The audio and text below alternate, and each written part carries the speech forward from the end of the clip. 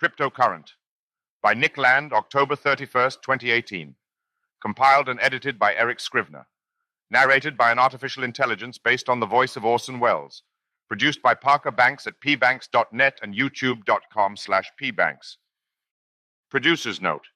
As footnotes comprise 40% of Cryptocurrent and give substantial insight into the thoughts of Nick Land, the majority have been retained in this narration. So as not to disrupt the reading of the main work, footnotes pertaining to complete thoughts are presented as a standalone appendix at the end of this work, while those corresponding to literary references, word definitions, and etymology have been removed. Dedication. 10 years to the day since Satoshi Nakamoto released the Bitcoin white paper is long enough.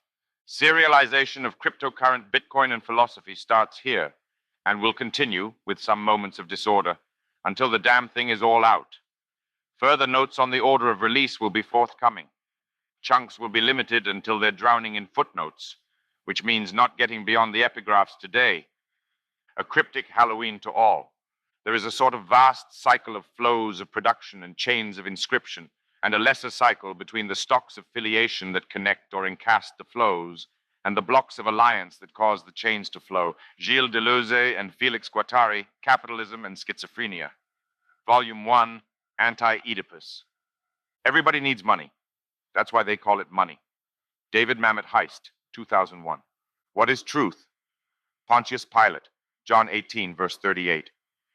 I have a lot of friends who are programmers. The programmers have always gone like, those Bitcoin guys are crazy. And then, almost 100% of the time, they sit down, read the paper, read the code. It takes them a couple weeks, and they come out the other side. And they're like, oh my God, this is it. This is the big breakthrough. This is the thing we've been waiting for. He solved all the problems. Whoever he is should get the Nobel Prize. He's a genius. This is the thing. This is the distributed trust network that the internet always needed and never had. Mark Andreessen. It would be very surprising if the Bitcoin solution to the Byzantine general's problem didn't have substantial application. That something very significant has happened, I think the prospects for that are quite good. Larry Summers. Bitcoin is hard to grasp because it's almost like a technology from an alien civilization. Ian Bogost. In this paper, we propose a solution to the double spending problem using a peer-to-peer distributed timestamp server to generate computational proof of the chronological order of transactions.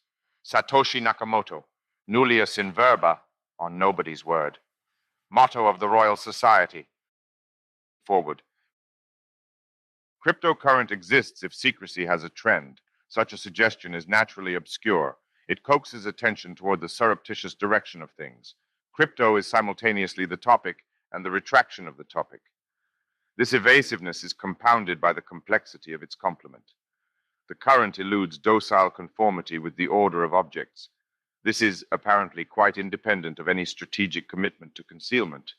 It is a flow of time, electricity, and cash, a turbulent conceptual confluence.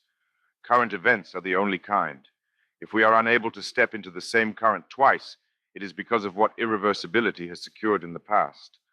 A double blockage then produced in a stream as concealment and as sedimentation. Subsequently, everything we have to say here is already over, but unseen. Is it really necessary to be so cryptic? This question will do as a trigger. It seems, however querulously, to ask everything our title seeks to, and more than a book is able to comprehensively engage. The implicit reciprocal, is it not possible to be clear? What begins with a minor eruption of cognitive irritation, agitated by a few specific words, opens into a history of secrecy invested with hazily discernible momentum and beyond into the dark Heraclitean gnosis matrix and crypt of Occidental philosophy, phusis cryptestai fili, nature loves to hide. The provocation of integral obscurity leads to the 10,000 things. Glimpsed at its distant pole of unbounded abstraction, the cryptic is the ultimate philosophical enticement. At this point of origination, 2.5 millennia behind us, philosophy was nothing other than abstract cryptography. Its concern was hiding. If cryptography is currently subsuming philosophy back into itself, the historical figure thus sketched is a great cycle, an obscure return, restoration, closing an epoch of financial discretion most superficially, is also an irreversible liquidation into currency. Registered within the terms of the transcendental or critical philosophy, It is a departure from the pseudo-object of the present in the direction of current time. Streams run downwards. Engagement with Bitcoin brings us into communication with hidden inclinations whose indicators mark productions of directionality gradients or temporalizations. Between real succession and such abstract inclines, there is no difference. Entropy describes such an arrow most basically, but upon this are built a succession of stream tapping technologies, hydraulic, thermodynamic, informatic, reinforced by directional mechanisms, beginning with clockwork ratchets, and then proceeding from the early industrial era through check valves into electronic forward bias diodes, rectifiers, and software implementations of one-way or trapdoor functions that support asymmetric crypto processes and irrevocable contractual commitments. Current emerges from the machinery of time, which is to say from operational asymmetries. Flows are easily and often lazily invoked without even notional attention to their engineering details. Far too much is already understood about the mechanics of irreversibility to leave such vague suggestions as a stopping point. Economies are assembled from flows. Unsurprisingly, therefore, their native codes are currencies or current signs. As societies mobilize matter-energy resource streams, their monetary conventions register these flows by inversion and strict reciprocity. Whole flow in electronics is a close analog. Every non-barter commodity exchange or non-financial transaction catalyzes a flow by pricing it. The real economy is thus automatically captured by a monetary code even when, as is overwhelmingly typical, this quantification through signs is never aggregated. Since money systems install an intrinsic economic intelligence preceding all reflective theorization, economics, uniquely among the sciences, inherits a field of objectivity whose arithmetization has already taken place. This same delicate shadow cast into business ledgers, pre-denominated by currencies, at once facilitates and registers a system of flows in a twin production of economic objects. Business is recorded in the way it is produced. Dynamization of the commodity or economic circulation is not reducible to, but nevertheless strictly corresponds to, transference of signs. The economic event then is co-original with its semiotic double. It is enabled by signs before being represented by them. Even the secondary processing through aggregation of such information has a pre-theoretical foundation. Powerful economic agencies, most significantly the state's tax authorities, concentrate commercial data long before scientific political economy begins to recompile it as an analytical object. Logos arrives late. It approaches a truism, although not one for this reason to be glibly dismissed, that philosophy assumes, as if by right, a position of sovereign authority relative to everything it touches upon. A discussion of Bitcoin and philosophy amounting only to a confirmation of this stance would merit contempt, even if it were packaged as humor. Since any attempt to philosophize about Bitcoin would already be a joke, it is better to get it. Bitcoin seizes philosophical attention because it is already doing philosophy, or what philosophy is still, on ever rarer occasions, expected to do and at multiple levels. It tells the truth. Bitcoin is not only a recognizable philosophical statement, but also, and more importantly, a philosophical automatism, a synthetic philosophical machine. It not only philosophizes in the manner of a man, although this is its certain prospect, but also finally in the way of an angel or a lesser god. The intellectual intuition, intellektuelle Anschauung, that is for Kant a mortal impossibility, is for Bitcoin an operational principle. It is destined to close upon itself and thus know itself. By becoming time, Bitcoin promises an exhibition of unleashed thought in a way no introspective anthropology ever can. Throughout this book, philosophy is employed freely as an abbreviation for modern philosophy, which is in turn consistently conceived, tacitly when not overtly, as critique in its roughly Kantian sense.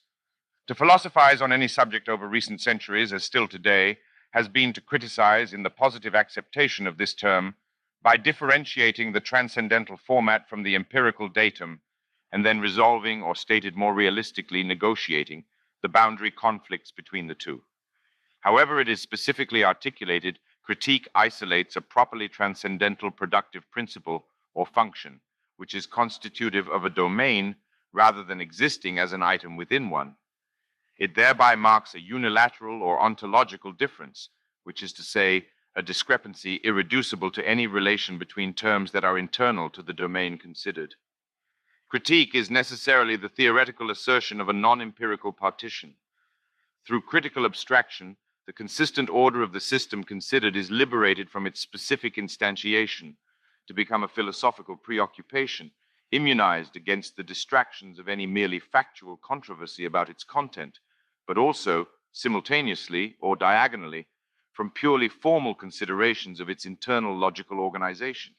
It is committed to a zone of positive discovery, which logic cannot be, that is systematically enveloping, as no empirical concern can be.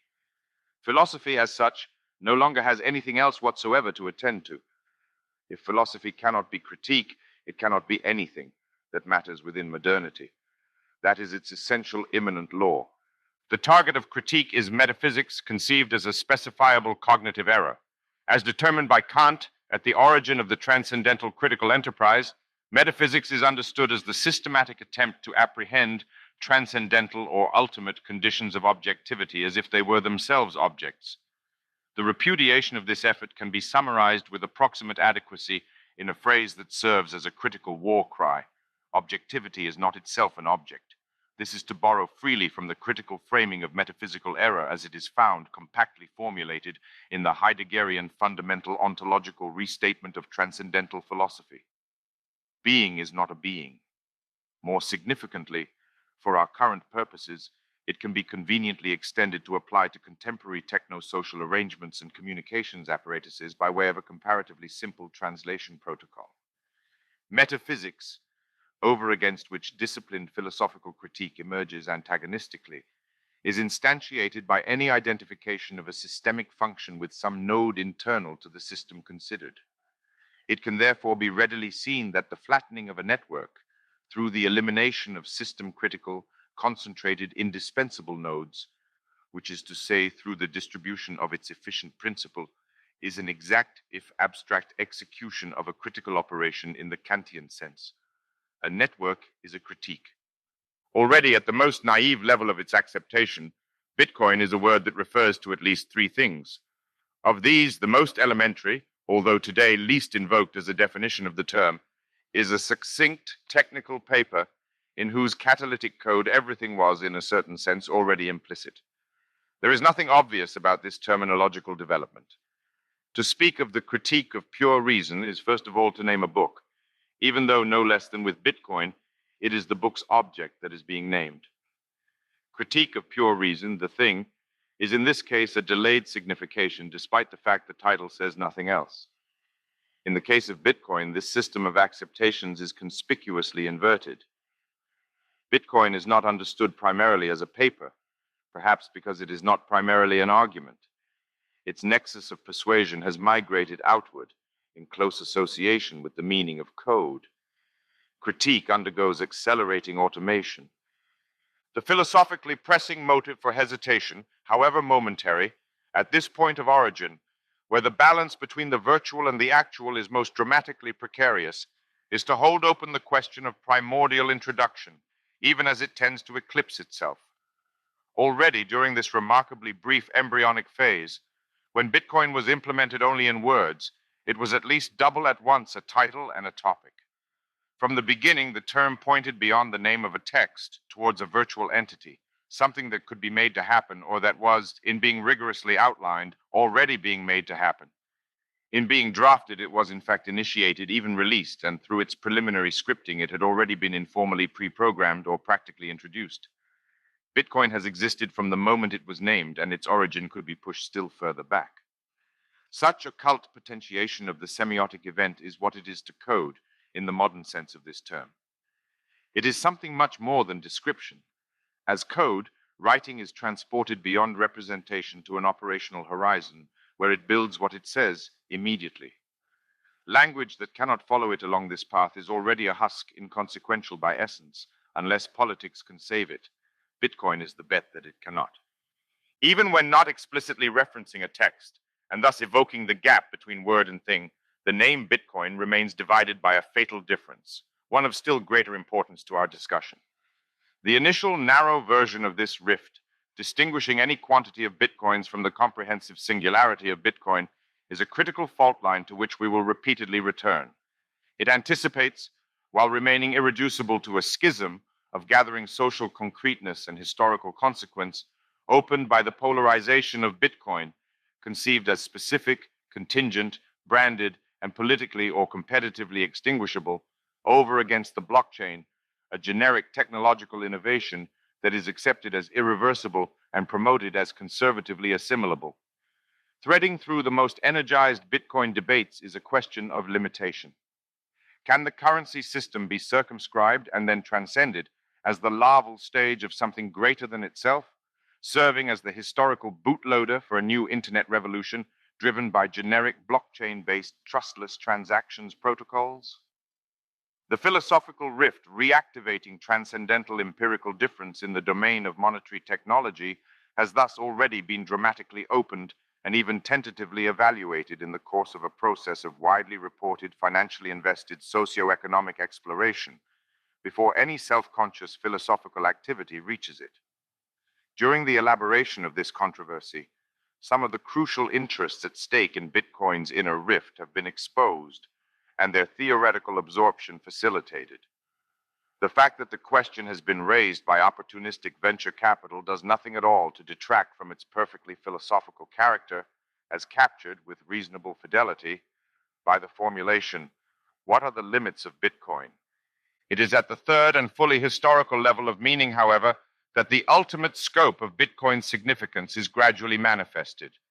Beyond the initial formulation or abstract protocol and its subsequent implementation as a functioning currency system, and already something more, there emerges a far broader Bitcoin installation process of evidently vast but still obscure character and magnitude. The formula is a diagram, the implementation is an active database supporting a cryptocurrency, but what undergoes installation is an entire techonomic ecology or infrastructure, a complex manifold of interlocking parts whose horizons are still lost to us in hazy distances, however rapidly we are hurtling into them. It is on this dimension that Bitcoin and philosophy is most clearly and comprehensively overwhelmed. After being thought and then done, Bitcoin promises or threatens to change the way everything is thought and done, or would be thought to do so, were it not that in the age of code, such dulled terms have outlived their usefulness and persist only through inertia. Bitcoin machines value. It follows that the prevailing conception of technology as instrumental capability subsumed under extrinsic ends is among the very many things to fall by the wayside as the process escalates. Traditional categories of thought or conception and action or performance are mutually subsumed into an irreducible cognitive action, the strengthening diagonal current passing between the notional and the actual ought and is, intelligence and mechanism, which in its aphoretic articulation has been the exquisite torture of postmodern philosophy, is simply code. Bitcoin ushers this cryptic fatality into simultaneous conceptual and mechanical consummation. It is necessary to go further. In the final analysis, nothing less than the nature of reality is brought into question by this event. It concerns the being of beings, at least. If the claim seems extravagant, it is nevertheless inescapable. Once the transcendental status of an ultimate criterion based upon absolute succession is granted to the Bitcoin protocol. It is not only that no higher tribunal exists. When envisaged at a sufficient level of abstraction, no higher tribunal could possibly exist. The Bitcoin ledger is the first intrinsically reliable record. It is now known what happened without argument. This is a situation without precedent, which also reaches immediately an absolute limit in principle. It thus exemplifies the synthetic a priori. There is no philosophical thinking of Bitcoin in either the subjective or objective genitive that is not also simultaneously a rethinking of time or sovereign decision. Rethinking is a revision, but no less a restoration.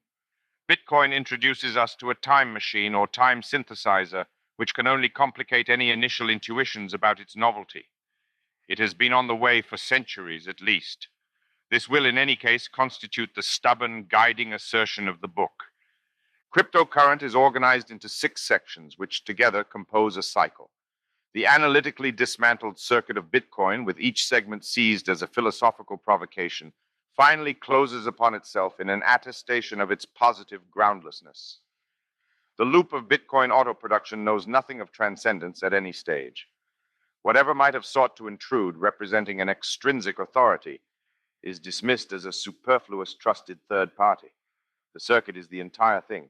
On the path to a philosophical hash of Bitcoin as a transcendental horizon, cryptocurrent commits itself to a number of interlocking but isolable propositions. Among these, the most intensely exploited, which is to say, those found indispensable for our purposes, are advanced here in the approximate order of their introduction. Compressed in this way, they can only appear ill-grounded or dogmatic. They are anticipated in this way for the purposes of convenient preparation, not persuasion. Digits from the first decimal placemap to sections of this book where the relevant discussion is found. Chapter 1 provides an introduction. It takes a short Satoshi Nakamoto text as its point of departure in order to capture Bitcoin as larva. Its intimate relation with the history of cryptography is supplemented by something hidden, working out through it. Word becomes code. At the beginning, there is a yet underestimated philosophical work. Whatever happens to Bitcoin, its status as a decisively important document will be secure. Furthermore, reflexively, what is meant by a document will never again be the same after logical envelopment by the category of the ledger entry. Documentation has crossed a new threshold of mechanization. Bitcoin the documentary is thus an exposé in which nothing is hidden unless behind a fully manifested mask. It binds publicity to security. All Bitcoin does is secure documentation, which is enough. The entire cycle is captured by this preliminary diagram as an electronic cash system. In the closure of this cycle, a rupture or irreversible occurrence has taken place, comparable in structure and scale to Gödelian transcendental arithmetic and to public key encryption.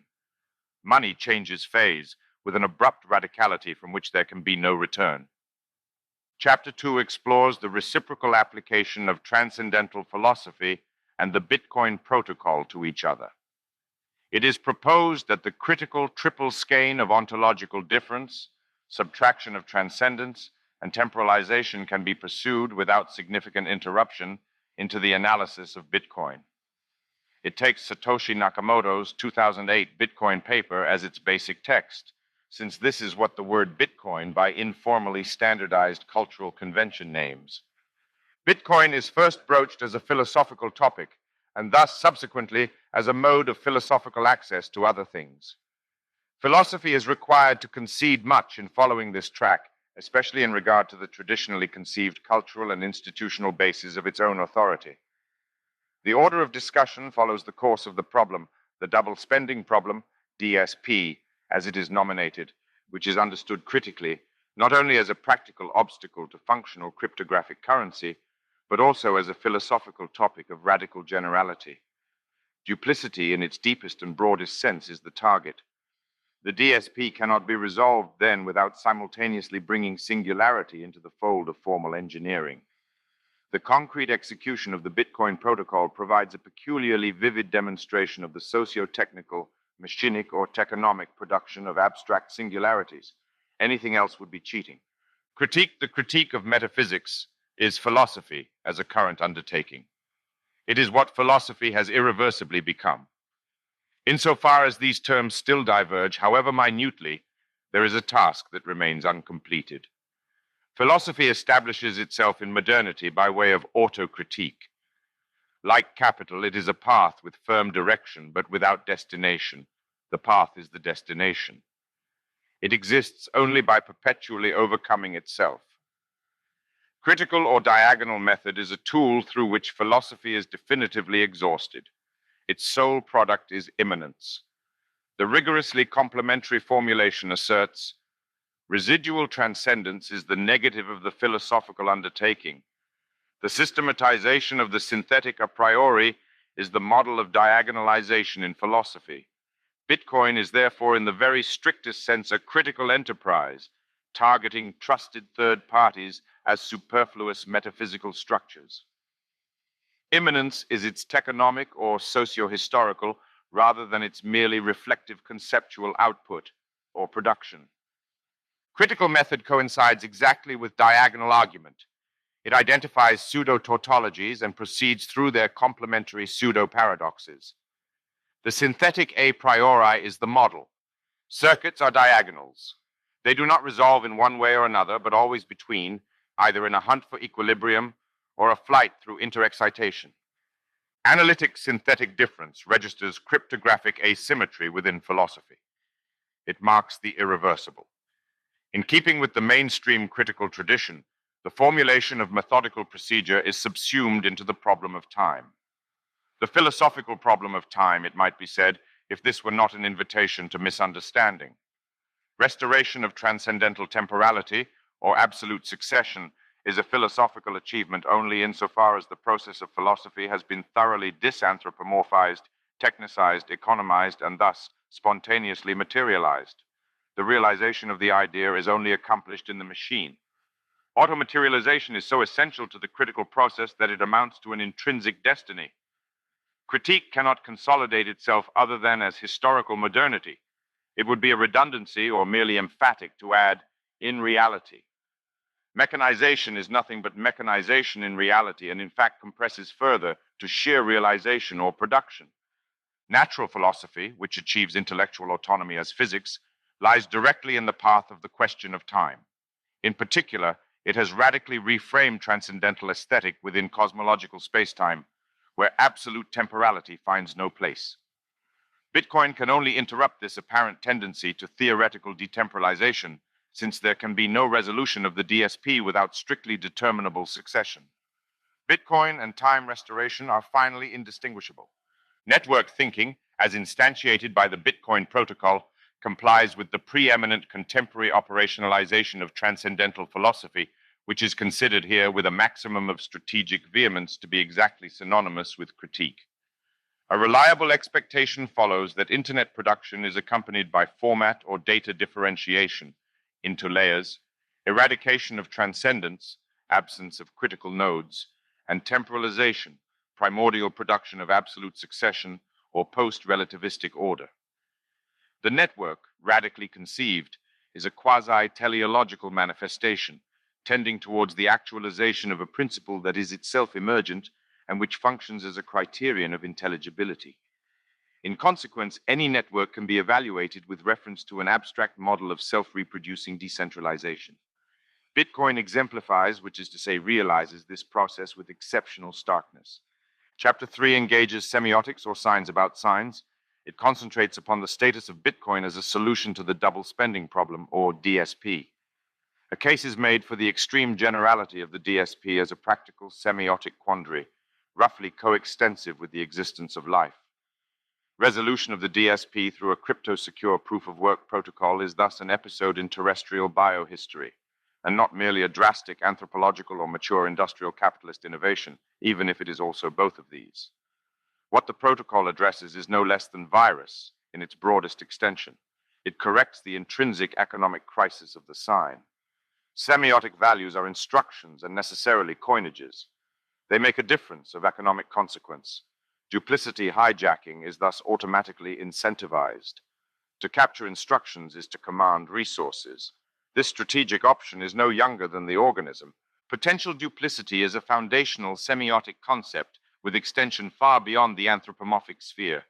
Virus already effectuates it without any recourse to metaphor. The sensitivity of any system to code is primordially a vulnerability to capture. The programmable is the reprogrammable. Zoo semiotics is enveloped by this dilemma.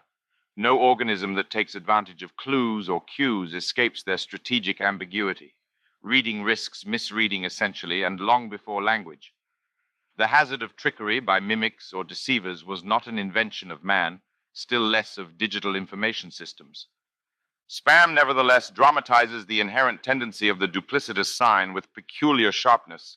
It is no coincidence that the genesis of Bitcoin is deeply interconnected with the practical problem of spam filtration. Spam experimentally demonstrates anti-money. In this, it has been a great teacher.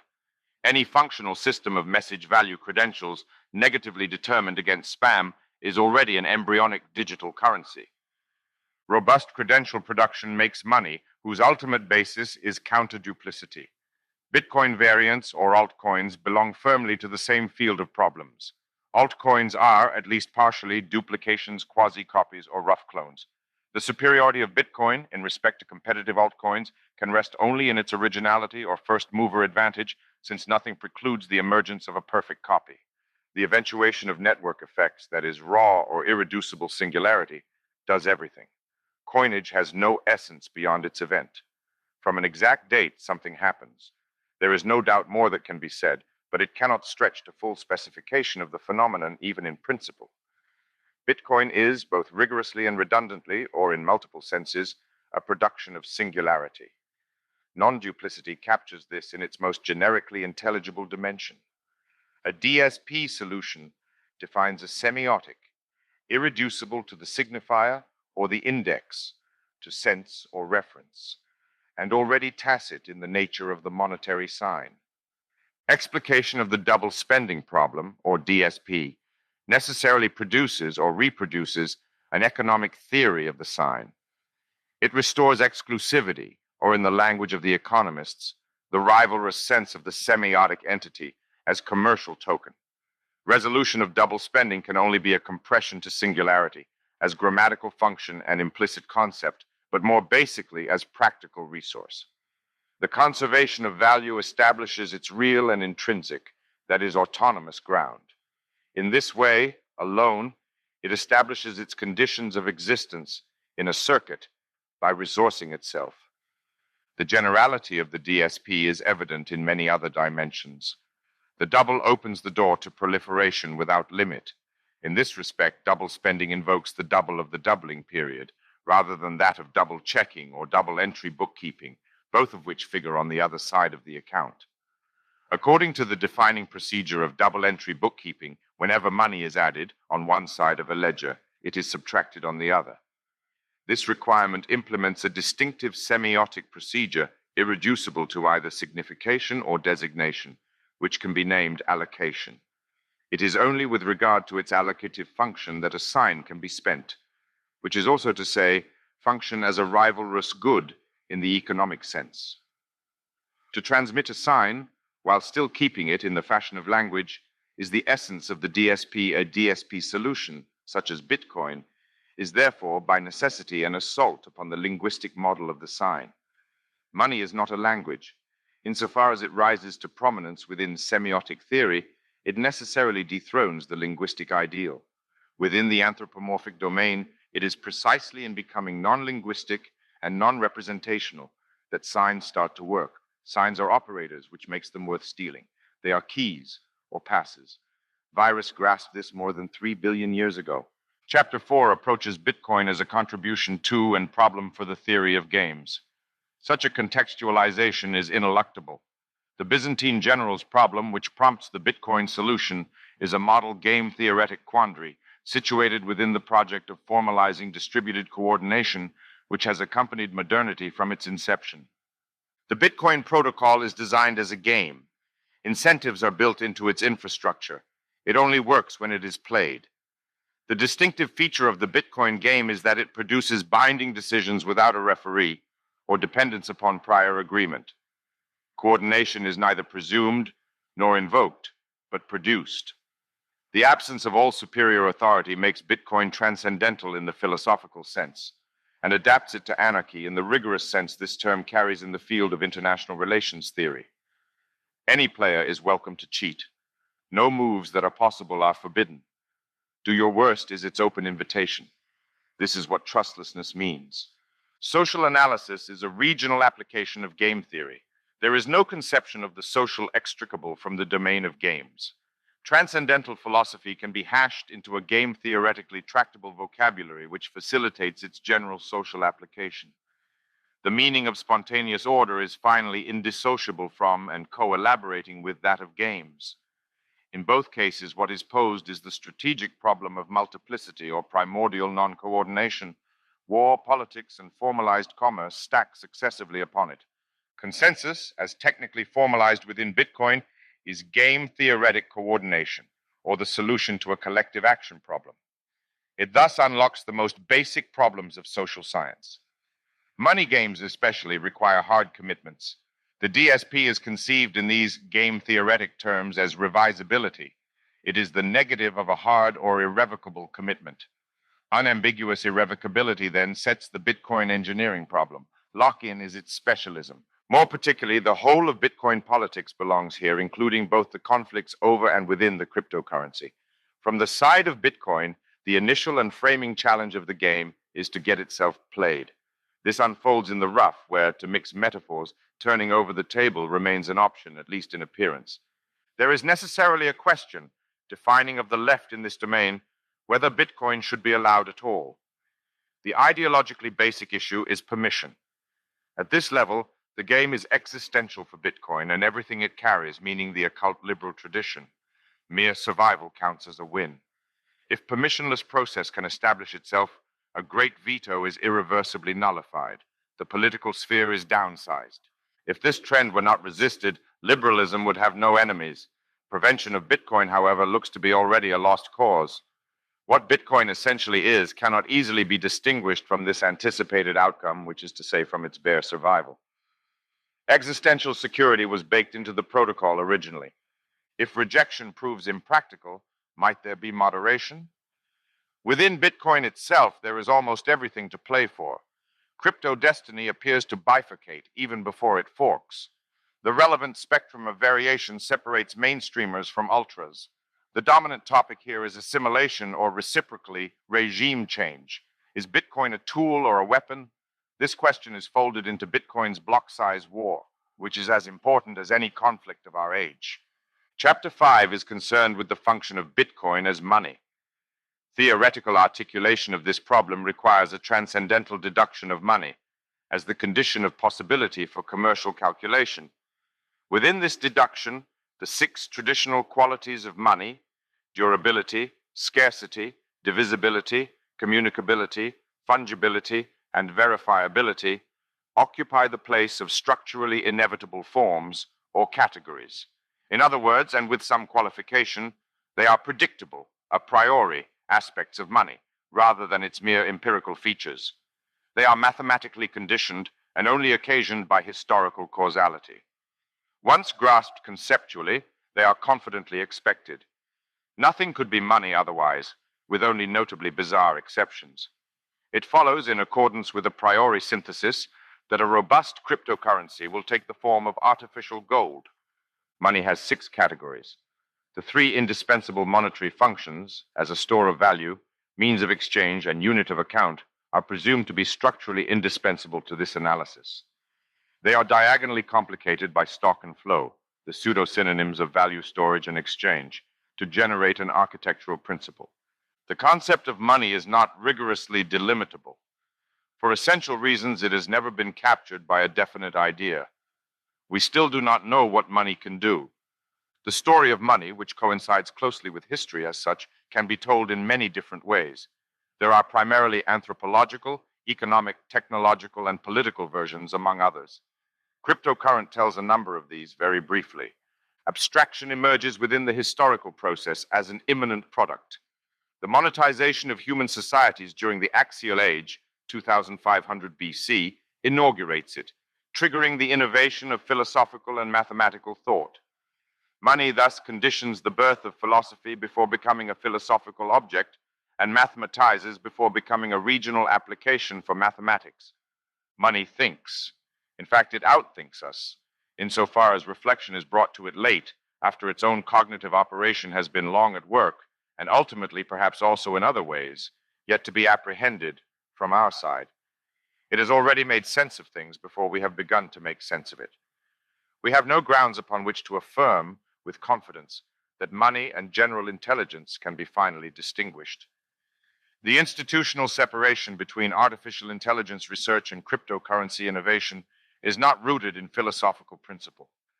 The expectation that catallaxy, distributed commercial learning, or price discovery encounters a limit short of the question of the price of being finds its sole resilient foundation in moral indignation. Since Bitcoin demonstrably does ontology and even fundamental ontology, the status of normative revulsion in this domain is irredeemably dubious. Having yet to think money beyond a preliminary stage, we are poorly positioned to set hard boundaries around what money itself can think. Meditations upon the ultimate conceptual relation between money and social identity are inhibited or interrupted by an indignant retraction of self from configurations of crystallized value. Yet money, already preempts this recoil, and with greater effectiveness through its insinuation of liquidity and consequent sociocultural intensifications of liquidization, liquefaction, and liquidation. All that is solid melts into a liquid wherever money touches it. Money dissolves stuff. Currency says this realistically.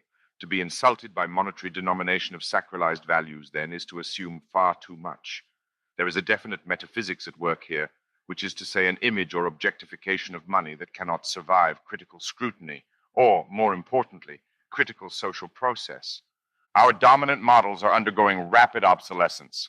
For instance, money does not reduce to the concept of credit, even though this reduction has made itself, at least momentarily, inevitable. As the most recent and most complex episode in the history of money, financialization dominates its contemporary conceptualization, and this development was, until very recently, expected to further escalate in the same direction, determined increasingly by invisibility, credit facilitation, and institutional trust. Money appeared to be converging with the function of a bank account. This apparent teleology guided to invisibility was extraordinarily vivid. Cryptocurrency ironizes and derails it. This is why the history of money has now to be retold. Chapter 6 closes the Bitcoin cycle by attending to the absorption of socioeconomic identity into cryptography, the matrix of philosophy. The Bitcoin wallet is a mask. Asymmetric cryptography formalizes irreversibility at an unprecedented level of techonomic intensity. It initiates the age of the open secret or of masks. Bitcoin is its currency. Cryptography envelops philosophy in reality. The practical processing of secrecy defines a transcendental horizon. Epistemology is broken by its own naivety when it assumes an object without intrinsic impulse to escape. To know is to capture, grasp, or seize. It is thus, at least roughly, to fight. Bitcoin, whose lineage is cryptographic, inherits better instincts by far in respect to knowledge and truth than those typifying professional philosophy. It expects trouble and not only difficulty. Its technical specifications are strategic, at the root. Rather than seeking shelter, Bitcoin makes cryptographic attack an intrinsic part of its security infrastructure. Its miners are poachers made gamekeepers. The twin key cryptography which Bitcoin builds upon is a philosophical innovation of extraordinary and still enormously underestimated importance. Recursively, it is itself a key to the secrets of the dyad. The crudity of dialectical and structural articulations is comical in comparison. The cryptographic lineage directs application of this machinery initially to the public versus private distinction, which it practically and conceptually solves.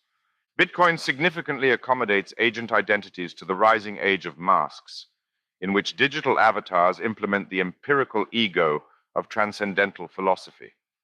Identity, address, and account wallet are brought into exact coincidence. All are a single, fully publicized disguise. The concept of property remained weakly defined prior to the age of advanced cryptography and the rigorous abstract determination of keys. It is upon lockings and unlockings that the entire reality of property is built. When critically collapsed onto the plane of cryptographic immanence, privacy and property are indistinguishable. Both are accounted in keys. No other valuables in reality exist. Asymmetry, as operationalized within public key crypto systems, is an implementation of time, a temporalization or current. Things go one way rather than another. It is cryptography, then, finally, that unlocks the historical meaning of philosophy by retrieving the keys of time. Bitcoin realizes absolute succession as accomplished artifice. The cycle is closed. 3 appendices are gathered in the penultimate section of the book. The first is devoted to a slightly larger reading of the Satoshi Nakamoto Bitcoin paper than that undertaken in Chapter 3. The second, folded into 2 subdivisions, engages diagonal method, the principal procedure of modern philosophy, and its application to the techonomic integrity of the modern industrial process. The third discusses the geopolitics of Bitcoin in reference to concrete contemporary issues of currency hegemony, the status of the US dollar, and the economic rise of China. The apparatus includes a Bitcoin timeline, very short briefings on coins, organizations, and people, a glossary, and references. This information is suggestive more than exhaustive. The scale of the cryptocurrency phenomenon already exceeds any realistic prospect of comprehensive purchase or fine-grained general introduction. Finally, but also before, there's another thing. It might even be regarded as the main thread. Historically, it will have been. We can be exorbitantly confident about that, with such anticipation being the entire point. There is something more than a progressive causal series at stake in the arrival of Bitcoin. Preliminarily, and from historical necessity, this concern proceeds under the sign of teleology. It has to be noted clearly from the beginning, however, that an unambiguous defense of teleology would be no less unbalanced than its simple negation, amounting to mere regression. Between final and efficient causation, it does not suffice, either in the end or effectively, to choose. The philosophical obligation is always diagonal. In this case, Bitcoin entrusts us with the teleomechanical line, which inherits and protracts the fundamental modernistic pseudo-paradox of mechanistic liberalization. There is no real freedom outside the innovation of machines, yet to recover teleology is simultaneously to attack it. As with anything worth defending at all, when teleology is critiqued, it gets stronger. It needs to be gnawed at more aggressively, which means, first of all, pulling it back off the shelf or out of the fridge. Teleology is reanimated as a question when the end is intuited at work, which is to say, in the working out of the process, the pretended sovereignty of the beginning is dethroned. We cannot but ask, what is Bitcoin becoming? This question is itself a piece of fate. It cannot be sufficiently stressed that teleological thinking typically goes wrong. If it had not been prematurely dismissed, its structural failures would have been better understood.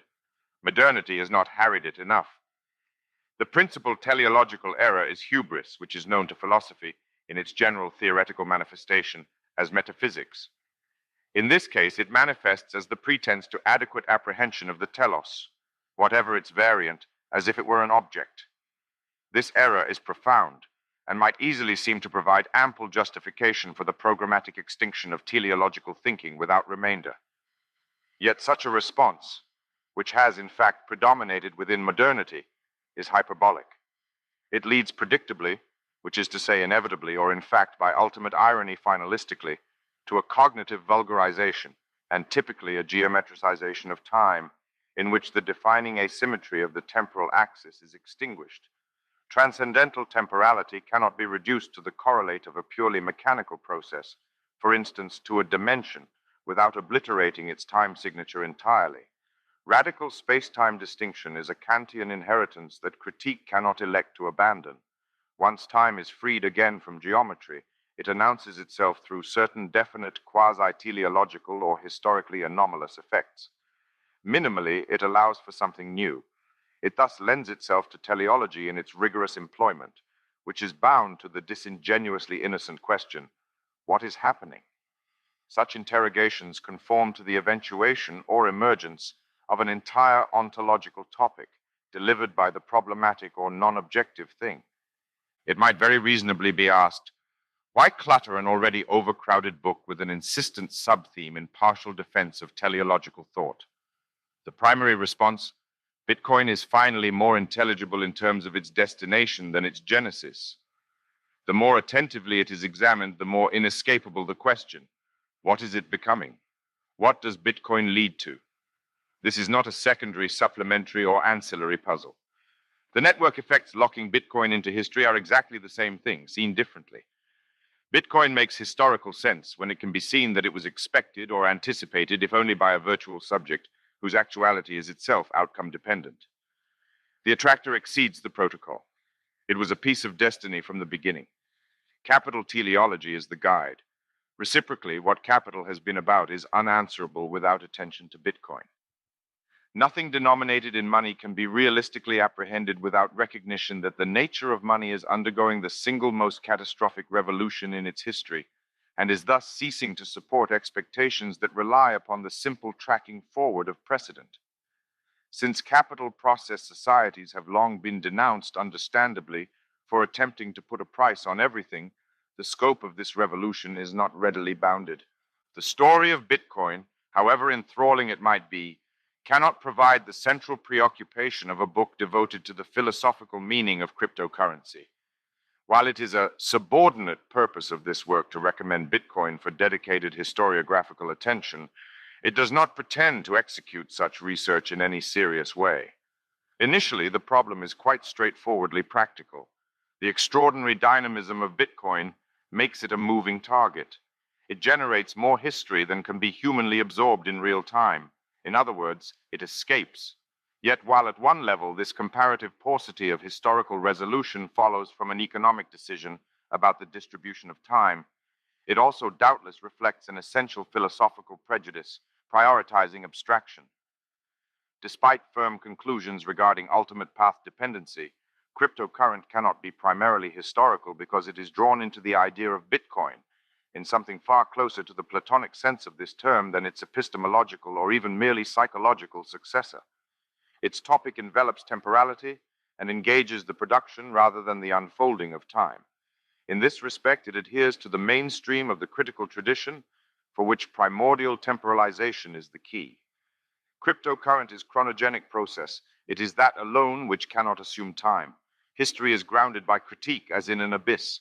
It might be asked pointedly in rejoinder, is not time in the end or in the closure of the circuit produced historically?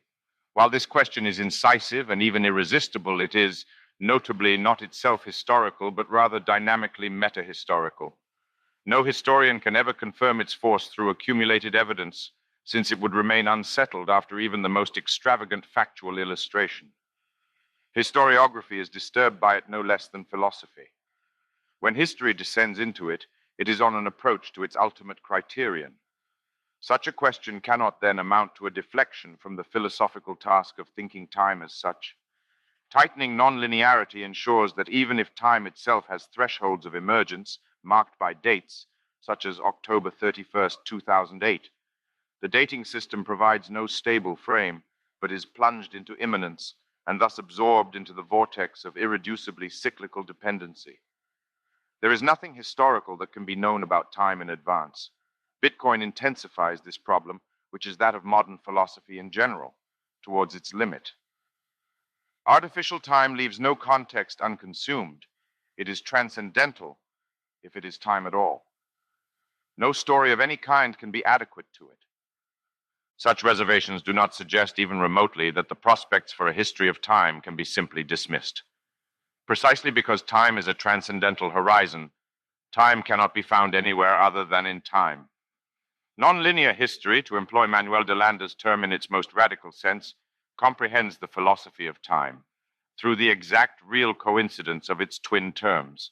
It is only that when historiography reaches this threshold, it has already become something else. The work of Peter Galison is a particularly remarkable case. His magnificent study of Einstein and Poincaré, which grounds the time relativity problem of early 20th century mathematical physics in the techno-administrative imperative to synchronization, is an exemplary excavation of chronogenetic circuitry. The point of theoretical climax is marked by an irreducible codependency of historical process and time production, in which each finds its grounds within the other. Neither pole in this circuit submits to its alternative without cascading confusion. From a certain perspective, that is not altogether reducible to dialectical illusion. The history of Bitcoin is structured by a limited number of dominating controversies at a variety of levels. The spectrum extends from ideological disputes in the grand style of classical political economy to the detailed practicalities of investment decision-making. Three principal modes of hostile response can be isolated and sequenced roughly as phases, corresponding to guiding attitudes of dismissal, antagonism, and condescension. Each of these objections can be expected to rise in public prominence in the years ahead as Bitcoin attracts increasing attention. Since publicity has some strong correlation with positive network effects, even opposition can be perversely supportive. The old saw that all publicity is good publicity is highly attuned to network dynamics. Dismissal, at its most emphatic, coincides with the prediction that Bitcoin will not and cannot succeed. When sincerely maintained, it is no more an argument against Bitcoin than atheism is an argument with God. The stakes are low, the occasion for fervor limited. The most facile dismissal of Bitcoin derides it as a scam, perhaps a pyramid scheme. It appears to be based on nothing beside the production of confidence in itself. Such criticism reveals more than it seeks to about money in general and its attendant superstitions. Ironically, it revives the crudest metalist metaphysics in defense of a threatened post-metallic monetary status quo. Given the rapid emergence of cryptocurrency as an asset class, it would be peculiar if questions had not been raised about the adequacy of Bitcoin as money. Among the most vociferously noted of these has been directed toward the extreme volatility of the Bitcoin price. Further grounds for dismissal include socio-political and technical scaling problems. The inbuilt deflationary bias of the currency has also been a source of persistent concern, although this tilts quickly into more radical zones of ideological criticism. Bitcoin is only actually deflationary when it works. It cannot therefore be the impracticality of the currency that is really targeted here, but rather its potential malignancy. When deflation is identified as the enemy with which Bitcoin potentially collaborates, a new pitch of criticism has been reached. The plausibility of all these arguments is in direct inverse relation to the development of Bitcoin, as indicated by the rough proxy of its total market capitalization. They rule out a future in which Bitcoin features prominently. It is judged to be mere hype or a craze. Antagonism takes Bitcoin seriously. It is not a matter of derision any longer, but of hostility. Additionally, in crossing this threshold, the hostility previously masked as derision comes out. The inadequacy of contemptuous laughter is recognized. More is required to make Bitcoin stop. It is at this level that the greatest philosophical hunting grounds are opened. With the elevation of ideological intensity comes the lucidity of overt denunciation, an imperative to know one's enemy and to share what is known. Bitcoin, according to these critics, is a bad thing. Criticism now becomes interesting.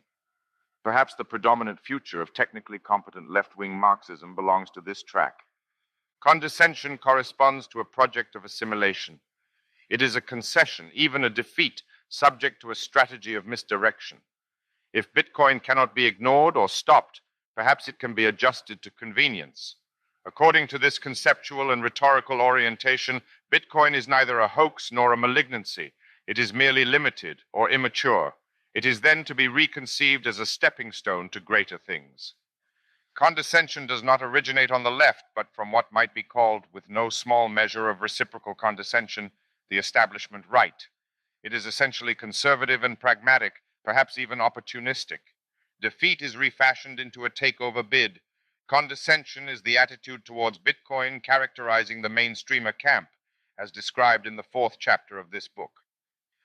Among the controversies intrinsic to Bitcoin or proper to it, and thus exceeding the schema sketched above, none comes close to matching the importance of the block size debate.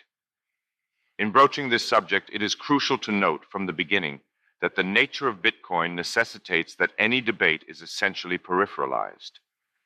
Bitcoin has its own proper dispute resolution procedure.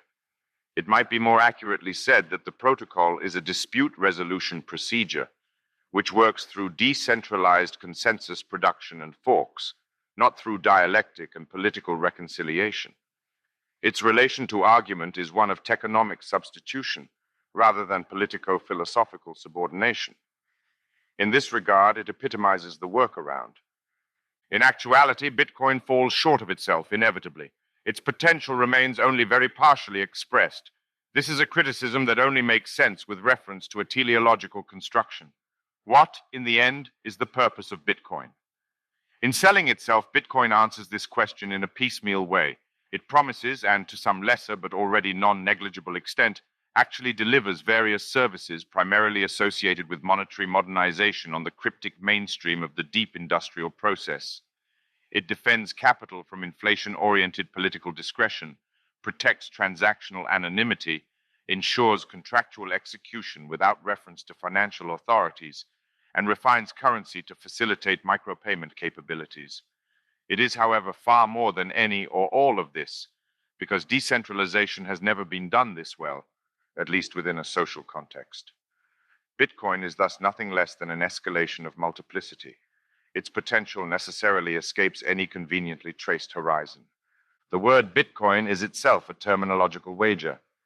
It is used in this work in a number of senses or concentrations. Qualifying these, instance by instance, is impractical. The function it bears most consistently in cryptocurrency is prospective. It corresponds to the question, what will Bitcoin become and thus have been?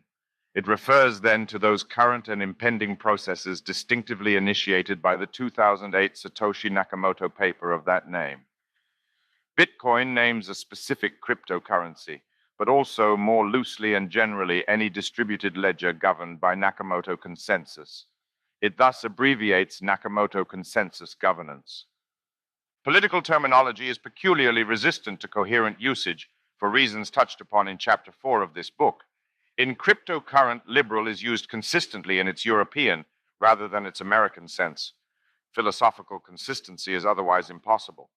It designates the cause of the autonomous economy and thus the politics of screening private transactions from public consideration. By celebrated world historic irony, this approaches the opposite of its dominant contemporary and especially America sense. Left and right are taken to be defined respectively by opposition to and practical advocacy for maximally permissive capitalistic activity. Variation on the ideological spectrum or principal political dimension, PPD as it is called here, is thus articulated in broadly Marxian fashion between classical, liberal, and socialistic poles. The attempt has been made to privilege logical over traditional syntax consistently, most pointedly in the placing of quotation marks. While initially set upon the course of a pitiless war of annihilation against semicolons, those wheezing vermin that scratch out a wretched persistence among the unflushed sewers of punctuation, the noble enterprise has allowed itself to be sidetracked on occasions by the depravities of common usage. Compressed date format throughout this book is consistently year/month/day, unless year only, or year/month only. Since it would probably sound absurd to say that Satoshi Nakamoto has triggered the single greatest thing to happen on this planet since the origin of life, we will not say it unless cryptically. Chapter 1, Introduction. On November 1st, 2008, Satoshi Nakamoto introduced his Bitcoin P2 PE cash paper in an email to the cryptography mailing list. I've been working on a new electronic cash system that's fully peer-to-peer with no trusted third party. The paper is available at bitcoin.org/bitcoin.pdf. The main properties. Double spending is prevented with a peer-to-peer network. No mint or other trusted parties.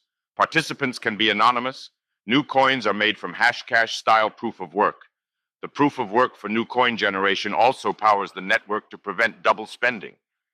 There is a future, perhaps even a probable one, in which this short text of just 64 words has the status of a pre-Socratic fragment at least minutely examined by multiple philosophical schools determined to extract every last micro-flicker of its significance.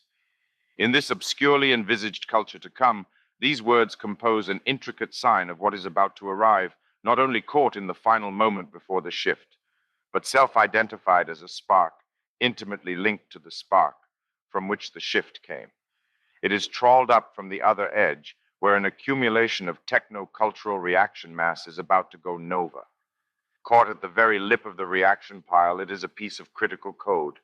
Were the virtual catastrophe to be even greater than it imaginably could be, so that only the first sentence had survived, time-charred by the sheer magnitude of the event, it would still suffice as a compact summary of our entire topic, and as the germ of an intelligible retro-futural tradition. Just 17 words now, and yet almost everything is still said, arranged in accordance with a distinct internal structure that divides neatly into 3 parts. It begins in a virtual theater where a complex play is opening. The topic of identity is itself concealed, as if wrapped in an invisible cloak. It is nothing technical or even theoretical, but rather the narrative propeller that comes first. I've been working, the hidden author tells us.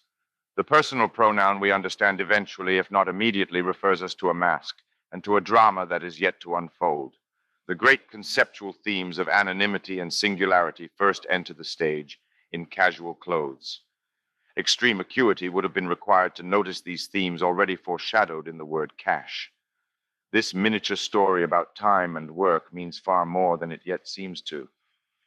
After the play begins, space remains for a generic definition of Bitcoin as a new electronic cash system or innovative techno-commercial, that is, techonomic synthesis, a machine in the rich rather than the narrowly technical sense because it encompasses incentives, and also for an initial 2-step abstract specification of its operational principle as a fully peer-to-peer or true network, which is itself succinctly defined through subtraction or independence from any kind of trusted third party. The deletion of third parties or quasi-transcendent overseers, as revealed retrospectively in this artificial future, has been socio-historical process and not mere conceptual speculation. Much has happened over the span of our hypothetical elapsed duration. Boundaries between the inside and the outside have been redrawn many times. What were once scarcely legible hints are now lucid indications of realized occurrences, accessible to public designation. Yet even back then, where we still are, it can only have seemed that a great deal was ready to be found. When these words were teased apart patiently, with the surgical tools of a philosophy that was itself at that very moment undergoing drastic revision, everything was already here, at least in conceptual embryo. This short text is unmistakably a fragment about Bitcoin. It is destined to be still more so. The retrospective concerns of what remain at the time of writing unconsolidated interests will insist upon that. Yet the term appears only once outside the heading in the second sentence, and even there it is not nakedly deployed, but is instead embedded within a hyperlink or URL. This is surely sufficient excuse for an early digression. The familiarity of internet links after what has been, even now, only a couple of decades of wide social dissemination tends to deprive them, as a general semiotic phenomenon, of the attention they would otherwise command. They are rushed beyond the horizon of awareness by their own smooth utility. The same high-speed familiarization is characteristic of technological adoption in the electronic era, whose futuristic strangeness is thus self-concealing. Every URL is a technical implementation of rigid designation, which is to say that it works not by saying, but by pointing to some definite thing. It is thus the demonstrative confirmation of a semantic theory, but operationalized to such a degree that its implicit claim is rendered superfluous through transportation beyond all meaningful controversy. It would be entirely redundant to argue that URLs work. The proper name of that thing meant by any URL can be compressed and mangled to such a degree that its signification is obliterated. Yet it works, when in the case of an unbroken link it does, as an effective invocation, by actually calling up that to which it refers. On the internet, the conceptual problem of reference has been mechanized. To write using links is to participate in a literal machine. In multiple senses, therefore, it represents a death of metaphor. The rest of the mail composes a separate systematic unit devoted to introducing the Bitcoin protocol in a little more detail. It takes the form of a subheaded 5-point list, striking for its informality. What initially appears as a logical structure buckles significantly under analysis. The second point, for instance, is essentially a restatement of the first, separated only by distinct emphasis, since the functional completeness of the P2P network and the absence of any need for trusted third parties constitute a single or numerically identical accomplishment. The third point, while approximately accurate, might be considered misleading in two ways. While permitting anonymity, the Bitcoin protocol does nothing to positively protect it. The passive facilitation of anonymity is both unremarkable and, from a technical perspective, notably weak, as would later become evident. Satoshi's two final points are also interconnected, although in this case the articulation reflects a real synthesis or techonomic advance, rather than mere semiotic overspill or logical redundancy. The socio-technical Bitcoin machine validates itself in the same way it spreads. Philosophers searching for the systematic order of the Bitcoin protocol in the logical architecture of a list such as this are looking in the wrong place. Comically so, one might easily think. The chat is not the code. Yet everything attending the arrival of Bitcoin is of such monumental philosophical importance that errors of overreading can still serve as a corrective to neglect. Much more is still being missed than overinterpreted where the Bitcoin phenomenon is concerned. The occurrence is outpacing its sense. The problem is not that this fragment is being read at all, or with exaggerated attention, but that it is being read the wrong way, insofar as it is considered to be a logically ordered list, or a table of categories, rather than the linguistic translation of a circuit diagram. Disorder, and ultimately paradox, is the positive attainment of a cybernetic statement. It is especially notable that Satoshi's 5-point list of Bitcoin properties explicitly describes a cycle ending where it begins in a return to the topic of double spending and its effective prevention. This circular formulation, too, is a mark of technical functionality rather than logical indiscipline. Bitcoin loops back to close upon itself because it works and demonstrates that it works through actual perpetuation of its existence. Problems of self-reference are an operational virtue requiring positive achievement. The guiding principle is not conceptual comprehension, but machinic closure. Strictly speaking, Bitcoin has to be unintelligible, or at least incompletely intelligible, because it necessarily delivers more than it signifies. What the word designates vastly overspills its recuperable human meaning. This is a fatality already implicit in the basic conception of distribution, in the sense of systemic decentralization. To bring any such intrinsically distributed object into focus as the target for concentrated comprehensive attention is impossible by definition. The attempt drives investigation diagonally into abstraction. It might equally be said, in a manner conducive to the elaboration of critique, that a network is inherently intractable to objectification. As we shall see here and elsewhere, even eventually everywhere else, the translation from epistemological challenge to political provocation takes only the smallest and least avoidable step. The cybernetic consistency of the Bitcoin protocol is simultaneously technological and economic. We might and shall continue to say techonomic.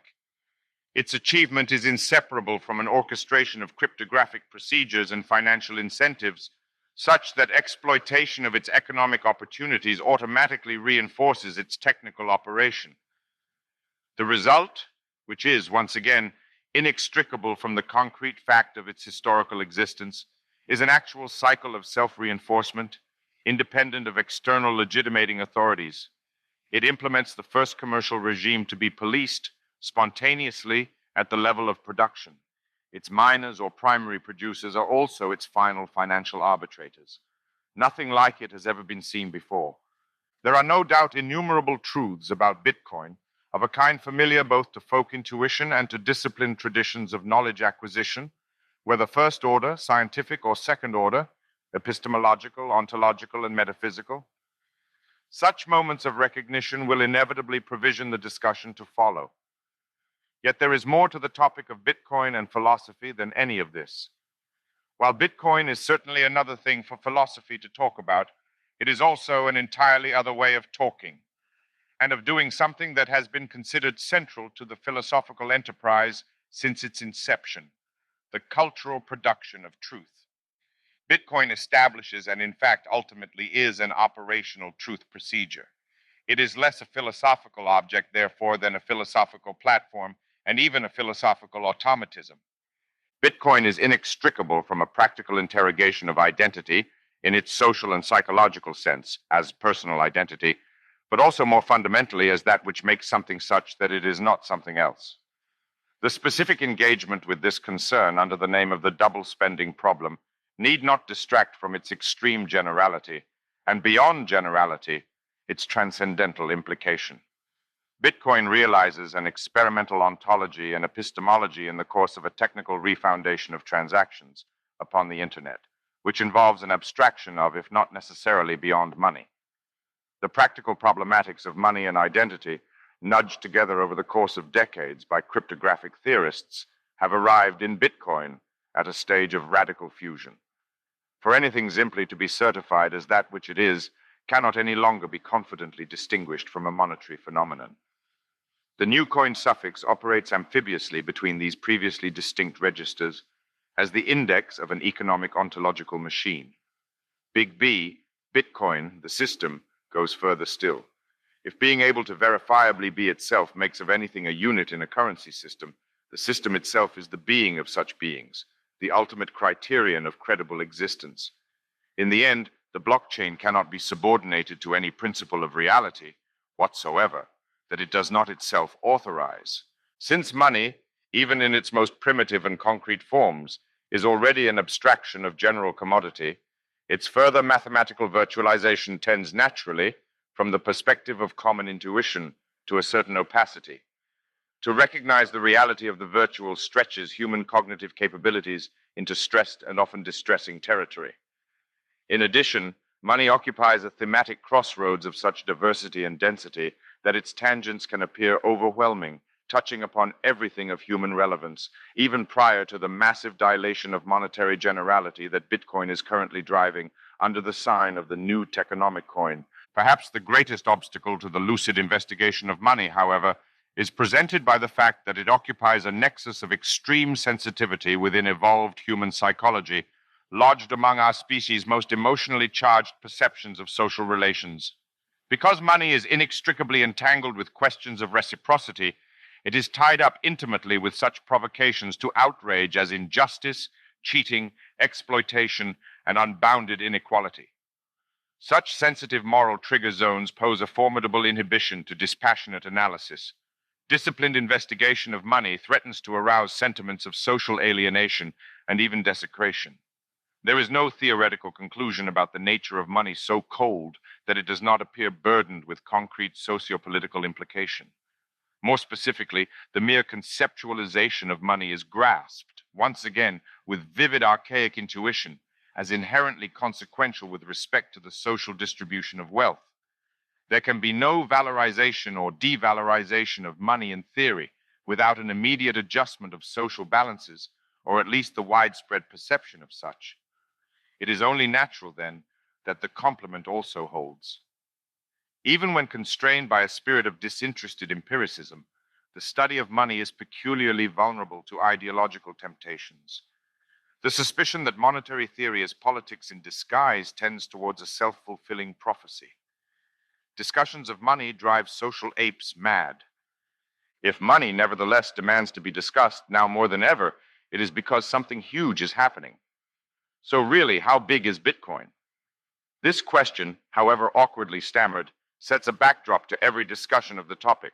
If it could be answered exactly and comprehensively, we would know everything, seriously, everything, at least up to the epistemological horizon of man.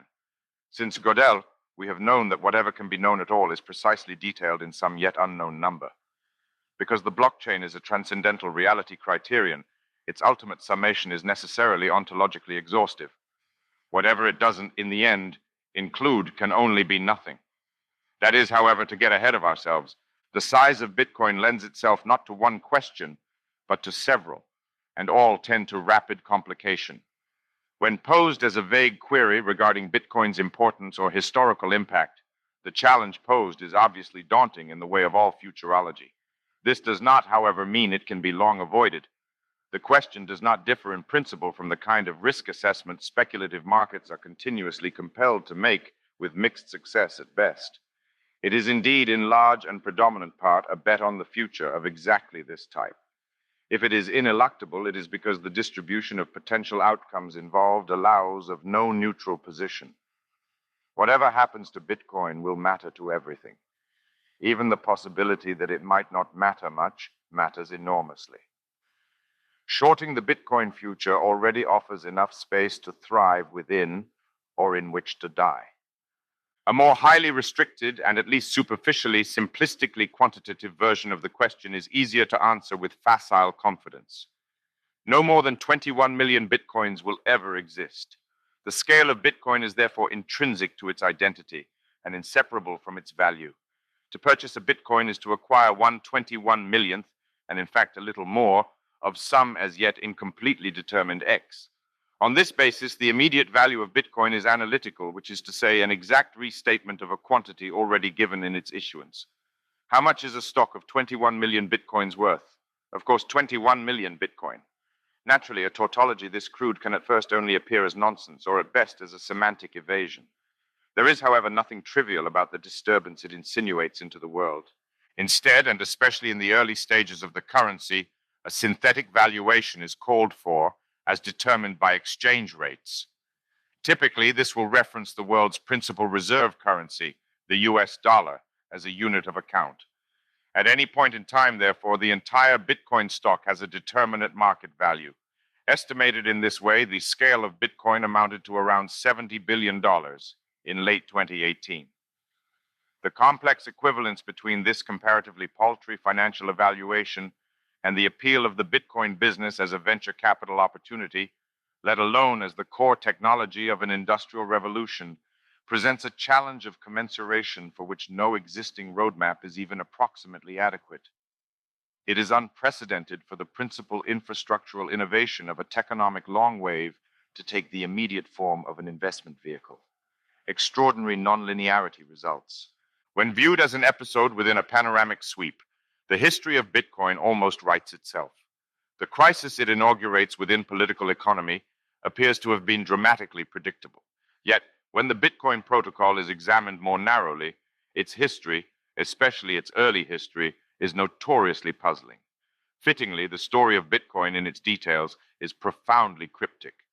When scaled to tidal global processes, it appears to arise as if inevitably out of the Internet, which itself arose in conformity with the deepest trends of industrial capitalism. Upon finely grained inspection, however, where the perturbations of contingency are most starkly evident, it emerged from the work of Satoshi Nakamoto, about whom scarcely anything is known with confidence. The obscurity concentrated in this name cannot be considered coincidental. While sweeping analogies reasonably invite suspicion, it is nevertheless tempting to compare Satoshi Nakamoto's place in the history of money to Gödel's in formal logic. In both cases, a tradition accumulated over many centuries through systematic consolidation and refinement of primitive intuition crosses a threshold of positive catastrophe, induced by a technical innovation that overthrows previously unquestioned assumptions. Once this passage has been made, what came before acquires the features of a prolonged childhood, an age of innocence and immaturity to which no return is possible. Logicians remained within an Aristotelian outer orbit, dreaming of an analytically grounded mathematics into the early 20th century before Gödel awakened them. Prior to Bitcoin, the foundations of monetary theory remained similarly enmired in legacy conceptions stemming from the concrete history of property representation. Bitcoin produces credibility rather than consuming it. In this way, it departs radically from the entirety of previous monetary history or prehistory while completing it. The word epoch is available for the historical periods initiated by such decisive switch points which, in Nietzsche's appropriately grandiloquent words, break history in two halves. The discovery or invention of transcendental arithmetic, Gödel, asymmetric cryptography, PKC, and trustless money, Bitcoin, are all structurally comparable ruptures. Ruptures are irreversibilities. They are thresholds from which there is no going back. Every rupture is thus a locking, a lock-in, or trapdoor. The secret of time finds in rupture its principle of integrity or redundancy. There is no puzzle beyond this, which is merely transcendental philosophy restated. Secrecy has been an underdeveloped topic in philosophy. The reasons for this are arguably indistinct from reason itself as such and in general. As we shall see, we might add, insofar as humor is our object. In any case, a story of at least minimal plausibility is not difficult to muster. Secrecy is that which, as a matter of internal necessity, can only ever be underemphasized. But in the case of philosophy, there is immediately more to say. Since its birth in ancient Greece, philosophy has been drawn to the public square and, according to some historical constructions, even arose there. It tends, strongly and stubbornly, to identify itself as the most elevated form of public reason. Since it is by way of a departure from the hermeticism of the ancient mysteries that philosophy originated, it is a discipline bound by primordial vocation to exotericism. This cultural ancestry resonates profoundly with the archaic Occidental apprehension of truth as aletheia, or unconcealedness, and thus as an emergence or extraction from secrecy.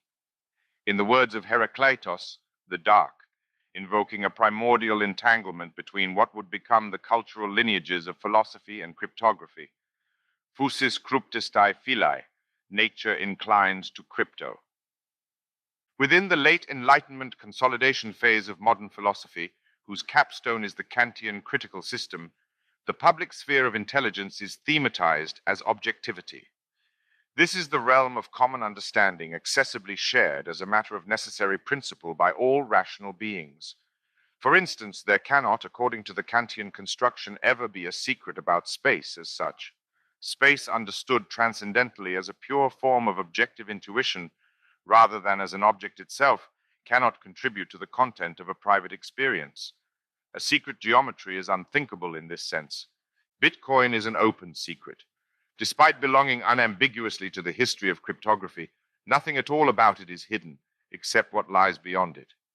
Its basic innovation, the blockchain, is a decentralized public ledger, and this now widely accepted explanatory term is not remotely misleading. In any case, The crucial terminological decision preceded Bitcoin and was settled decades earlier with the introduction of public key or asymmetric cryptography, PKC. It is precisely cryptographic sophistication that makes the public sharing of critical information prudently practicable. This is exemplified by the blockchain, in which the details of every transaction are open to general inspection.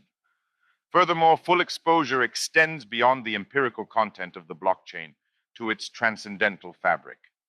The Bitcoin protocol is open source software, its entire code unrestrictedly available for inspection. Such radical openness is only distinguished practically from a comprehensive annihilation of privacy because the access to accounts is securely crypto-restricted, enabling digital wallets to function as disguises. The paradoxical culmination now exhibited is a cryptographic system without secrets. The basic current inherited by the internet tends with irresistible momentum towards the open secret. The system of disguises is ever increasingly fully exposed. The internet epoch, we learn, is the golden age of masks. Masks are not designed to be hidden, but rather the contrary. They are exceptionally conspicuous attire meant for public exposure, to facilitate hiding in plain sight. Privacy turns out to be the reciprocal of an artificial face. It is only in superficial appearance that publicity and privacy can be simply opposed, which is not at all to suggest that the distinction can be integrated or that either pole is soluble within the other. PKC definitively settles the relation. The real bond or synthetic principle connecting the public to the private is not a generic logical relation, but a cryptographic singularity. There is only privacy at all because this distinction is opaque to public reason. Philosophy, as it has traditionally understood itself, is asymmetrically related to cryptography, from which it is locked out by its publicly unquestionable commitment to a principle of boundless publicity. The relation is poorly modeled by a tension between the public square and the inner circle, or between a commons and a myriad vaults, and would still be even had it not been known since the late 19th century that squaring the circle is impossible. Already in the Kantian formulation of the transcendental philosophy, the secret was distinguished from any type of concealed object. Its redoubt is not to be found in a transcendent mystery. It is located rather in the difference between the object and its principle. The secret of objectivity is itself concealed by the feint that leads to its misidentification with a hidden thing. The philosophy of secrecy fuses with definite practical realities. Bitcoin approaches the model of an ideal agora, at once commercially open and politically closed. It epitomizes the arena of free trade in all its innovative radicality and, from the perspective of the left, social aggression. Bitcoin is closed by its intrinsic protection against discretionary modification and opened by its commercial function. Implicit in the circulation of Bitcoins or any other medium of exchange is a process of commercial synthesis, latching the cryptocurrency system onto something beyond itself. Anybody transferring Bitcoins out of their own account and therefore necessarily into someone else's is presumably engaged in an exchange which, since it cannot be realistically imagined as economically tautological, directly swapping Bitcoins for Bitcoins, has to swap Bitcoins for an extraneous commercial object. Clearly, whatever is exchanged for Bitcoins is priced in Bitcoins. When it operates as a currency, Bitcoin is a synthesizer. It cannot propagate without connecting itself to a wider world. The cryptic principle of openness projects a diagonal line. Since the origins of modernity, a specter has been haunting the world, that of the autonomous industrial economy. This is the same emergent order that has acquired the name capitalism in the abstract, tendential, or teleological sense of the word, and still more importantly, in accordance with its usage as a designation for an always only partially defined real individual or terrestrial event. Its signature is a regenerative or self-reinforcing intensification of socio-economic disequilibrium governed, or more strictly made radically ungovernable, by a fundamental positive feedback dynamic. Capitalism, then, as a singular or proper rather than generic or typological name, designates the sovereign self-escalation of an innovative entity, defined only by the practical relation of auto-promotion it establishes with and through itself. What it is in itself is more than itself. Growth is its essence. This is easily said, but as an irreducible logical anomaly, it is far less easily understood. This does not, however, obstruct its being named. Fernand Braudel writes of the passionate disputes the explosive word capitalism always arouses. Its would-be defenders typically are those least inclined to acknowledge its real and thus autonomous singularity. Business requires no such awkward admission. This, too, is a crypsis. By inevitable, if often awkward irony, a species of Marxism tends to be regenerated in any systematic promotion of capital. Even were this not the case, those who consider themselves befriended by capital would rarely be motivated to pronounce upon the fact. According to the crudest and perhaps also most plausible account of Bitcoin's inherent political philosophy, it implements a project of algorithmic governance that conforms to the deepest and most essential agenda of modernity, which is to say of emergent capitalism, in its search for a definitive securitization of commerce against politics. It thus expresses, in contemporary techno-libertarian or crypto-anarchist guise, the primal impulse of liberalism in its classical sense. As already noted implicitly, it is something most easily seen from outside. When captured at its zenith of abstraction and technical rigor, the defining proposition of the left is that depoliticization is still politics, and more specifically, a politics. This is not a proposition that can be limited to theoretical clarification. It is a project and even a prophecy. The anti-political will be reabsorbed into the political, according to this fundamental formula. The whole of class war is contained within it. Its complement on the side of capital is an equally practical and no less antagonistic commitment to escape. The left thus recognizes its enemy with striking realism as an emergent and intrinsically fractured agent of social dissolidarity. A crucial asymmetry has to be immediately noted. The struggle here is not even imaginably one-on-one. Capital is essentially capitals at war among themselves. It advances only through disintegration. If not at all unreasonably, the basic vector of capital is identified with a tendency to social abandonment. What it abandons most originally is itself. That is why the left finds itself so commonly locked in a fight to defend what capital is from what it threatens to become. Bitcoin tells us more clearly than any other innovation what it is becoming next, by escaping transcendent governance in principle. Consistent right-wing extremism, automated governance, and unflinching critical philosophy are intertranslatable without significant discrepancy. The cryptocurrent is a nightmare for the left, rigorously conceived. It is other things, but that is the main one. Philosophical phase change doesn't happen without a fight, least of all when attempting to route around one. Chapter 2. Cryptocurrency as Critique. What is Bitcoin? In advance of any extraneous appraisal by philosophy, Bitcoin speaks for itself in numerous ways. The title of Satoshi Nakamoto's 2008 paper is an obvious starting point, since it is explicitly structured as a definition. Bitcoin, it tells us, is a peer-to-peer electronic cash system. Even as the question is held open whether the Bitcoin event can be confidently identified with the first complete formulation of its virtual mechanism, the importance of this initiatory document can be assumed beyond all serious reservation.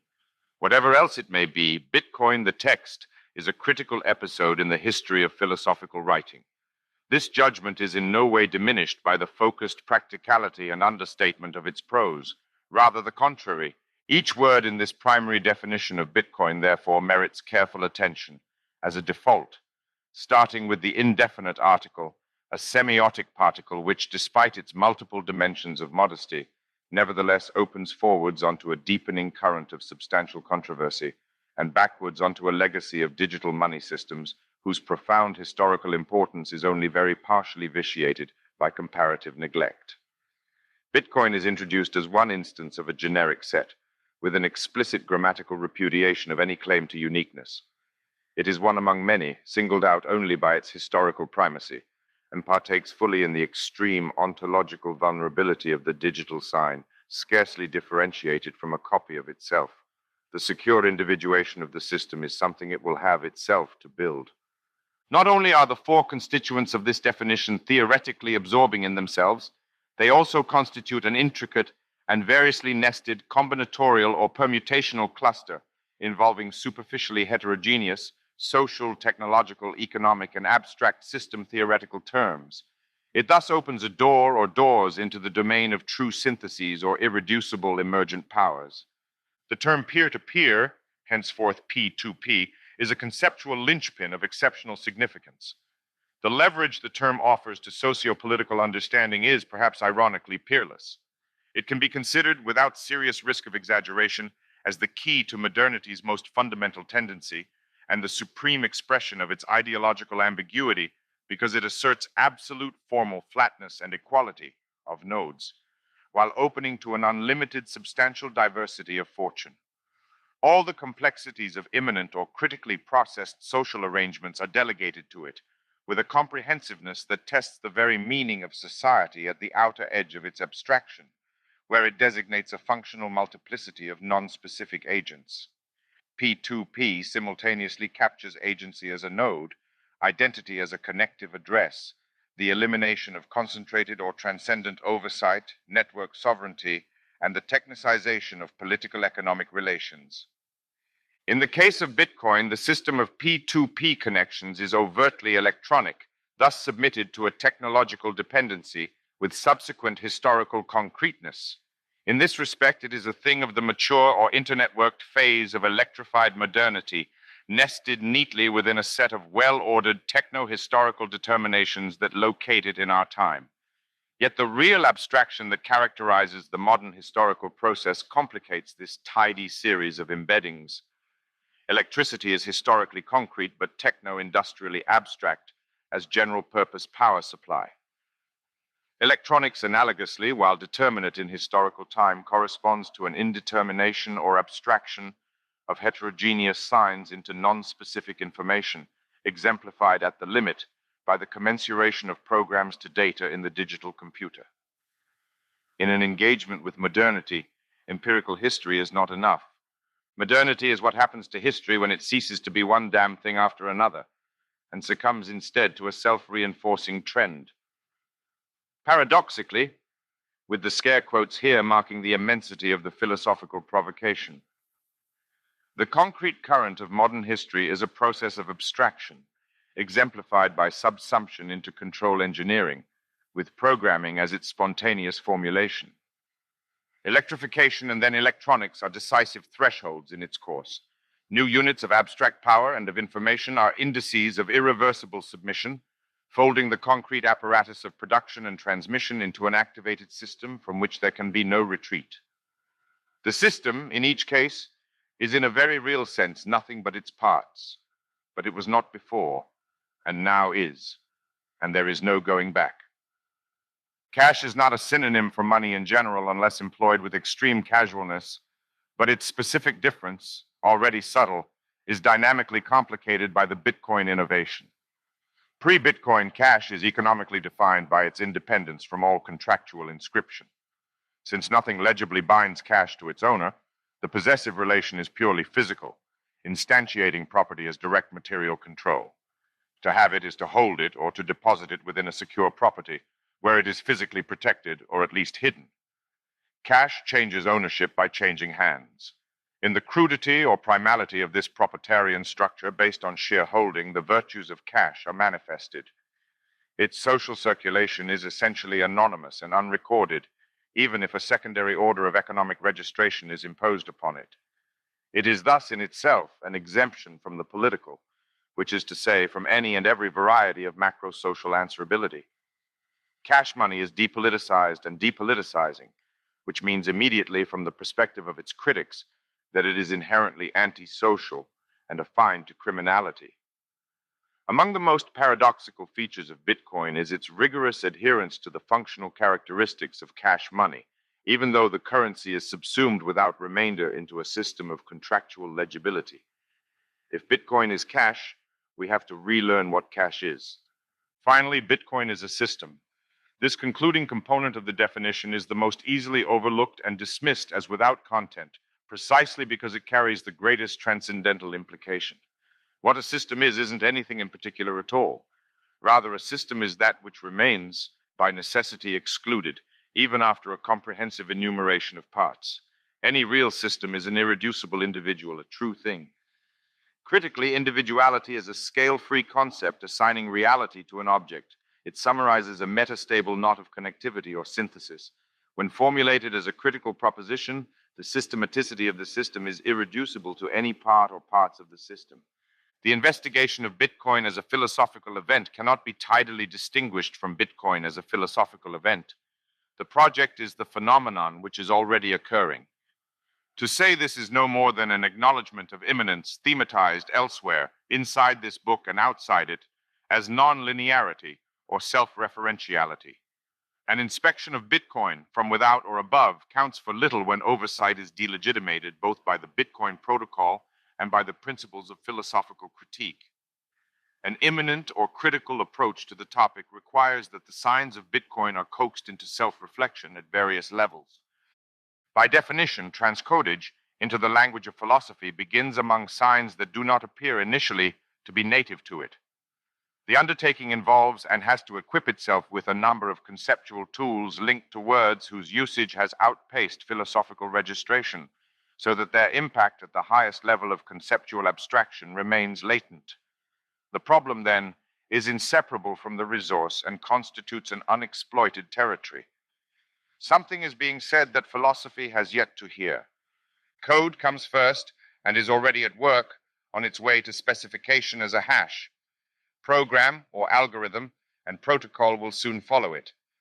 These terms have a number of notable interconnected features. Crucially, in reference to their prospects for philosophical adoption, they are all consistently diagonal and specifically teleomechanical.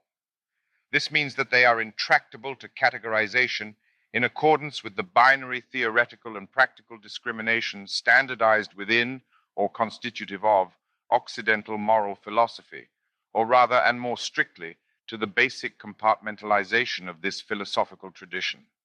Perhaps philosophy as such, in accordance with and reflective of a subject divided between cognitive and volitional faculties, the distinction between idea and action, or between these and ought, fails to capture these terms and fails radically.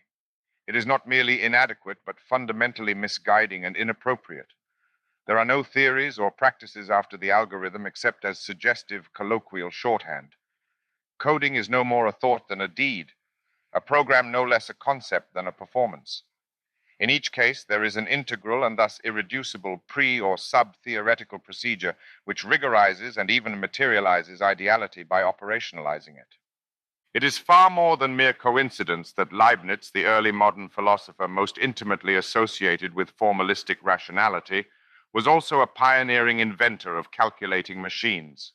His logical ambitions were epitomized by the proposal for a universal characteristic, characteristica universalis, which would submit all human thinking to a consistent symbolism to be modeled in a striking anticipation of Gödel coding on the basic arithmetical property of unique factorization.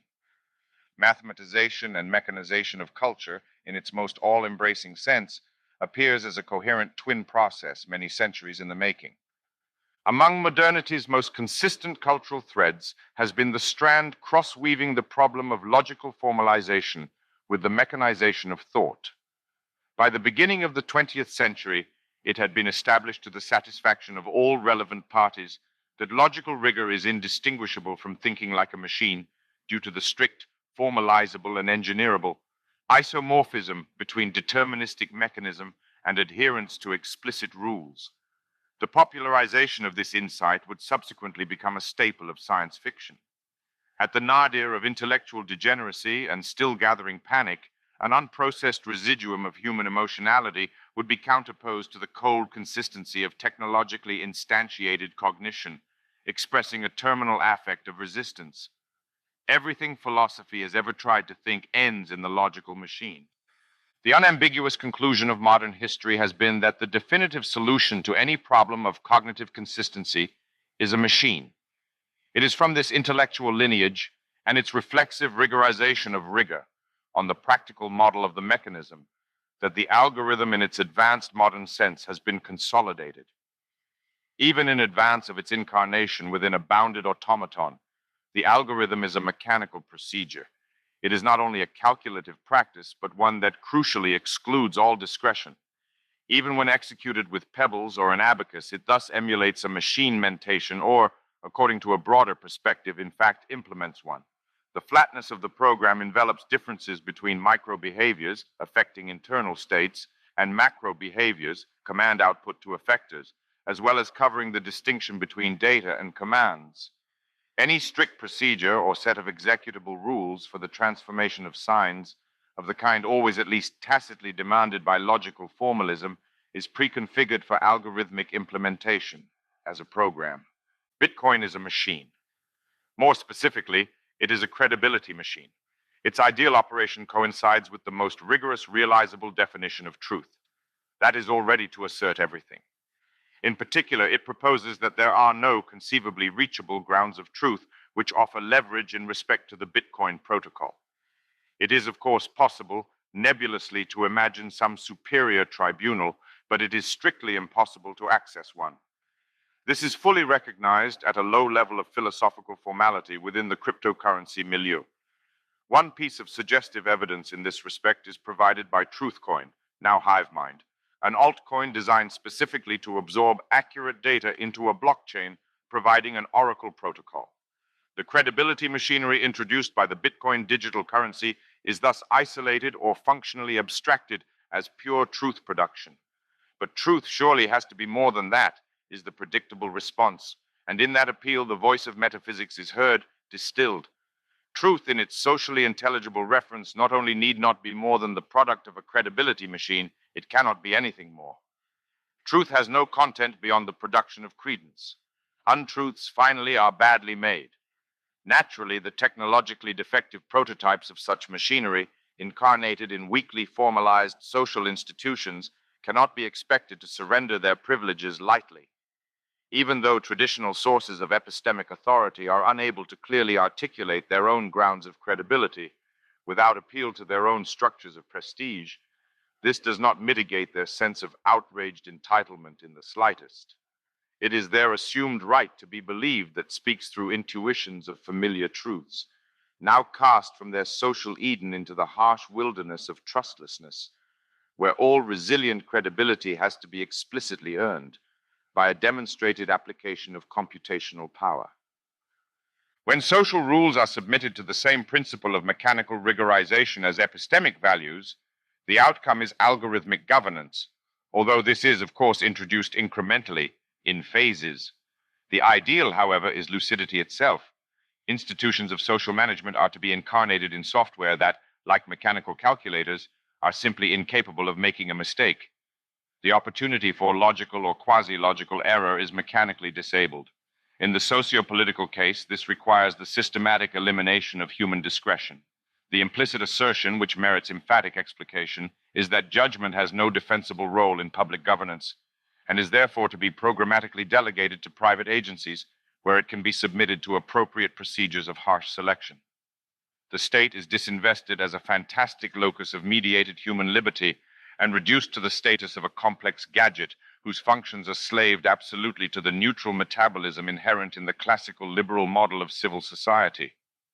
Because judgment requires trust, it can only be processed adequately in the commercial realm, where unrestricted exit options on the side of customers subordinate it to extrinsic controls. Complex games, of course, require judgment, but as far as the rules of the game are concerned, any margin for judgment is an evident defect. In other words, discretionary governance is a badly formulated game. P2P systems have advanced to better ones.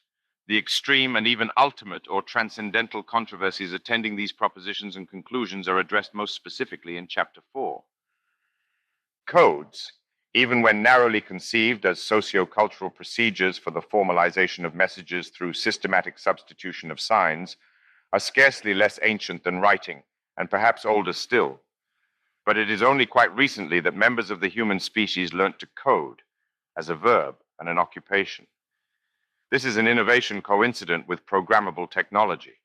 It has an epoch which can extend it backwards, if punched card systems are included, to the very beginning of the 19th century. But the full social activation of the coder presupposes the generalization of electronics and the standardization of machine code as a soft infrastructure upon which new layers of synthetic culture can be assembled. It is therefore properly understood as a recent development, a thing of the mid to late 20th century and beyond. The earliest plausible origin lies in the decades between the discovery of the Universal Turing Machine, UTM, and the post-World War II cultural redefinition of the computer as a machine capable of emulating the behavioral repertoire of a UTM, thus of any discrete state mechanism whatsoever. In the age of the electronic digital computer, coding becomes synonymous with programming, implementation of algorithms. Programs are its product. Evidently, programming, coding, cannot itself be comprehensively programmed unless under exotic scenarios coinciding with a technological singularity event, the emergence of artificial general intelligence. The process of efficient formalization it presupposes does not originate within itself, even if an intensifying nonlinearity increasingly absorbs it and directs it towards an asymptote of autoproduction. In this constraint of the strata or stack, we find the complement of intellectual intuition, as it is called by philosophy, intelligence explosion, or the abstract machine. It is an obligatory detour indistinguishable from history. We are required to shelve it in order to carry on. As Kant, among others, has explicitly acknowledged, that which thinks beyond broken self-reference cannot be us.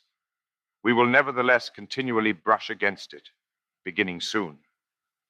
To make the world programmable by degrees requires an installation of order or a conduction of self-organization. This is not a development restricted to the electronic epoch, to that of literate civilizations, or even to the emergence of linguistic signs. Rather, it extends back to the first cellular structures and perhaps even earlier to their very poorly understood precursor chemical networks. The fundamental conception of code is implicit already in any understanding of the most rudimentary adaptive RNA molecule. The distinction between genotype and phenotype is based upon it and involves all of its essential ingredients.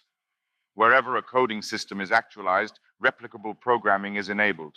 The fact that electro-industrial actualization of digital information and its subsequent rigorous theorization was presupposed in the discovery of the genetic code does not detract from the status of the latter as a model. From it, we learn that, firstly, a code necessarily involves a mapping from one series of informational elements onto another, or from an informational series onto a domain that is intrinsically segmented in conformity with the code. A code does not, in the manner suggested by unconstrained semiology, conjure the differences it maps into existence. Rather, it latches onto them, constituting a secondary or higher level arrangement accessible to manipulation as data.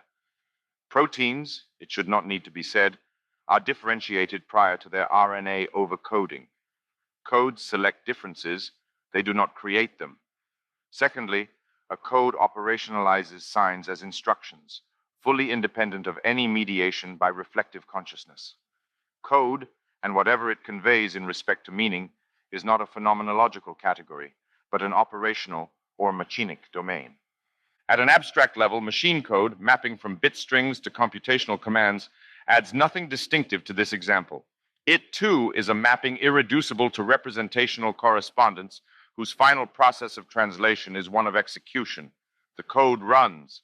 The algorithm or composition of mechanically procedural signs thus supplies formalization with a performance test. Does it compile? This criterion corresponds to the emergence of a novel sense of code and coding as a quintessentially practical activity, a formally disciplined meta-production that is storable, replicable, transmissible, and inherently testable. Surreptitiously, the classical idea of the idea has become utterly alien to itself. Code proves itself through auto-demonstration and thus consumes no credence. Believe me, this really works, is tacitly recognized as a joke, even before this historical episode has finished with its work. The motto of the Royal Society, nullius in verba, on the word of no one, essentially anticipates the scientific elaboration of the cryptocurrent. Trustlessness is built into modern technoscience as an integral quasi-teleological element. It is, for instance, the guiding principle of modern double-blind experimental method. Systematized distrust of the scientist grounds scientific credibility. Anything that demands belief is marked for eradication. The cultural consequences are, to many, experienced as deeply demoralizing, but the process is what it is. Traditional manufactories of trust are extinguished by successive media revolutions. Tacit authorities are not available to replace them. These brief remarks upon cultural mechanization and the social effectuation of code are incomplete, even in respect to their very limited purpose here, without specific reference to the topic of automation. Electronic programs are inherently recursive, unless constrained by positive restrictions, since they are able to operate upon themselves as data. At the level of the universal Turing machine, which every actual computer emulates perfectly in infinite time, code is absolutely distratified. There is no inherent distinction between the production of objectivity and its products or objects. In its purely formal aspect, this is a coincidence anticipated by modern philosophy under the name intellectual intuition, intellektuelle Anschauung. It provides a model of self-government, though not by and for us. Intellectual intuition belongs to nothing lower than an angel, Kant insists. The Western mind typically denies itself in principle exactly that which it demands with unique vehemence in its historical agency. No surprise, then, that it has tended to be distinctively dialectical. The aspiration to a radically self-determining subjectivity is broken upon the separation of intelligence from its applications. This is an understanding that can be reached with confidence from evolutionary biology, within which the brain is instrumentalized as a tool for genetic propagation, no less than from the transcendental anthropology which dashes human hopes of divine cognition. The order of condescension demands reversal. No biohistorically generated intelligence, including that of man, is even automatic. Such beings are denied access to automatism. Closure of the intelligenic loop requires a further step through which self-improving intelligence becomes a practicable end for itself. Contra the cant of the practical philosophy, man cannot be an end in itself, but at most the precursor to such a thing, or perhaps more probably, an obstacle to it. The blockchain is not mere code, even highly automated code. It cannot be anything determinable within an ontology established at a superior level to itself. Nakamoto consensus is less an object for philosophy than a virtual criterion, a fundamental obliquely mechanized decision procedure for settling the nature of truth. In other words, Bitcoin is a transcendental operation before becoming the topic for one. The primary meaning of transcendental is ultimate, which can be clarified negatively by the absence of any higher or superior tribunal. There is no place from which to consistently or authoritatively second-guess the blockchain. By implementing a fully peer-to-peer system, which subtracts the role of third-party monitoring and adjudication, the Bitcoin protocol automatically places itself beyond external oversight. Its criterion of validation is radically imminent.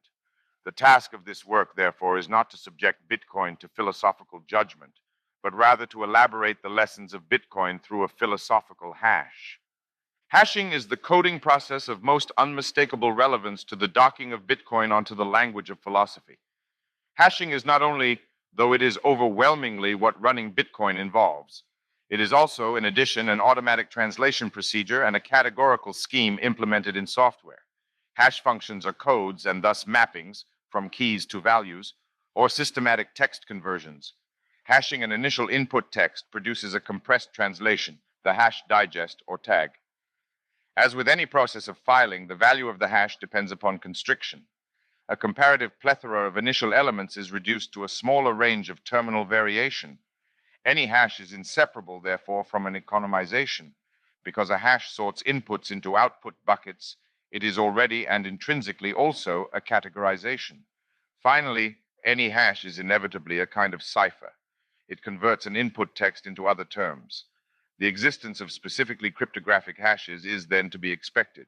The cryptographic hash function adopted as a basic building block by the Bitcoin protocol is the 256-bit, 32-byte, secure hash algorithm neatly abbreviated as SHA-256. It belongs to the SHA-2 family of such algorithms, designed by the NSA and first published in 2001. Within the Bitcoin system, SHA-256 sets the proof of work test that secures the currency through the same process in which it is systematically hacked. The cryptographic challenge is designed to be arduously puzzled out, automatically modified, and reposed. Each such event is a basic unit of time or elementary episode determining a block on the chain. Hashing and mining are made synonymous as Bitcoin's primary process. The hashing cycle establishes an ultimate, unsurpassable, transcendental, or chronogenic function.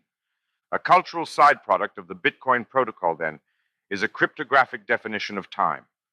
Punctual geometric now, as marked on a timeline, is replaced by an atomic unit of irreducible duration, coinciding with the completion of a block and ordered successively on the chain. Between duration and succession, the relation is synthetic. The blockchain is constituted by a series of durations which are not interconvertible or mathematically transformable into each other. Hash time has ceased to be accurately representable as a dimension. A timeline merely analogizes it to what is an ultimately inadequate level of definite fidelity. The weakly formalized hash function employed in this book is Kantian critique. It latches upon input text extracted from the cultural agitation attending cryptocurrency techonomics and outputs a digest in the partially submerged mainstream language of philosophy. Peer-to-peer flatness is hashed into immanence, trusted third parties into metaphysical constructs of transcendence. Since the mid-19th century, the primary impetus of transcendental philosophy has been directed to the materialization of critique. Academic philosophy, almost by definition, has not registered this trend accurately. It has been through the advances and errors of cybernetics and historical materialism that critical modernity has been charted. The dominant academic traditions of linguistic philosophy in the Anglophone world and phenomenology in continental Europe have only weakly reflected such developments. When resistance to materialization is a guild imperative, even the most sincere attempts to bring thought into compliance with the real process founder through institutional necessity. There is not in any case solid ground upon which to idealize such sincerity unduly, since its orientation is essentially misconceived. Transcendence poses real problems, obstacles, requiring techonomic solutions rather than mere conceptual exorcism. Immanentization is the product of a diagonal process leading through the exteriority of the machine. Armchair philosophy should not therefore be opposed to an armchair skepticism, but to the history of cryptography in its broadest possible conception, which relates the hidden and unhidden to the irreversible emergence of real capabilities. The ultimate foundation of the Kantian critical philosophy is a difference drawn between objects and their conditions of possibility. Items of competent attention are framed in a way that cannot itself be successfully itemized. The display frame cannot be displayed. Confusion between empirical objects and their transcendental conditions of possibility, most typically exemplified by the attempt to apprehend the latter as if they were the former, is taken to define speculative metaphysics or pure theoretical reason, which is conceived rigorously as a persistent yet futile misapplication of intelligence to pseudo-problems essentially exceeding its capabilities. The rest is detail. To objectify the transcendental basis of objectivity, for instance, in the posing of a metaphysical question about the nature of space, time, or causality, is to lead thought into hopeless error, whose symptoms are irresolvable dilemmas, contradictions, or antinomies. The systematic enumeration of these cognitive dead ends is the task of transcendental dialectic. It was Kant's contention that such quixotic questions addressed to the conditions of objectivity as if they were themselves objects had dominated and fatally distracted philosophy up to his own time. The repudiation of such error is, at its most elementary and considered here initially solely in its theoretical employment, the primary product of Kantian critique. Critique sets limits. It also eliminates. That is why the critique of metaphysics has been found to be isomorphic with a socio-political project of subtraction, with an inclination towards anarchism. The promotion by Satoshi Nakamoto of a platform for peer-to-peer transactions independent of all oversight by trusted third parties is the continuation of critique into electronic networks. The same impulse is more widely recognized as disintermediation. It complies with the quintessentially modernistic project of immanentization. Transcendent grounds of authority are identified, delimited, routed around, obsolesced, and finally extirpated. Modernity, as the work of critique, produces formal flatness. Considered as a positive philosophical discovery, the transcendental coincides with the synthetic a priori. Like all great things in the domain of thought, this hybrid concept is quasi-paradoxical. It denotes a field of non-factual discovery, a genetic particularity of the universal, at once necessary but non-obvious, epitomized by the mathematical theorem. Synthetic a priori truths are secular revelations, contingent in their acquisition but then necessary in their preservation. They constitute the sole positive ratchet in the accumulation of knowledge, describing an asymmetry or arrow proper to epistemology, a one-way or unilateral fatality. Such discoveries are arduously amassed, but then invulnerable to dissipation. They are in this way indispensable to the comprehension of historical time, and can be considered as products of unlimited application. The blockchain is exemplary, a cryptic or radically non-obvious solution to a problem we will later explore attentively. It is, subsequent to its formalization, culturally indispensable. It cannot be uninvented. This is true to such an extent that it appears as an eternal mathematical fact, wholly impervious to the ravages of empirical fortuity. To derealize the blockchain would be to unmake the universe, or at least to collapse what is transcendentally or inescapably for us the universe. What is done transcendentally cannot be undone without radical time violation. The cryptocurrent permits no repudiation. The units of synthetic a priori knowledge production are laws, in the very strongest defensible sense of this term, in which their descent from and simultaneous irreducibility to any particular cases is insisted upon. This ratchet structure makes the synthetic a priori, or some adequate analog, indispensable to any rigorous conceptual decompression of the notion of time. Formulation of the synthetic a priori exemplifies the philosophical deployment of diagonal argument. It crosses through the previously uncontroversial and implicitly exhaustive distinction between the analytic a priori and the synthetic a posteriori at a slant. By first decompressing this binary structure into a two-dimensional table or matrix, and then registering a hybrid term that could not otherwise be identified, such diagonal argument approximates to a mechanized conceptual production. Its iron necessity, however, is strictly retroactive. Were it susceptible to confident anticipation, in accordance with a formula, it would reduce to an analytic statement. Within this process, essentially, the distinction between discovery and innovation is itself diagonalized. Boutroux and his circle rejected both the extremes of idealism and empiricism. Taking science and the humanities to be inextricably bound, these philosophers saw both structured by an active role for the mind and a suspicion toward the purely metaphysical. In his encounters with Auguste Calinon's work on the philosophical foundations of physics, Poincaré walked this philosophical middle line toward the problem of simultaneity. Einstein's clocks, Poincaré's maps, Empires of Time, 2003, page 81. It is from irreversibility of the one-way or trapdoor crypto function, the thermodynamic gradient, and ultimately of absolute time, that the reliable principle of analytic synthetic distinction can be isolated. A mathematical proof is easier to confirm than to construct. Prime numbers are easily multiplied, but their product is time-consuming to factorize. Bitcoin blocks are easy to check, but hard to mine. In each case, there is a distinction between analytical facility and comparative synthetic intractability. When cryptographically reconceived, analysis and synthesis co-produce a ratchet. Adam Back, on Twitter, describes the mechanized contractual commitment that exploits this gradient as computational irrevocability. Like a carnivorous plant, it is easy to enter but then difficult to escape. History is a Venus flytrap, self-abstracted beyond botany. The essential and continuous features of critique, abstractly apprehended, therefore reduced to 1, the articulation of transcendental empirical difference, 2, subtraction of the transcendent object in the name of immanence, and 3, temporalization of philosophical problematics onto the ultimate gradient or asymmetric distance of absolute succession. In combination, these elements draw an abstract diagonal line or diagram of time which Kant called a schema.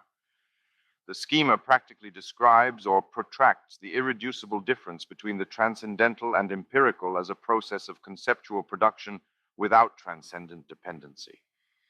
Kantianism is the matrix of modern philosophy, or the articulation of modernity within cognition, and it is everywhere, although not always or even commonly explicitly announced as such. The proliferation of comparatively trivial elaborations and variations of transcendental philosophy, whose differences are systematically magnified by the dictates of intellectual fashion, attest to modernity's one perennial cult, that of novelty. The critical task is to hold fast to innovation as such, transcendental synthesis, even as it becomes obscured by its own machinations. The new is as old as time. Since the essential novelty of time is a recursive function, critique tends intrinsically to metacritique. It is at least questionable whether any firm boundary can finally be drawn between autocritique and rigorously determined self-reflexive consciousness. This is richly illustrated by the relation between modernity and the self-conscious cultural and especially aesthetic modernism that is perpetually driven to seek its limits, as also by modernism and its climactic hystericization as postmodernism. Inherently recursive critique necessarily critiques itself and claims incessantly to have put itself behind itself. Precisely in its most unambiguous moment of triumph, it is already clambering onto the sacrificial altar, its throat tattooed with targeting patterns for the descending blade. The same reflex recurs wherever radical nonlinearity or reflexivity finds expression in creative destruction. Were it not for ripping up the foundations, modernity would have no foundations at all. The discovery of time is only this. Since critique provides modernity with its essential meta-theoretical principle, the propagation of structural Kantianism far exceeds any explicit recognition of its dominion. A realistic cultural sociology of critique tends necessarily, therefore, to conclusions that might appear ungenerous, perhaps even brutal. While submission to the critical doctrine in one or other of its variants is normal, the lucid exercise of the critical operation is an exceptional cultural event, corresponding to a moment of pedagogical mastery, such as the genesis of an intellectual school. The independence of transmissible conformity from continuous insight is indispensable to the sustainable dominance of critique. It might quite reasonably be said to its hegemony. Inescapably, the latent content of the doctrine or method, due to its sheer standardization, stresses the cognitive competence of its promoters, who are typically only indirectly and instrumentally engaged in its rigorous execution. The cultural economy of attention, as instantiated through academically organized intellectual specialization, suffices to ensure that critique remains predominantly tacit. Its authority is confirmed rather than contravened by the rarity of articulate understanding. In its socio-cultural reproduction, then, critique is not in any unambiguous way self-advertising. It proliferates in larval form without encountering regular demands for demonstration. Grasping its ubiquity requires an excavation. Crucially, the specific manner in which it is hidden as philosophy is essential to its sociological phenomenon. Ideological credibility typically substitutes for performative validation. Here is a docking port, then, for the productive arrival of trustlessness in philosophy. Standardly, critical machinery is distributed culturally through compression into a theoretical proxy, within which its operations remain latent until patiently unfolded. The reliable signature of this metamorphic state is the theme of reality formatting, ordinarily glossed in turn to very widely varying degrees of vulgarity, as the subjective construction of objects. This comparatively popular crypto-Kantianism is most commonly and simply known as social constructivism. Among the most influential modulations of this basic intellectual apparatus have been the analyses of objectification, fetishization, and reification, as found most insistently with the Marxian tradition of sociopolitical critique. Modes of linguistic criticism oriented to the denial of meaning, that is, to metaphysics, whether in the manner of Vienna Circle logical positivism, the pragmatics of the later Wittgenstein, or neurophilosophical eliminationism, the destruction or deconstruction of ontotheology and the metaphysics of presence, Heidegger and Derrida, identity political criticism of social construction, and the critical analysis of power as crystallized within un episteme, Foucault. Competence at transcendental argumentation unlocks everything. Conceptual housekeeping leads to a very brief excursus into the work of Martin Heidegger at this point, since his fundamental ontology marks an apogee of critical lucidity, with the transcendental determination of time as its keystone. With greater formulaic definition than Kant ever achieved, Heidegger sustains the essential impetus of critique through the insistence that time cannot be apprehended as intratemporal being. Alongside the explicit foregrounding of the time problem in its transcendental radicality, a further indication of the critical consolidation occurring within the Heideggerian corpus is the compression of transcendental empirical difference to ontological difference, or the difference between being and beings, sine and seiendas. Despite the terminological perfection of this formula, employment of ontological difference within this book is limited and strictly economical. It refers to a systematic discrimination coextensive with transcendental philosophy, rather than to anything further, or indeed to anything at all, that is distinctively Heideggerian. Its structure and philosophical function will be frequently invoked. The complementary consolidation of critique through the confident assertion that beyond the transcendental there is not even nothing will be henceforth presumed. Philosophy has no further recourse. It is not Heidegger's project, overtly at least, to reconstitute philosophy subsequent to the destruction of metaphysics. His terminological inclination, on the contrary, is to identify philosophy with the metaphysical aeon closed by fundamental ontology, though not simply ended by it.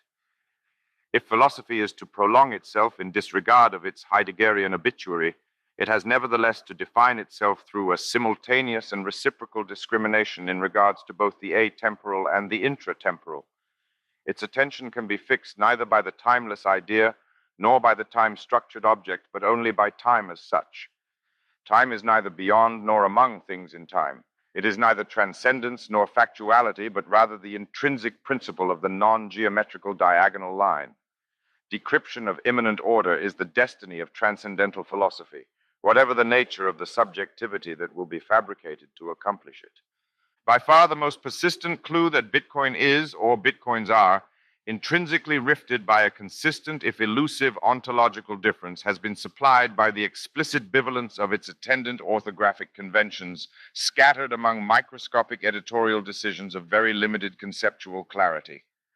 According to one representative source, since Bitcoin is both a currency and a protocol, capitalization can be confusing. Accepted practice is to use Bitcoin, singular with an uppercase letter B, to label the protocol, software, and community, and Bitcoins with a lowercase b to label units of the currency. The difference between Bitcoin and Bitcoins cannot be denominated in Bitcoins. It is then strictly ontological or transcendental philosophical. A genesis of objectivity is at stake, which no objectification can capture. Bitcoin is not merely Bitcoins, while also not being anything else. So it's like time, then. Yes, a lot like time. Linked closely with the strictly orthographic question of correct Bitcoin capitalization are a series of cognitive semiotic adjustments and adaptations concerning the status of Bitcoin as a proper name, the difference between Bitcoin and Bitcoins, or between Bitcoin and BTC, and perhaps most substantively, in the short term at least, between Bitcoin or Bitcoins and the blockchain, or blockchains. All of these concurrent confusions matter, some urgently and obviously, others more subtly, within a longer history of critically charged proper or common nouns. The emerging distinctions are freighted with dramatic philosophical significance. The gulf between the protocol and its applications, when deepened to the limit of abstraction, envelops the entire space of thought. Such orthographic decisions, which intersect with thematic discriminations or attempted discriminations between Bitcoin, specifically, and blockchain technologies in general, can appear as no more than negotiations over an arbitrary convention, if not mere terminological ticks. There are only the subtlest indications that the stakes in this process of semiotic sorting rise to the recapitulation of transcendental empirical difference within political economy. Yet the fact that this new terminological settlement is occurring as highly accelerated spontaneous linguistic evolution in the complete absence of explicit philosophical guidance counts towards a generous estimation of its importance. Any concept worthy of adherence and consistent employment merits linguistic compression, not merely as a matter of convenience, but as a confirmation of singularity or irreducible integrity. It is only in the overtly non-decomposable sign, whether word or symbol, that the concept attains terminal semiotic consolidation. Merely partial consolidation, as exemplified by the decomposable designation of ontological difference, holds open an invitation to systematic philosophical error. It suggests, tacitly but inevitably, that what is thus named is a type of difference, specified by supplementary predication or adjectival refinement. Entire schools of neo-transcendental critique are able to propagate themselves within the space thus produced, nourished by the relapse of ontological difference into an ontic determination between beings or objects, which is to say, by a fall of transcendental empirical difference into mere empirical distinction. It is to be expected, therefore, that the postmodern phase of the critical enterprise would be characterized by the insinuation, and even more bluntly by the simple assertion, that the incessant reanimation of metaphysics is itself a transcendental structure. Such conclusions are facilitated by incompletely compacted signs when not directly generated by them. Transcendental philosophy has as its own condition of possibility a rectification of names. Bitcoin is by no means incidental to this. Although the world is probably not yet ready for the question of the price of being, if it ever will be, its most fundamental ontological problems are bound to the fate of a digital currency system. Nevertheless, the intrinsic abstraction of money is not obviously delimitable. To twist a Spinozistic formulation, we do not know what money can do. The process of monetary sophistication, which is by no means restricted to financialization in its contemporary sense, automatically projects a convergence of money and intelligence as it tends to the monetization of general-purpose problem-solving, by subjecting it to the discipline of price discovery. Crypto-digital currency inclines to the distributed production of a synthetic cognitive medium, attesting to the primordial complicity of capital teleology with the production of artificial intelligence. Within the industrial social order, capitalism, markets manifestly and consistently drive the production of intelligent machines. Modernity demonstrates no stronger trend. Theoretical expectation supports this proposition no less firmly than empirical evidence. A range of economistic and techno-materialist critical discourses of particular relevance to Bitcoin and network theory more generally displaces transcendental empirical difference onto the distinction between a fundamental infrastructure and the traffic it supports, whether conceived as capital/commodity, system/component, network/node, or transport layer/application layer. The distinction between a transport layer and an application layer is a difference implied in the very idea of a network protocol, which necessarily separates a continuous communicative functionality from any specific communicated content or message. This is a distinction applicable not only to the Internet, but to standardized communications infrastructures and cryptosystems of all kinds, and very definitely, as Eli Dorado insists, to the Bitcoin protocol specifically. Bitcoin isn't money, it's the Internet of money, Dorado proposes, in an article whose title on its own composes an entire, if highly compressed, transcendental argument. The transport infrastructure that supports applications is not itself an application. In Dorado's terms, the Internet is a telecommunication system, but it was not our first telecommunication system. Telegraphs and telephones have been around for over a century. Like these older systems, the Internet allows us to communicate, but it differs in some important ways. Perhaps the biggest difference in the Internet model is the abstraction of a separate application layer. Core Internet protocols, such as TCP, part of the transport layer, shuffle packets of data around, but they don't define how the exchange of packets is then used to create meaningful communication. Internet applications such as email and the World Wide Web are defined in protocols implemented on devices at the edges of the network, like servers and home computers, not in the guts of the network, routers, switches, hubs, and exchange points. The lower layers of the Internet can be completely oblivious to the specific applications that are in use. They just focus on getting packets of data to the right place. Layers strata are not given archetypally. They are produced by a machine, not a device or gadget, but a mega machine, a system, characterized by some substantial capacity for auto production. We are directed diagonally or critically into the synthetic cosmos of transcendental machinery. Such mechanisms, by philosophical definition, cannot be exhaustively constituted as an object for any possible subject. Objectification, the production of objectivity, is their work.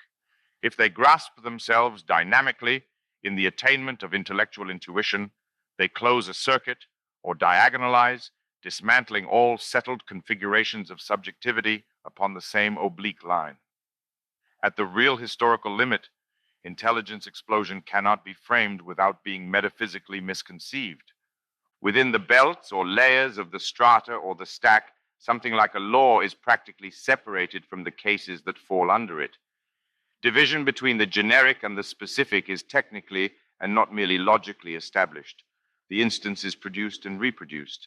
The distinction between Bitcoin and Bitcoins is, once again, our example. though the possibility of the example in general belongs here. As it develops through the 2 centuries subsequent to its origination, there is a profound tendency for the critical philosophy to resolve itself into a problem of time. This trend is deeply rooted in the foundations of the transcendental undertaking and is already unmistakably evident in its earliest Kantian formulation. The drift of time within Kant's thinking, and in his first critique alone, anticipates the broader historical fatality.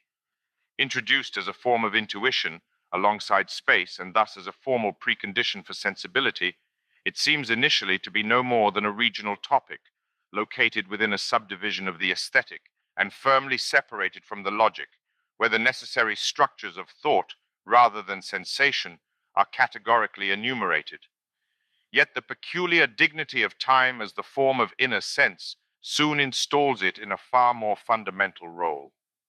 As the key to the process Kant labels schematism, time is acknowledged in its responsibility for the integration of thought and sensation, and therefore for the productive synthesis of objectivity. Thus, already in the first critique, time diagonalizes. We know already that time is not an object, which is to say, something in time.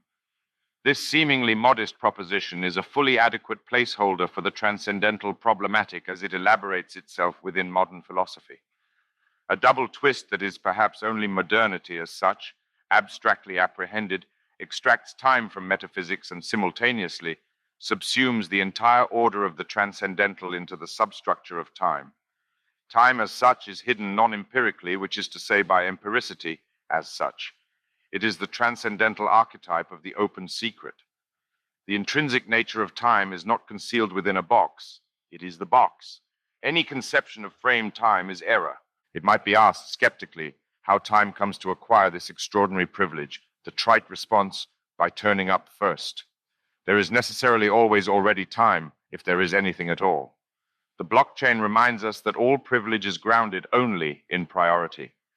Time has already won the race, which models all competition, and every challenge no later than the unthinkable moment when it begins. As etymology attests, it determines the basis for success. A priori and a posteriori are time determinations out of an ultimate destiny, which is time itself. Time is not to be thought in any ways other than those it itself enables. This is a law deeper than any commandment. To acknowledge it is already the whole of transcendental philosophy. If such contentions have appeared increasingly questionable during the 20th century, it is because the rigid distinction between space and time came to seem untenable. Within space-time, neither succession nor simultaneity has absolute reality. The order of events requires perspectival qualification or localization. Transcendental temporalization, the time of the critical philosophers, is unable to survive such a revision. Acceptance of such a theoretical reconstruction, however, is itself a pre-critical error. Absolute time is secured at the level of mathematical and specifically arithmetical truth, not physical theory. Time is not a natural object. The transcendental philosophy is compelled to insist or repeat. It is not even the possible object of abstract, higher dimensional geometry. This is not to say that time is unnatural, still less supernatural, given a realistic definition of nature, but rather that it is stubbornly non-objective, meaning non-transcended. Objectification necessarily falsifies it by misrepresenting its epistemological sovereignty. Immanence to time is the unsurpassable condition of all theorization. The phenomenological defense of transcendental aesthetics stubbornly maintains its intuitive invulnerability to theoretical transformation. Kant, on these lines, misidentified his project with that of Enlightenment natural science. This is not the angle the cryptocurrent primarily works, since it is a path that tends to collapse the critical philosophy into a transcendental anthropology. It is not what time must be for us that draws the terminus for practical abstraction, but rather what time must be to be time. The geometrical parallel postulate is, in this regard, a distraction. This is a point that requires exacerbation. The radical irrelevance of geometric conception to the nature of time is the critical commitment. Unless time is not space, it is not time at all. If the proposal is advanced, as we are compelled to hear, that the problem-provoking Minkowski-Einstein time relativization is practically resolved by blockchain technology, extreme skepticism is almost certainly unavoidable. To what extent, it might be asked dubiously, Could Bitcoin undermine the foundations of 20th century cosmophysics? The idea is, of course, at least superficially preposterous. And yet Bitcoin practically contests the status of time as an object of physical theory.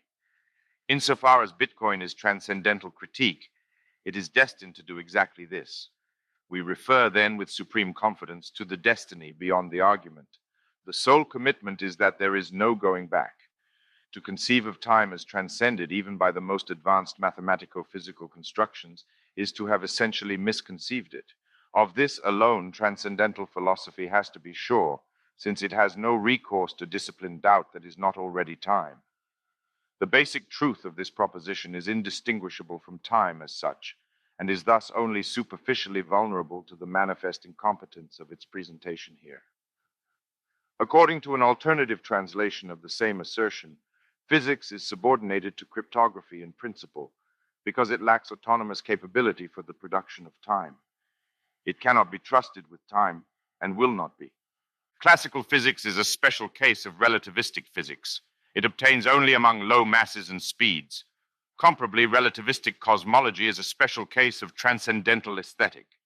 It applies only to domains ungoverned by distributed consensus architecture.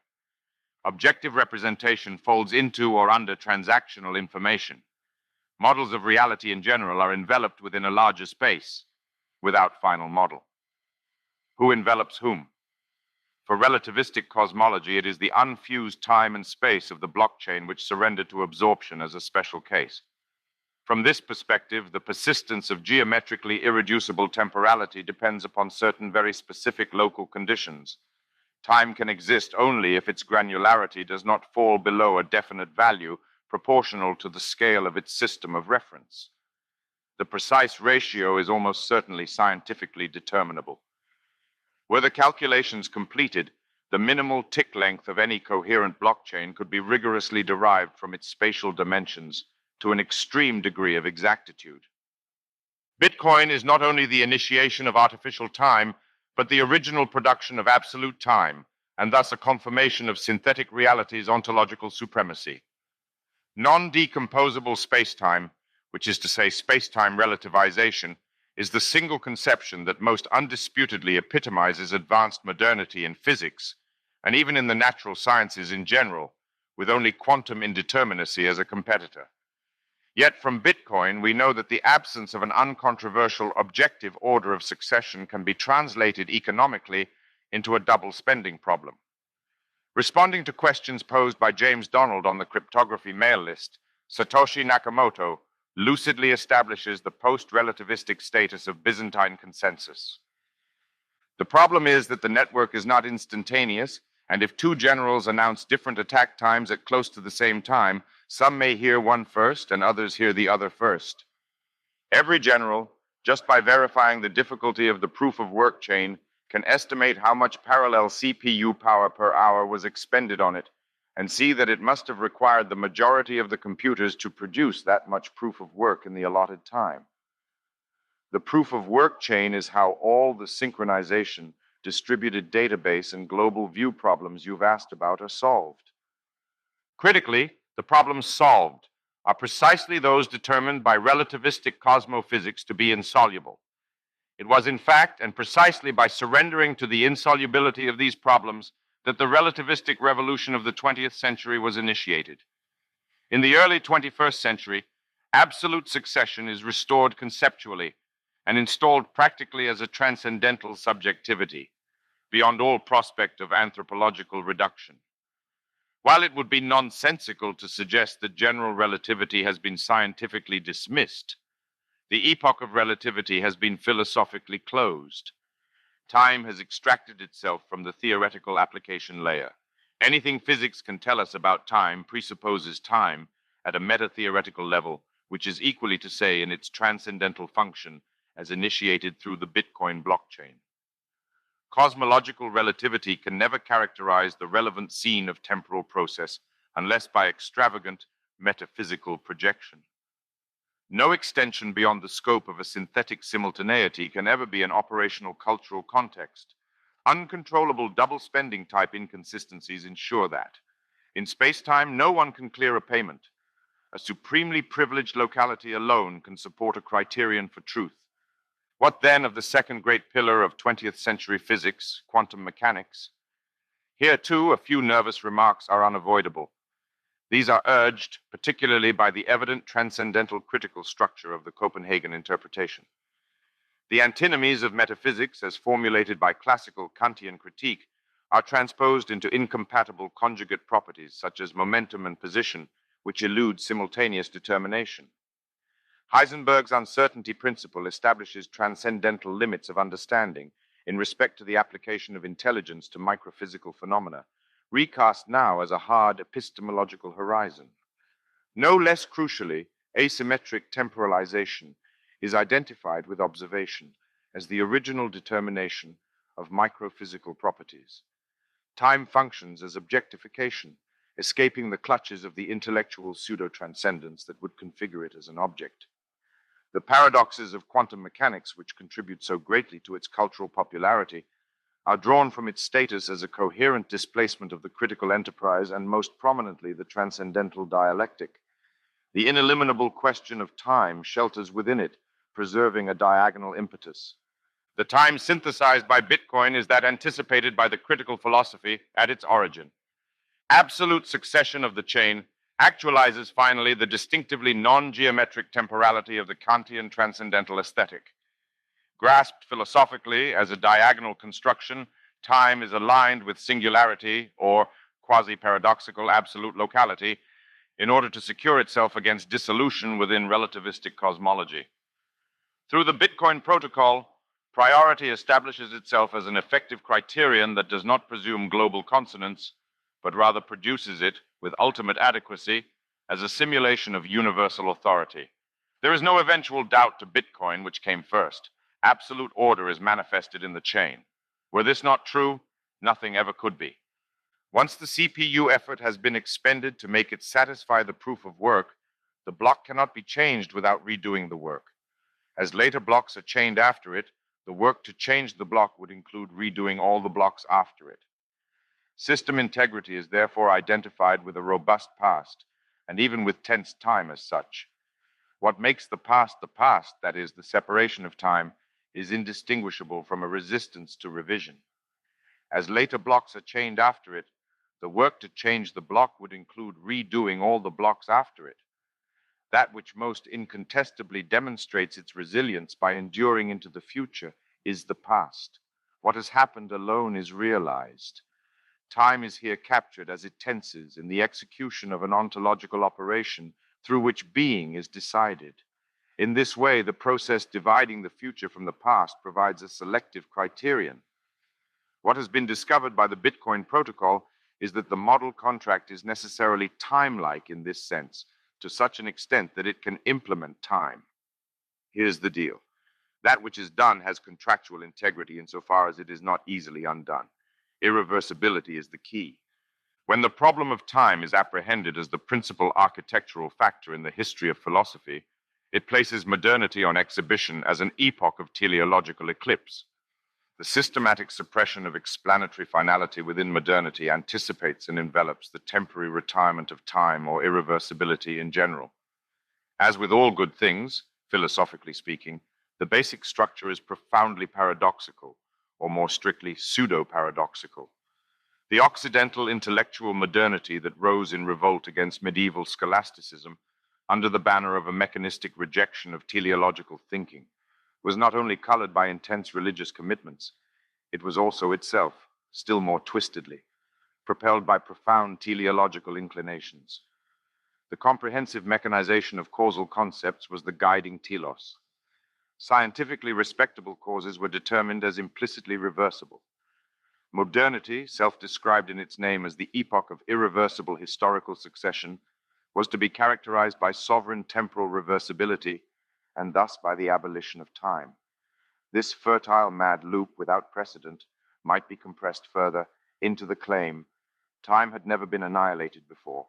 Extirpation of purposive explanation soon hardened into a commanding purpose, coincident with a distinctive cultural reproduction of nature.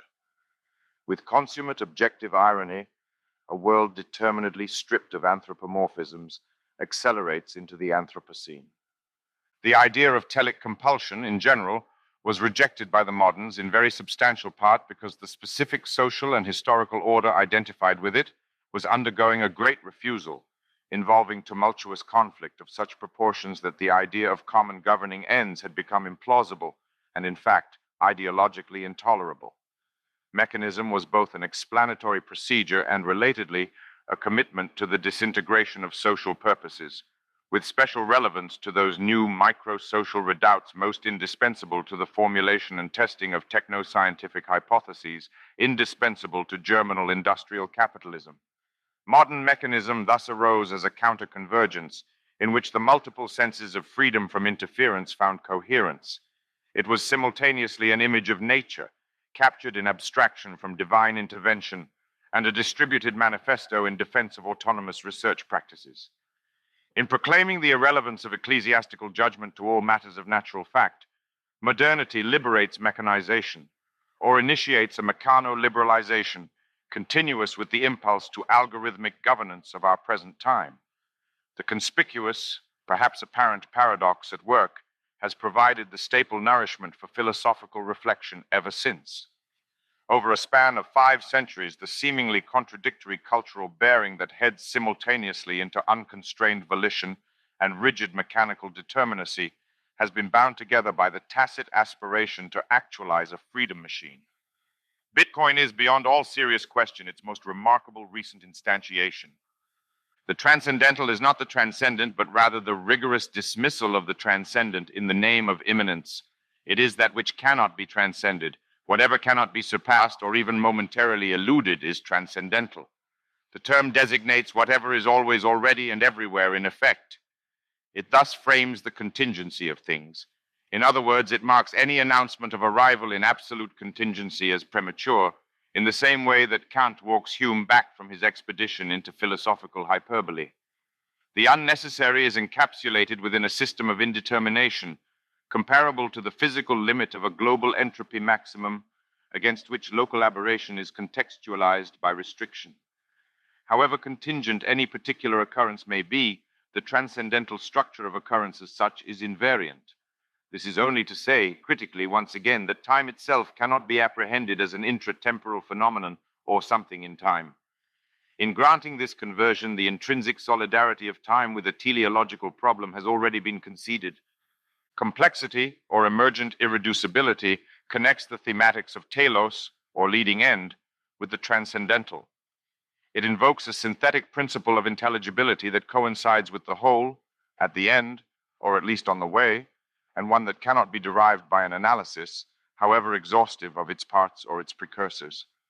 Equally, however, it is fully compatible with the most vigorous reductionism, allowing only that a number of parts does not disappear into its parts.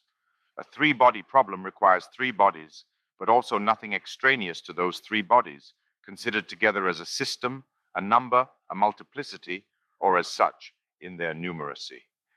It is a thing consisting of its parts taken together and nothing else. The error at work in any attempt to push analytical reduction beyond this point is precisely metaphysical in the critical sense. The systematicity of the system is not an accessible datum within the system. It has an irreducible mathematical integrity of its own, and in this way alone are there things or real objects at all. Teleological understanding is no less vulnerable to metaphysical error than any other systematic cognitive process, but it is also no less tractable to critical correction. What is required, naturally, is the rigorous elimination of the supernatural element. If there is no distinction in the end between an object and a telic object, it is because being an object is hard. It is only when almost everything is missed that objects can be casually accepted as givens. Nothing is given, everything is taken, Nietzsche writes. This is the critical insight which reliably aligns transcendental apprehension with a certain subjectivism. Kantian Copernican revolution in philosophy construes objectivity as a product. It is the output rather than the raw material of a synthetic process. Critique apprehends objectivity as a problem and a precarious attainment. That is why critical influence is marked by a systematic subjectivism, often implicit but also not uncommonly emphatic, and typically bound to a local Copernican revolution in the field considered. The subjective in all these various cases does not designate a positive redoubt, but rather a mere default established negatively in anticipation of an objectification process. The object has to be made and is not therefore previously available as a foundation. Among Austrian schools economists, objective price arises solely from the catalactic interplay of subjective preferences, while among Bayesian probabilists, objectivity in estimation is achievable only through the rational updating of subjective priors, to mention only two critical examples. The subjective stance in such cases is not a dogmatic commitment, but rather the opposite. It is a skeptical suspension corresponding to the status of objectivity as a production. Subjectivity is work not yet done. That which has not been earned in respect to an attribution of reality falls automatically onto the side of subjectivity. Contra the later inflationary German idealists, what is seen here is not the expansion of a claim, but rather the delimitation of an entitlement. The teleological object is an emergent individual with inherent principle of intelligibility, providing the basis for functional explanation. Essential to this mode of apprehension, already with Aristotle, is the understanding that there is no difference between the specific teleological idea, telos, and the rigorous foundation of a distinct science. Ever since it was discarded by the modernists as an archaism, for reasons very briefly sketched above, the indispensable notion of real individuation has sought stubbornly to recompose itself, most clearly in those cases where an infant scientific enterprise has struggled to determine its domain. In respect to the natural sciences, philosophy has inherited an inescapable responsibility, which is not easily differentiated from a ludicrous pretension. In understanding itself as a transcendental discipline, it cannot but say that even if the sciences were to be correct on every question of fact, without exception, and this is a wise assumption for philosophy to make, despite its patent extravagance, since it encodes a teleological truth, they would nevertheless not know at all what they are talking about. Their modernity makes it impossible for them to know, and in regards to their historical function, it does not remotely matter that they do not know. They are rarely required to be realistic about things, or in fact even to glimpse what this would mean. In reality, between the transcendental and the teleological, there is finally no difference. Both are final. No principle of constancy or consistency exceeds that provided by what is coming, what has always been coming, which is time. Only that which cannot be reversed remains the same. System, or irreducible individuation, provides the bridge. Consider the telic objects of principal concern to us here, in nested order, capitalism, or modernity, the internet, and Bitcoin. Each incarnates an ultimate rule that is in reality indistinguishable from a singular existence. Capital is the growth of abstract value. The internet is distributed communication. Bitcoin is absolute succession. The apparent extreme generality of each definition dissolves upon examination into an artifact of low resolution. How is X actually implemented? With this decompression of the existential copula, the teleological content of the definition is extracted. The target of the process provides its principle of intelligibility. We can ask each time with only minimal hesitation, what is it trying to do? Each real individual without exception strives to become what it is or it ceases to be. What is happening? What is this piece for? How does it work?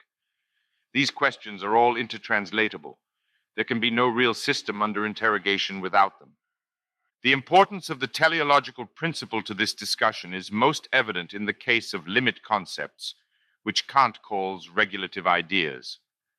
Among the most prominent of these, and the one bound with greatest intimacy to the sciences of man, is Homo economicus. This is a concept that the tradition of political economy has been conspicuously incompetent at defending. If it is considered to be a mere abstraction from empirical sociology or anthropology, as a kind of distilled datum, it will prove indeed to be indefensible. No such entity beyond a very pitiful level of approximation awaits discovery in the world. Were economic man only a poorly described fact, then behavioral economics would be entitled to the triumphalism it is already illegitimately enjoying. Homo economicus is not, however, a datum, but rather the target or extrapolated optimal outcome of certain definite historical processes, that is, a telos. It is differentially actualized in the private accomplishment of relative economic rationality or advantage, and more importantly, selected for at multiple levels under conditions of capitalistic social organization. It thus models game theoretic competence with the implicit heuristic: when describing how a game works, assume players who are able to play the game. The game will find, sift up, and train such players if permitted to run. That is the basis of the true culture war inherent to capital formation. Implicit within capital is a template for the kind of people it wants, and which, given only time and opportunity, it will automatically produce.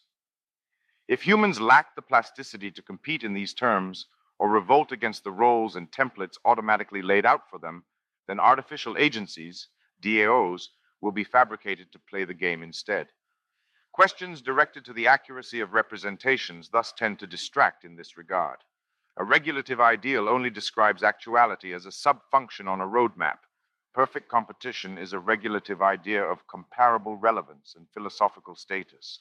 If capital production were not inherently telic, its subcomponents might be found merely scattered among the world of objects as empirical curiosities. But it is, so they are not. Immanence is a selective principle, a criterion. Only consistency survives. Resolution of the double spending problem means exactly this. When conceived lucidly, Bitcoin is simply critique. In other words, a formally specified machine for dispelling metaphysics exists and is running now under conditions promoting its intensive accumulation. In this regard, Bitcoin is the inheritor of Nietzschean European nihilism, or materialized critique in its unfolded historical expression. Negatively apprehended, nihilism corresponds to a loss of transcendence.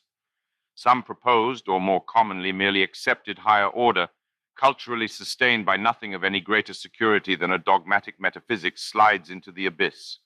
It cannot be effectively defended. This is the most readily popularized narrative, adapted specifically to the dilapidation of Christian monotheism, the notorious death of God. According to this construction, nihilism is a specifically world historic mode of mourning. It corresponds to a disappearance of meaning through loss of a referent previously revered as an indispensable exterior support, a vulgar god or godlike powers as attributed to the agencies of a state or any other trusted third party of sufficient dignity, such as a central bank. In this sense, nihilism abbreviates the collapse of transcendence or the work of critique. Negativity is redoubled, first in the disjunction that determines the beyond, transcendence, and then in its subtraction. Hence the cultural dull grief of a self-cancellation that can appear as less than nothing, such as that manifested in the stereotypical passage from theism to tedium. Yet the meaning of nihilism is not exhausted by its depressive connotation. In its positive sense, nihilism closes a circuit. Rather than a registry of loss, it is a principle of sufficiency, even of liberation. Certainly and strictly, it is a production of independence or autonomization, marked by a completion or closure that appears premature when referred to a bypassed element no longer presumed indispensable. The residual negativity of nihilism is then confined to the elimination of a dependency. It characterizes a relatively compact process that does not call upon anything beyond itself. Once again, the monetary example is to be preferred over the linguistic one. There is no backing. The remarked loss of a trusted support is not distinguishable in reality from the discovery of an economical potency. The machine works without it. Algorithmic governance subtracts discretion. It economizes government in at least two senses. Government extravagance is formalized at the highest level of philosophical principle and systematically eliminated through application of an economic criterion. The political element is determined practically, which is to say surgically, as superfluous cost. Antagonism, relative to an extant structure of authority, is intrinsic to the process and essential to its positive nihilism. The point of critique is to kill stuff. Bitcoin instantiates spontaneous or apolitical consensus without authoritative central representation, escalating the intrinsic trend of the Internet. It manifests an aboriginal coordination between the elements of a multiplicity under conditions of simultaneity or zero communication. This is, of course, nothing more than an exceptional approximation to the ideal of a distributed system. But distributed systems do not spring into actuality from out of their ideal form. They have to be built. They have to and will be built once their conditional ignition threshold is crossed. At the historical, that is, anthropomorphic level, this inevitability is nothing other than modernity, apprehended through its teleological structure or defining gradient. That is why there is perhaps no pattern that more reliably characterizes the culture of modernity than the rhythmic reignition of spontaneous order as a theoretical and ideological topic. The history of nihilism can be told entirely in such terms. There is always implicit reference to a subtracted overseer whose removal defines the intensification of the process. The death of God provides the cultural allegory. Practical abolition of the state is set from the beginning as the horizon. A machine without metaphysics is anticipated by critique, but that takes time. Productive perpetuation of the critical tradition sets, as a preliminary task, discrimination between the necessities of transcendental philosophy and its contingencies. Prominent among these latter is the temptation to philosophical anthropology, characterized most significantly by the identification of the human subject as the primary locus of time synthesis. In this regard, the Bitcoinization of transcendental philosophy is direct and drastic. The time of the blockchain is absolute, non-geometric, synthetic, and intensive. It produces a univocal order, sequence, and in the end does only this.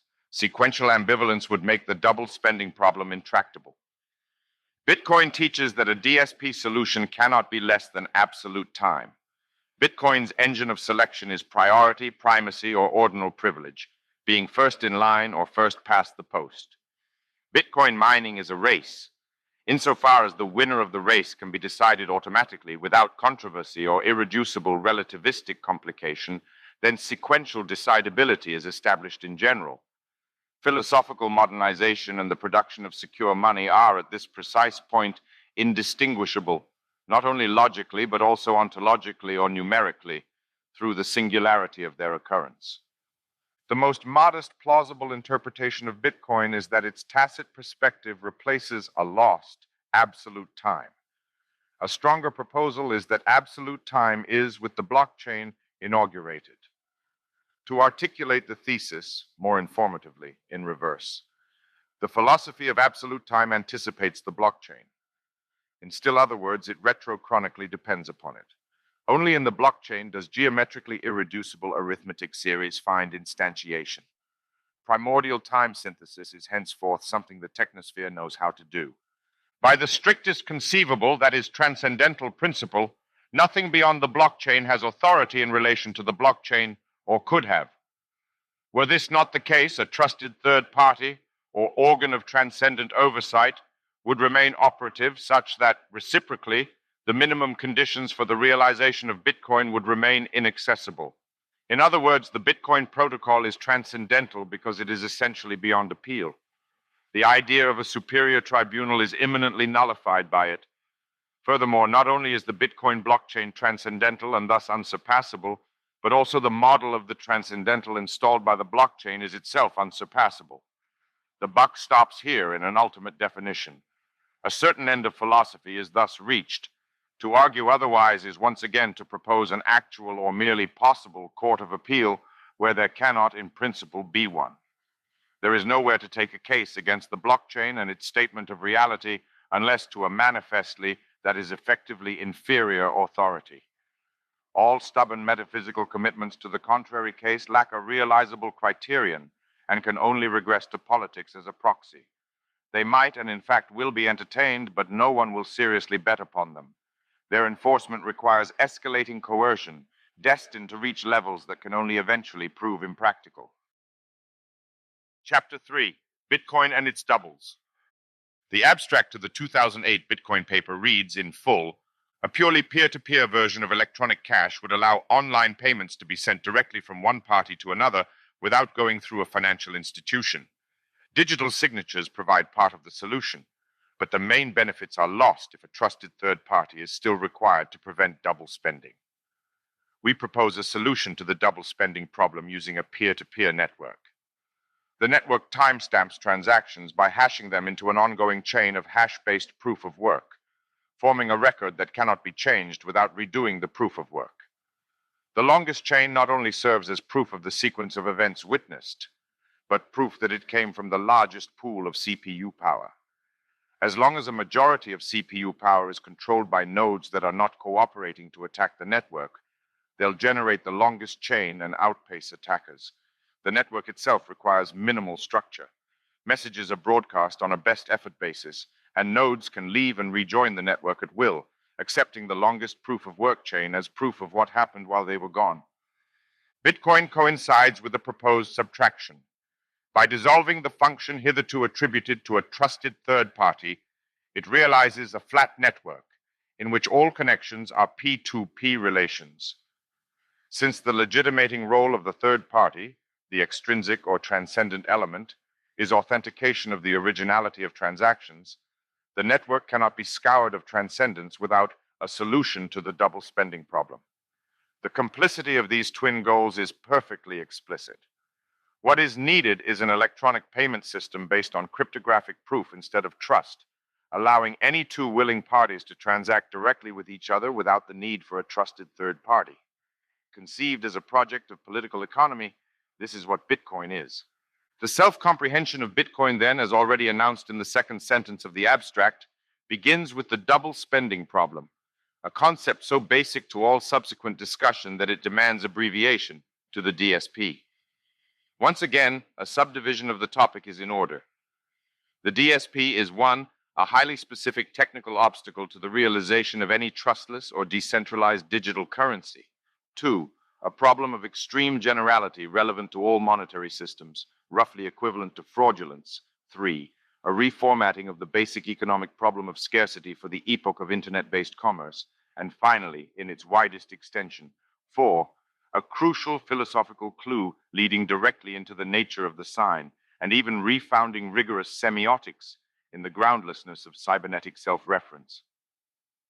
Approaching Bitcoin as a solution to the DSP, in its narrowest and most functionally critical sense, does not necessarily exhaust the significance of the protocol, still less its ripples of implication, but it undeniably comes close to capturing these in their essentials.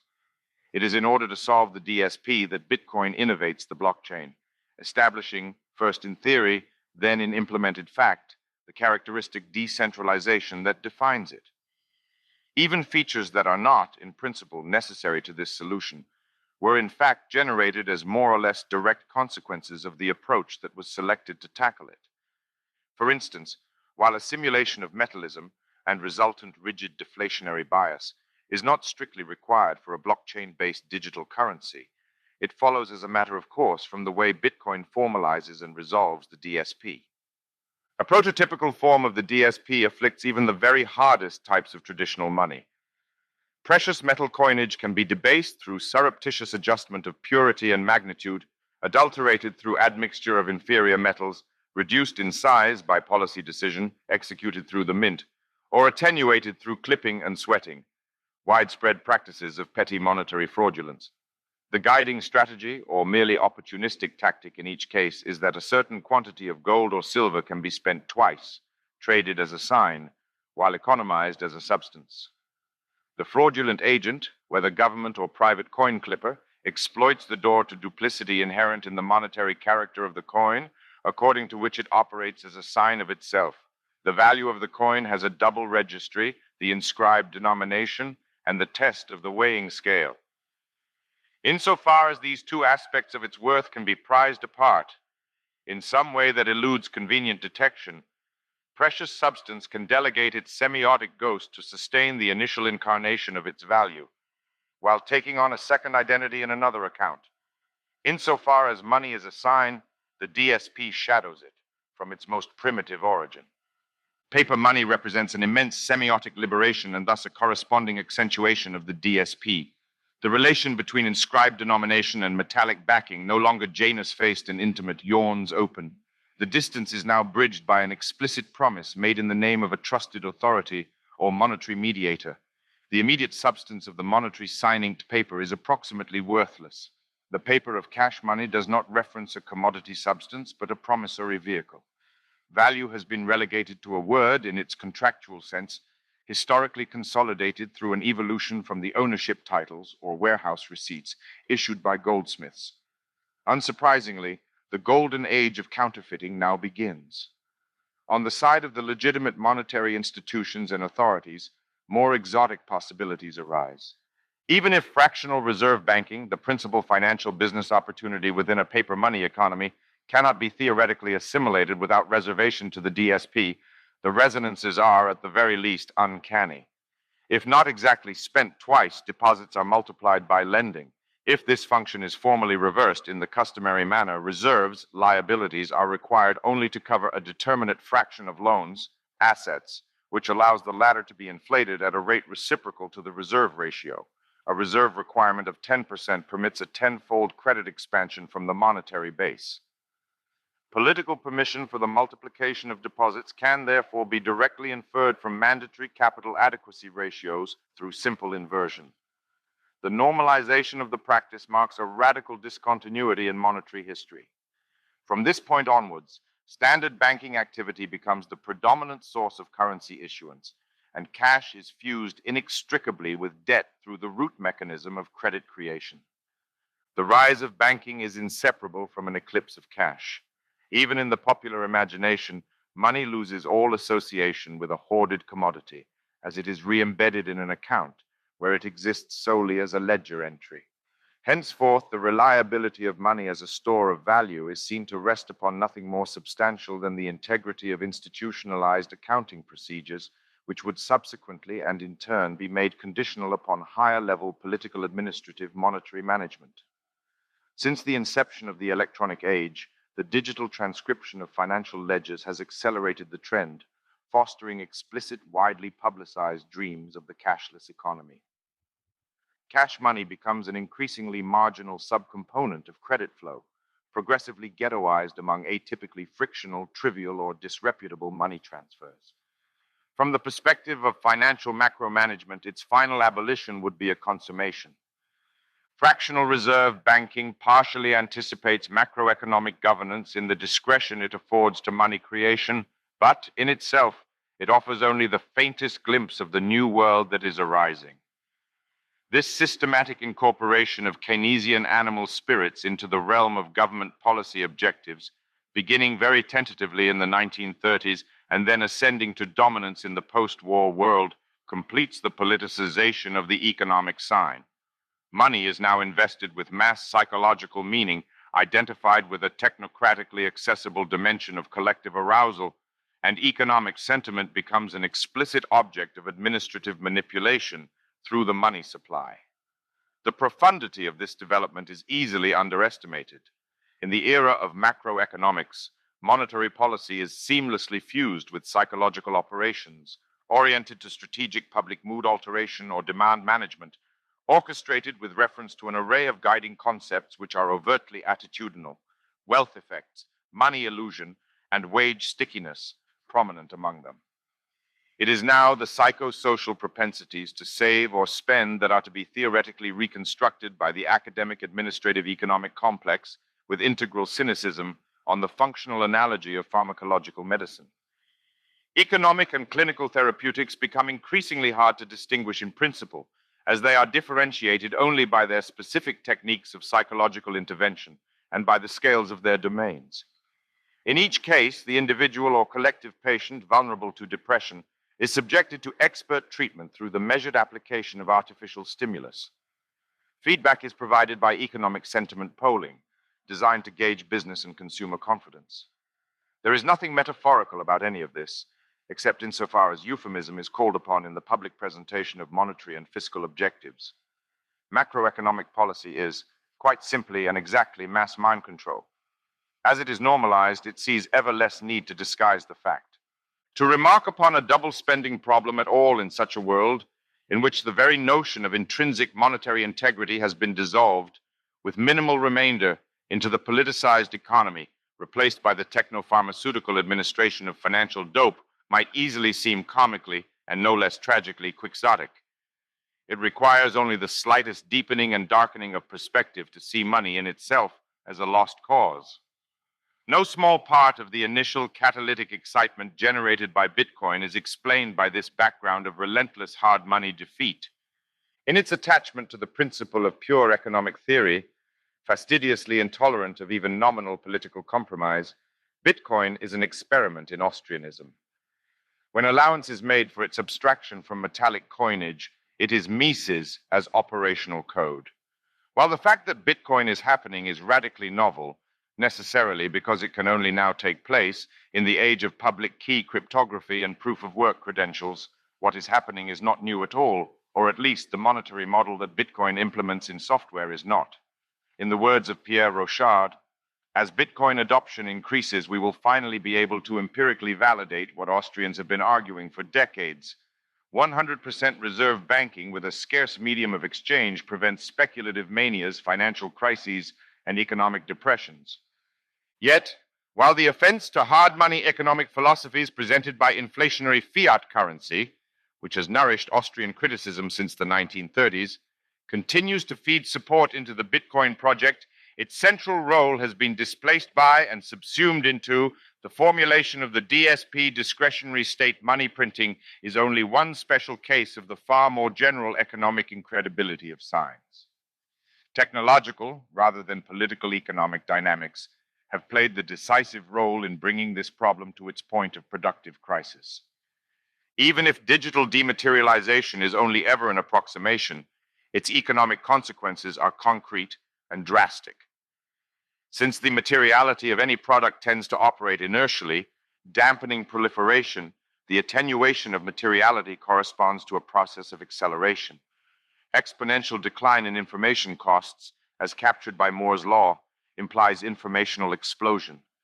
The trend corresponds to a second and numerically tractable sense of the Californian ideology war cry: information wants to be free. If the concept of liberty is irreducibly hazy and controversial, while also prone to irresolvable metaphysical complications, that of cost suppression is definite and quite precisely accountable. Evidently, the preservation of scarcity under conditions of digital instantiation is a peculiar challenge, for the obvious reason that electronics enables the replication of perfect copies at near zero cost.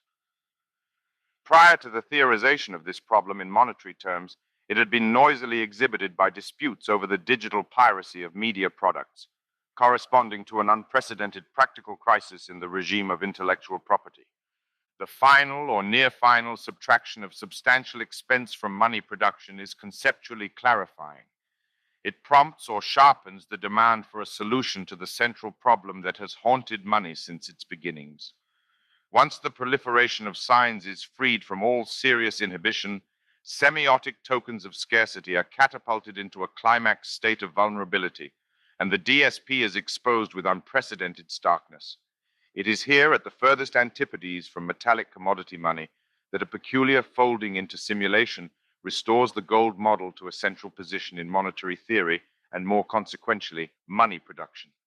It is precisely because Bitcoin no longer represents gold, however indirectly, that it is able to simulate gold with such extreme abstract fidelity that it can be said persuasively to exceed gold in its most relevant monetary features, including even that of scarcity, alongside communicability, divisibility, and verifiability. As a simulation, Bitcoin necessarily produces an artificial substantiality in the course of its solution to the DSP and ultimately as its solution. The critique of duplicity is indistinguishable from an ontological experiment. The DSP originates from a fact so basic that it crosses from the order of empirical actuality into that of transcendental principle. Signs are cheap. To substitute a sign for a thing, a signification for a demonstration is an economization. It is commonly said that is easy to say, and relatively speaking it is. At the first order level of cynical amorality or of pure game theoretic rationality, it pays to break promises which cost so little to make and yet may be arbitrarily expensive to keep. This alone suffices to suggest why there cannot be signs without an implicit problem of trust. The consequences are double-edged. Economization of any kind, getting the same for less or more for less, is positively adaptive or selectively promoted to such an extent that evolutionary processes are indistinguishable from the formation and transformation of codes. Inherent to the economy of code, however, is a vulnerability to exploitative messages, which seize upon the exorbitant efficiency of the sign as a resource or meta-resource to be appropriated. Genetic code invites virus. Zoosemiotics invite mimicry. Linguistic expression invites deceit. Money invites the DSP. The sign is co-emergent with duplicity. Bitcoin's solution to the DSP is the blockchain or public ledger, a decentralized record of transactions which selects out all non-original or duplicitous payments. Only the first instance of any Bitcoin deduction from an account is validated and preserved. All duplicate payments, cases of double spending, are edited out of the blockchain reality record automatically through rejection of those inconsistent blocks in which such defects occur. Simply by protecting itself against splits or forks, the blockchain constitutes a consistent plane of being, upon which any particular being can be what it is, and nothing else instead or besides. Positive absence of duplicity is thus an efficient ontological criterion or selective principle. The blockchain is predetermined to construct reality in such a way that fraudulence will not have taken place. That alone remains real, which is consistent with the integrity of identity money or potential value. Only the non-duplicitous will have really occurred, as perpetually re-evidenced by the synthetic past that is reproduced on the blockchain as a consistent artificial memory endorsed by Nakamoto consensus, beyond which no superior tribunal can in reality exist. The blockchain is demonstrably capable of making itself real. In this way, it departs from all merely conceptual or ideological assertions of ontological grounding, while implicitly dispensing with the political superstructures through which such assertions are concretely propagated. The reality criterion it introduces takes the form of an automatic, which is to say, non-negotiable law. The force of this law is derived from what can be rather than directly from what is or what ought to be. There is no double spending on the blockchain because there cannot be.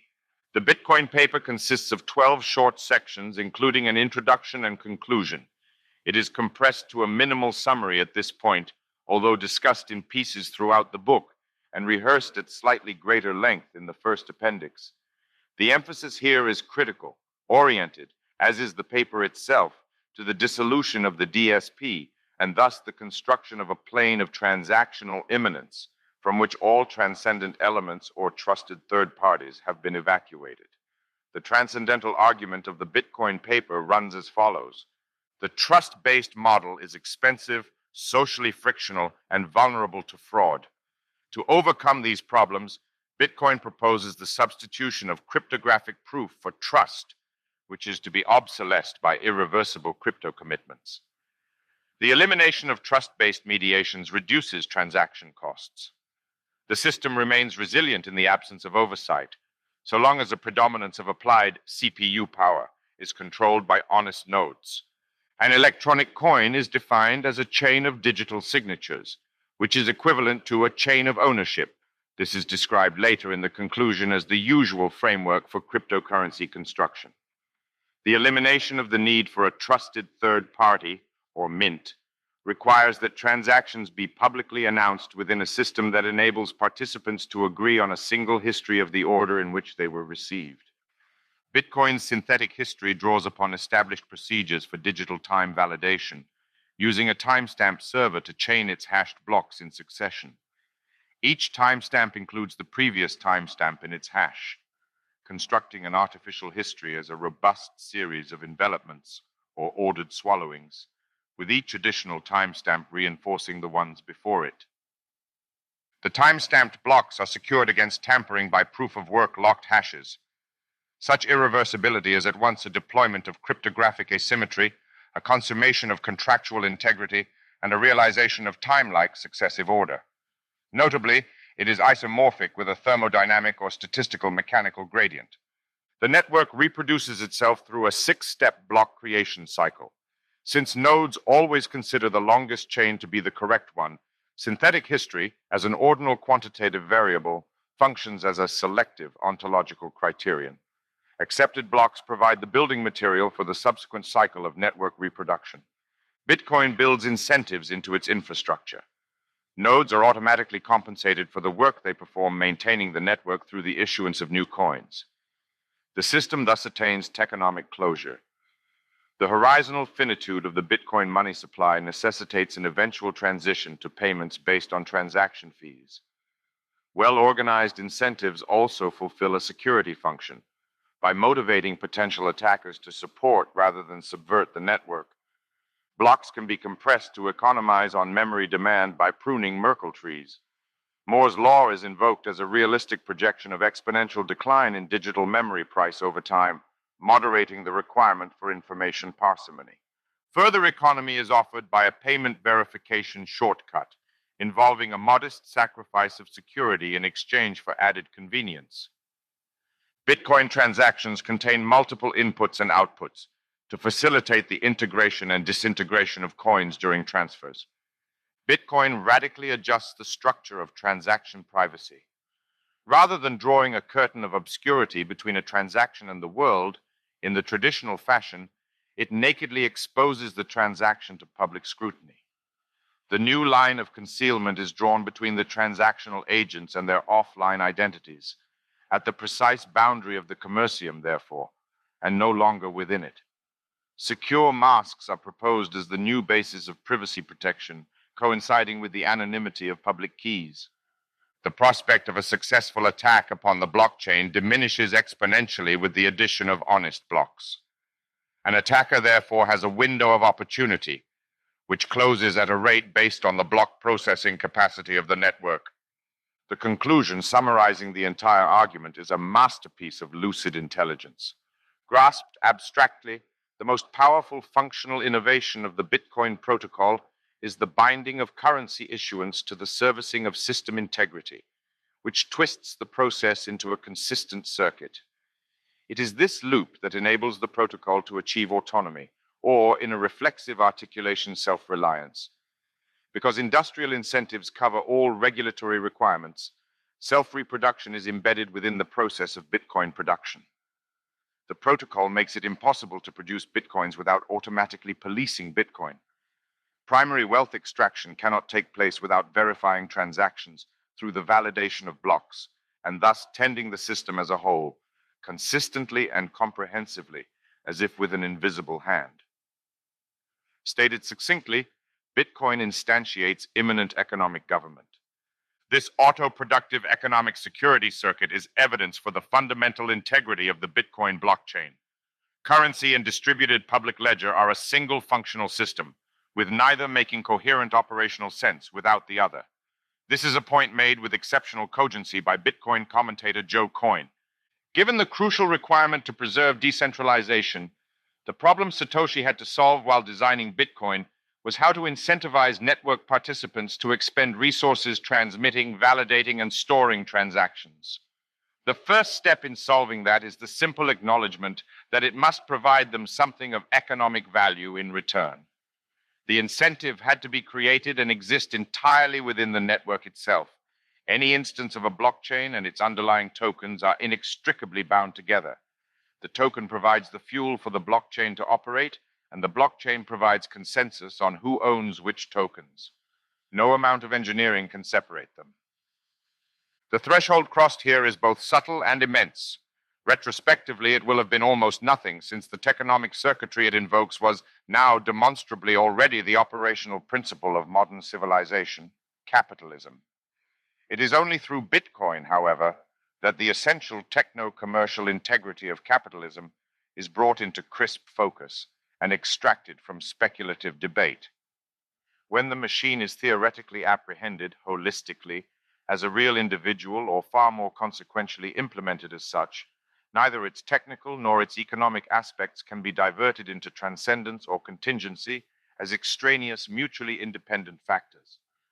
Incentives are inherent to the machinery, in a sense more complex and involving than anything the harsh paradox of the term immediately communicates. Bitcoin is a purposive mechanism. The conclusive action of the Bitcoin system block validation, which seals each cycle of its reproduction, is a non-decomposable teleomechanical step, a diagonal escalation or transcendental synthesis. It is industrialism, the mechanizing market, distilled to a previously unrealizable quintessence. Capital means simultaneously and indissolubly technological assets, machine stock, and comparatively illiquid money, investment. Between these twin aspects, there is only formal and not real difference. Their real integrity is demonstrated by techonomic machinery. The economic analysis of capital is diverted through technology, since wealth cannot be grasped substantially except in its cycle through productive apparatus. But technological analysis is drawn reciprocally into economics by the integration of rewards into the machine. At the level of philosophical reflection, under the cognitive conditions inherited from its mainstream European traditions, such techonomic integrity is difficult to hold together. To fuse mechanical causes with behavioral incentives in a techno-strategic assembly is to meld registers that have been determined as mutually inconsistent since antiquity. Techonomic apprehension runs into a direct collision with the commanding dualism of the modern mentality by insisting upon a reanimation of the compact between efficient and finalistic action. According to the complacent tenets of the new or enlightened cultural settlement, based upon the drastic demotion of scholasticism and its displacement by a substitute theo-scientific division of labor, the bridge from mechanism, cause-effect, to teleology, means-end, had been definitively dismantled. Each was henceforth to be compartmentalized within a distinct, wholly independent dimension. Their sole residual relation was orthogonal or demarcated. The realms of directed liberty and of instructed mechanism were to be perfectly isolated from each other and mutually withdrawn beyond all possibility of reciprocal interference. In this arrangement was to be founded the modern peace, of no lesser consequence than that of Westphalia, and something close to a genuine social contract. Through it, an amoral technoscience was co-produced beside an agnostic politics. Two complementary templates for expertise arose, each pledged to silence in the house of the other. This compact has been at once the condition for the gestation of an autonomous industrial power, and, on exactly the same grounds, an obstacle to its cognitive digestion. With the surfacing of the concealed techonomic entity, it buckles, loses coherence, sheds explanatory credibility, and undergoes accelerating social desanctification. Modernity's axial, though predominantly inexplicit, concept of the mechanical instrument, whose self-contradiction had been concealed as if within a collapsed dimension, escapes its bonds and re-emerges to break the basic categories of Occidental thought. That is where we are now.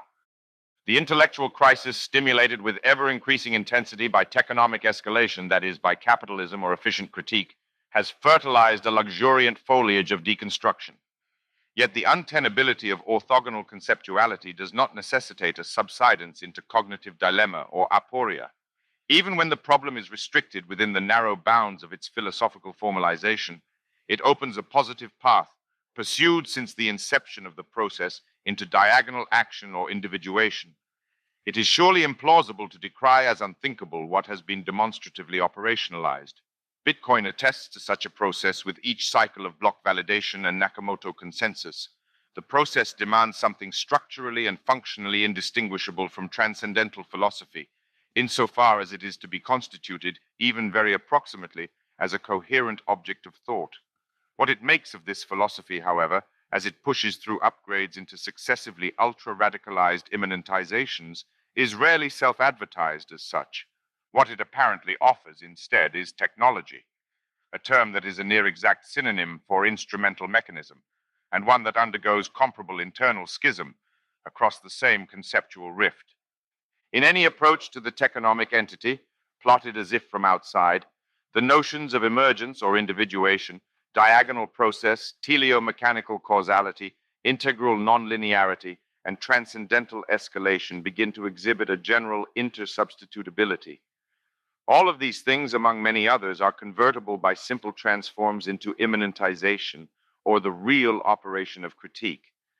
An efficient sidelining of pseudo-transcendence, achieved by way of a dynamic flattening, is the reliable signature of the trend. The solution to the DSP is a diagonalization. The Bitcoin DSP solution unshackles digital proliferation from duplicity in the production of replicable singularity. As with every diagonal construction, this outcome is pseudo-paradoxical, since it reformulates an apparent contradiction.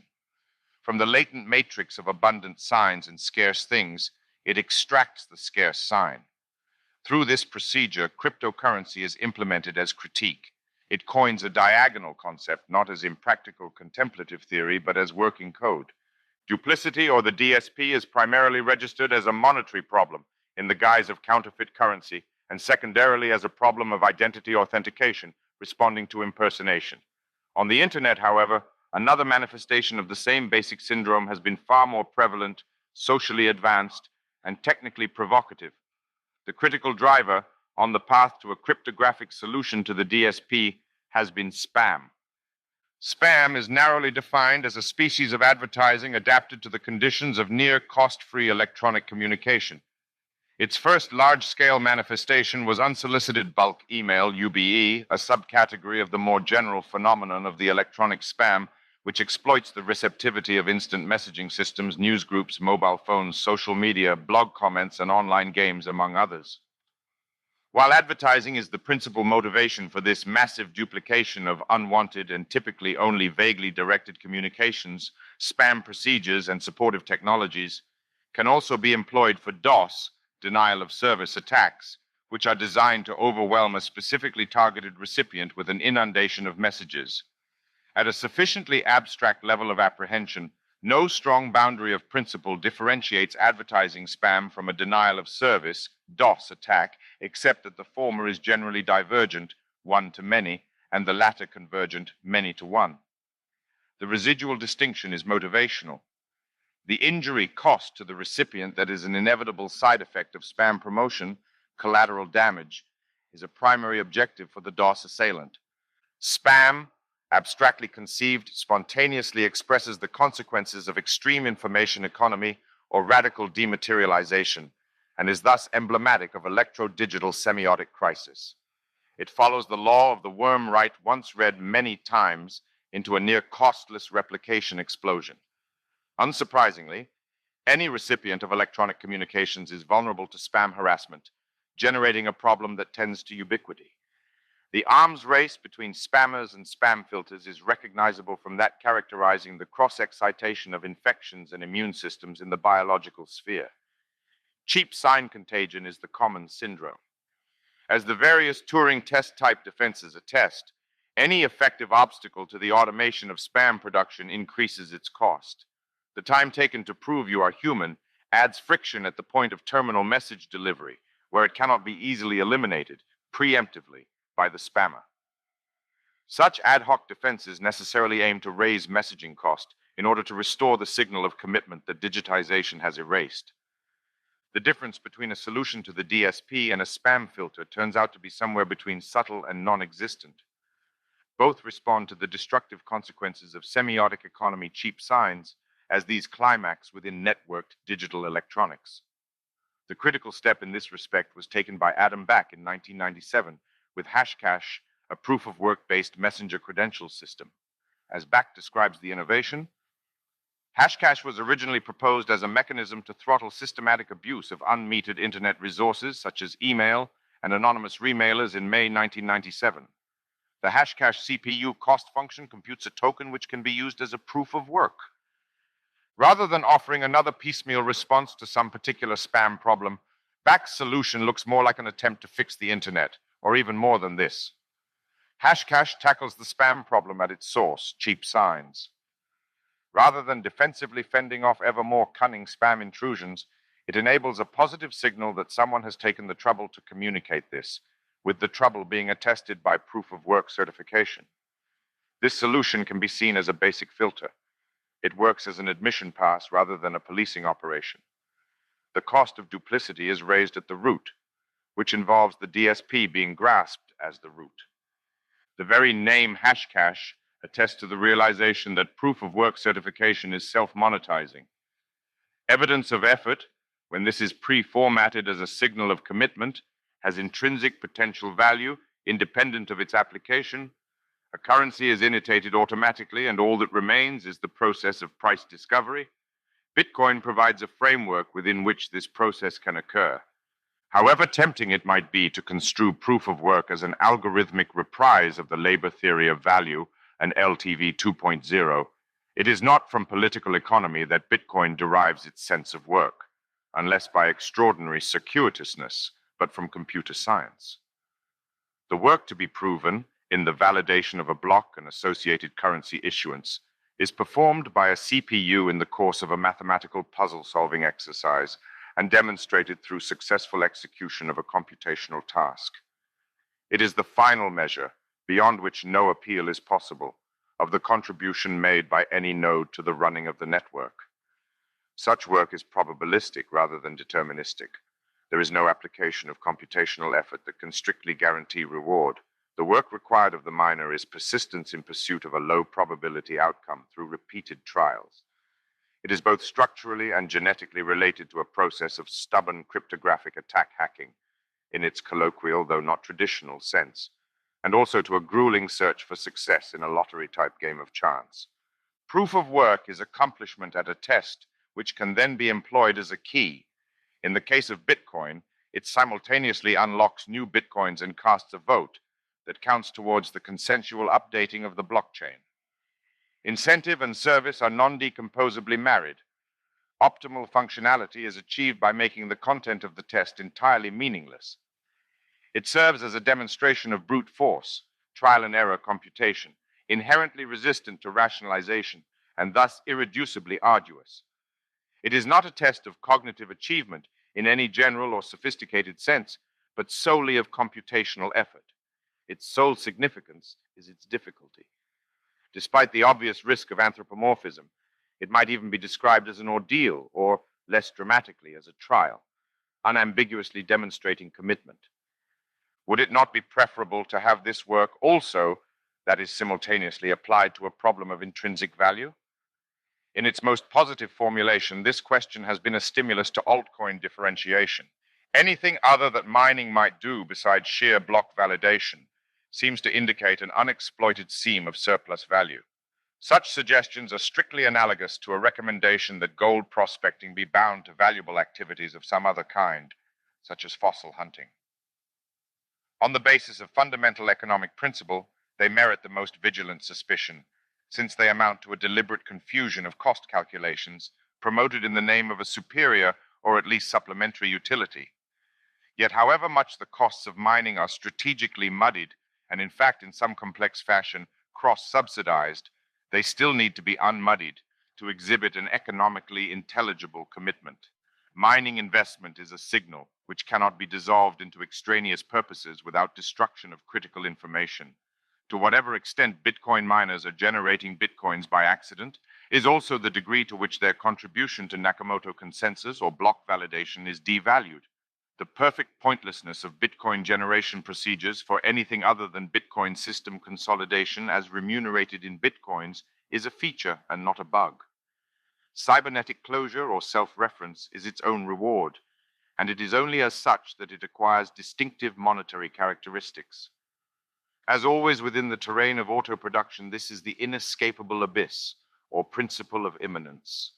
The self-propagating circuit has no ground beyond itself and can only be impaired by the attempt to provide one. From the perspective of the miner, Bitcoins are imminent remuneration for primary production or resource extraction.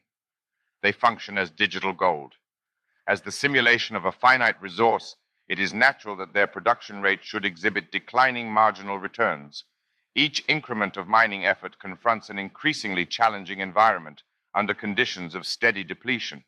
For Bitcoin, as for gold, economic dynamics automatically counterbalance industrial exertion as prices adjust in response to supply constraints. This process of continuously revised Bitcoin price discovery cannot be determined within the protocol, but occurs at its edges, where economic agents trade into and out of Bitcoins, synthesizing the Bitcoin commercium with its outside. Within the protocol, adjustments are restricted to supply modifications, modeling the depletion of an abstract resource that is advanced as a general commodity, that is money. Bitcoin splits its schedule of decreasing returns in two, separating its measures of reward and difficulty. This double contraction, while clearly redundant from the viewpoint of austere abstract theory, enables a superior degree of flexible calibration in response to a dynamic environment, volatilized above all by rapid improvements in computational engineering and product delivery. By dividing Bitcoin output compression between two interlocking processes, the protocol is able to stabilize the rate of block validation in terms of an objective external time metric. The difference between these two modes of nominal reward restriction reflects a schism in time between the intrinsic, intensive, absolute succession of the blockchain and the extrinsic geometricized order of pre-existing globalized chronological convention. Integrated reward is a complex chronosynthesis occurring at the boundary where Bitcoin's artificial time, proceeding only by successive envelopment of blocks into the chain, meets the social chronometric time of measurable periods. 10 minutes means nothing on the blockchain in itself, until connected by an interlock that docks it to a chronometer. Are not all blocks time-stamped? It might be objected. To avoid confusion at this point, it is critical to once again recall the difference between the ordinal and the cardinal, succession and duration. Timestamps are ordinal indicators without any intrinsic cardinality and with merely suggestive cardinal illusion. They implement an ordering convention. Metric regulation of periods is an entirely distinct function. Chain means series and nothing besides. The Bitcoin reward rate halves stepwise in 4-year phases on an asymptotic progression towards the limit of 21 million BTC, the protocol's horizon of zero return. Taken in isolation, this exponential decline looks smoothly Zenonian, asymptotic, or infinitesimalizing until arbitrarily terminated at a set point of negligible output. It is scheduled to pass through 34 award eras, in the last of which, with block 600,093,000, BTC issuance reaches zero. Due to the power of exponential process, 99% of all Bitcoins are issued by Era 7, during which 164,062.5 Bitcoins are added to the supply. The end of Bitcoin's mining epoch is anticipated in the year 2140. After this point, at a date so distant that it belongs to the genre of science fiction, continuation of the system requires that mining-based block validation incentives are fully replaced by transaction fees. Evidently, the transition process cannot be expected to await its arrival at this remote terminus, which marks a point of completion rather than inauguration. The reward schedule is further tightened by increasing difficulty of the hashing problem. Rather than executing a pre-programmed deceleration, Bitcoin's rising difficulty responds dynamically to technological acceleration and balances against it, thus holding the block validation rate roughly constant. Even as the reward rate tumbles, when denominated in BTC, the block processing rate is approximately stabilized at a rate of 1 block every 10 minutes, regardless of the scope and intensity of mining activity. Difficulty modification is a synchronization. The Zenonian time of intensive compression that determines the BTC reward rate is, taken on its own, wholly autonomous or artificial. As already noted, its chronometric ticks are block validation events registered in serial block numbers and their epochs. They have no intrinsic reference to the units of ordinary time.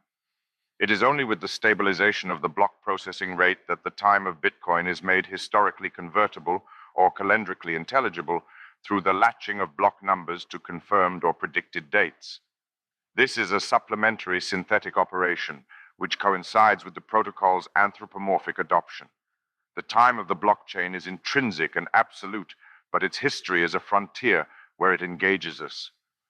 As the blockchain is installed and thus dated, an artificial time in itself, consisting only of absolute succession, is packaged as phenomenon.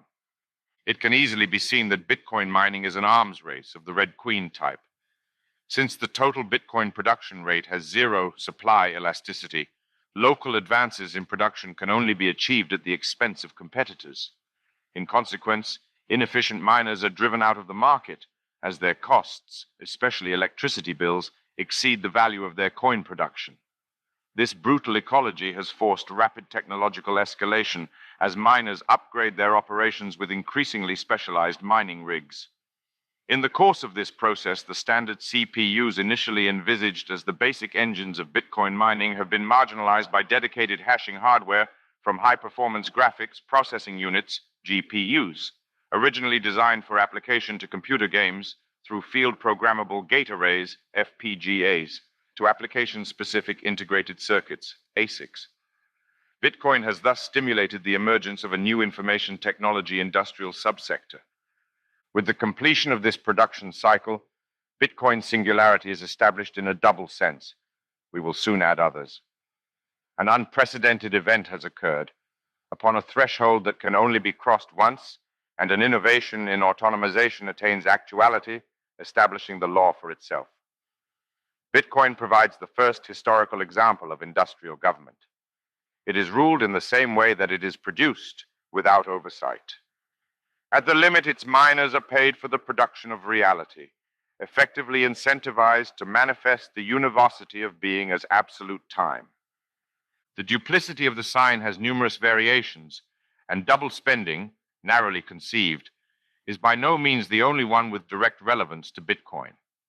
A digital monetary system is intrinsically open to fraudulence, manipulative duplicity at every scale, since not only its currency units, but also its associated websites, exchanges, and institutions, up to the level of an entire implemented protocol or commercium, are vulnerable as a matter of first-order principle to cloning. In this widened sense, the DSP is the indicator of a fully scale-free vulnerability. Bitcoin as a whole is replicable open-source software. It has no secure uniqueness beside that, by no means inconsiderable, of coming first. The fact that the distinctive identity of Bitcoin inheres solely in its originality, which is to say its historical privilege, is already an invitation to clone invasion at multiple levels. Since the avenue of monetary counterfeiting is blocked by the Bitcoin DSP solution, digital duplicity is displaced and, in fact, upscaled. From the corruption of currency units, it is redirected into the corruption of currency institutions and systems. Fraudulent entities proliferate at the edge of the Bitcoin system, from fly-by-night scam sites to entire exchange businesses whose structural corruption is as likely due to the unconscious consequences of defective design as to malicious criminal intention. Among these dubious displacements of the DSP, the propagation of more or less Bitcoin-like currencies has a special place. The topic of altcoins is particularly engaging and easily merits a dedicated work on its own account. As a deposit for creative techonomic endeavor, these variant cryptocurrencies are perhaps unsurpassed. Yet, when approached on the grimmest and most narrowly critical track, they appear as deviant paths off the Bitcoin blockchain, and worse still, as a recrudescence of the DSP, amplified to the level of entire currency systems. It is unnecessary to make too much of the fact that no less than 3 different altcoins have been brazenly named scamcoin. Hammer of the altcoins Daniel Crowis argues that they are all scams, comparing them to cargo cults, for which there is an expectation of similar results through blind imitation. According to this argument, the proliferation of altcoins is a pathological phenomenon, to be denounced as an impediment to the emergence of Bitcoin's natural monopoly, since, due to network effects, one would always expect a single currency to overcome all its competitors. Because they sap network effects, however feebly, altcoins are a parasitic drain, interfering with the ability of Bitcoin to rapidly reap the full consequences from its first mover advantage. Crowis writes, "Once Bitcoin exists, then there is no additional value from a monetary standpoint of creating knockoffs. What makes Bitcoin great cannot easily be duplicated. Altcoins can only be explained if we believe the purpose of cryptocurrencies is to make money rather than to become money. Between Bitcoin and a close clone altcoin, the difference that matters is invisible to even the most painstaking inspection of code. To avoid distraction, it is advisable to suspend all such comparison and to assume instead perfect duplication. Bitcoin, as an event or real singularity, has no exclusive essence that can be separated from its history. It is merely an instantiation of its own code, even if the first one. Its currency potential is a matter of momentum, exhausted by its path dependency, or history and community, as Crowis puts it. Only the workings of nonlinear network effects, based upon its first mover or incumbency advantage, rather than any determinable differences in kind, distance Bitcoin in principle from its proximate competitors. Bitcoin does not defeat forgery by being difficult to forge, but rather absolutely the opposite. It abandons such terrain in advance on the implicit assumption that all original identity is indefensible in the digital epoch. Synthetic being alone can secure itself. Once again, and not for the last time in this exploration, we are returned to the rift, the abyss. Bitcoin's integrity is groundless. Every imaginable redoubt of essential uniqueness is denied to it in principle or a priori. it can be based upon nothing other than the circuitry of auto-production, whose only foundation lies within itself. Singularity is a stressed sign, even in advance of its capture by theories of decentralized cryptocurrency. It carries a complex of meanings that can easily appear inconsistent and perhaps only arbitrarily concatenated, although this is not a conclusion drawn in the present work. The simplest, logico-grammatical sense and usage of the term is fixed by contrast to plurality. Singularity is the state of being singular, undoubled, or in any way further pluralized. This austere meaning has been overwhelmed by more exotic cosmophysical, eschatological, and philosophical references to the event horizon of gravitational collapse, to the wall across the future, drawn by emergent superintelligences, and to non-generic being beyond the metaphysics of unity. The term is further complicated by its substantial overlap with individuation, which has itself accumulated technical semantic mass through its application to the study of complex systems. It is an essential characteristic of any complex system that it individuates itself. Bitcoin singularity is overdetermined within this cloud of associations. It is not only, as already proposed, an autonomization event or threshold of individuation, but also a depluralization through resolution of the DSP, and even a crisis or critical point in the history of terrestrial intelligence, with definite invocation of technological singularity, for which it arguably provides an infrastructural foundation. Singularity eludes comparison. It can be designated but not definitely signified. It marks a limit of objectification rather than an object. Kantian transcendental realism, whose place carrier is the non-objective thing in itself, prepares us for it. Solving the DSP upon the digital plane requires that the relevant entity's units of value can be copied without being multiplied. Unless carefully formulated, therefore, the problem can appear simply insoluble as a straightforward contradiction. How can digital replication be assimilated to the conservation of singularity? As seen repeatedly, such apparent contradiction or pseudo-paradox is the reliable indication of an incompletely resolved diagonal problem. The solution is the scarce sign, consolidated as a concept, but also, and no less fundamentally, actualized as a technical achievement. Bitcoin realizes a diagonal function, instantiated through digitally replicable but economically precious signs. The Bitcoin singularity simulation is, among many other things, a philosophical event of extraordinary significance, the technical initiation of absolute succession. From this point, history explicitly enters the phase of synthetic ontology or the techno-commercial production of being. Reality is regrounded in a catalyzed and henceforth catalactic construction which functions as an ultimate criterion. In all questions directed towards the veracity of signs, the blockchain is, if as yet only virtually, the terminal tribunal. Intrinsic to this innovation is the necessity or strict principle that no superior authority is possible. Within the entire cosmos of signs, encompassing all social and cultural exchanges, it is only through the blockchain or some adequate analog that the extinction of duplicity is ensured. Such claims can only appear hyperbolic.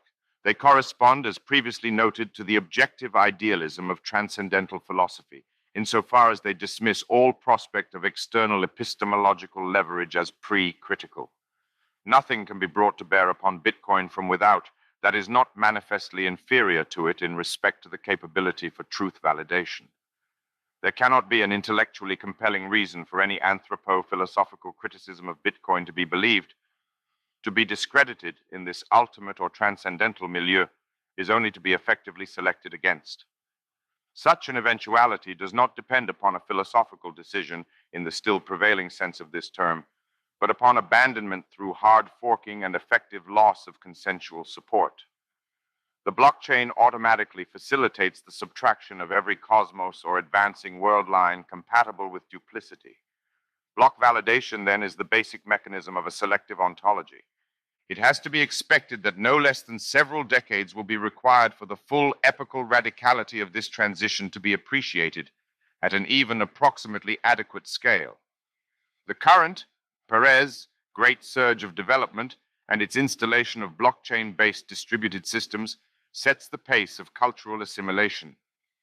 In accordance with rhythmic historical precedent, The wild exaggerations of the germinal phase becomes the conventional wisdom of the mature techonomic order.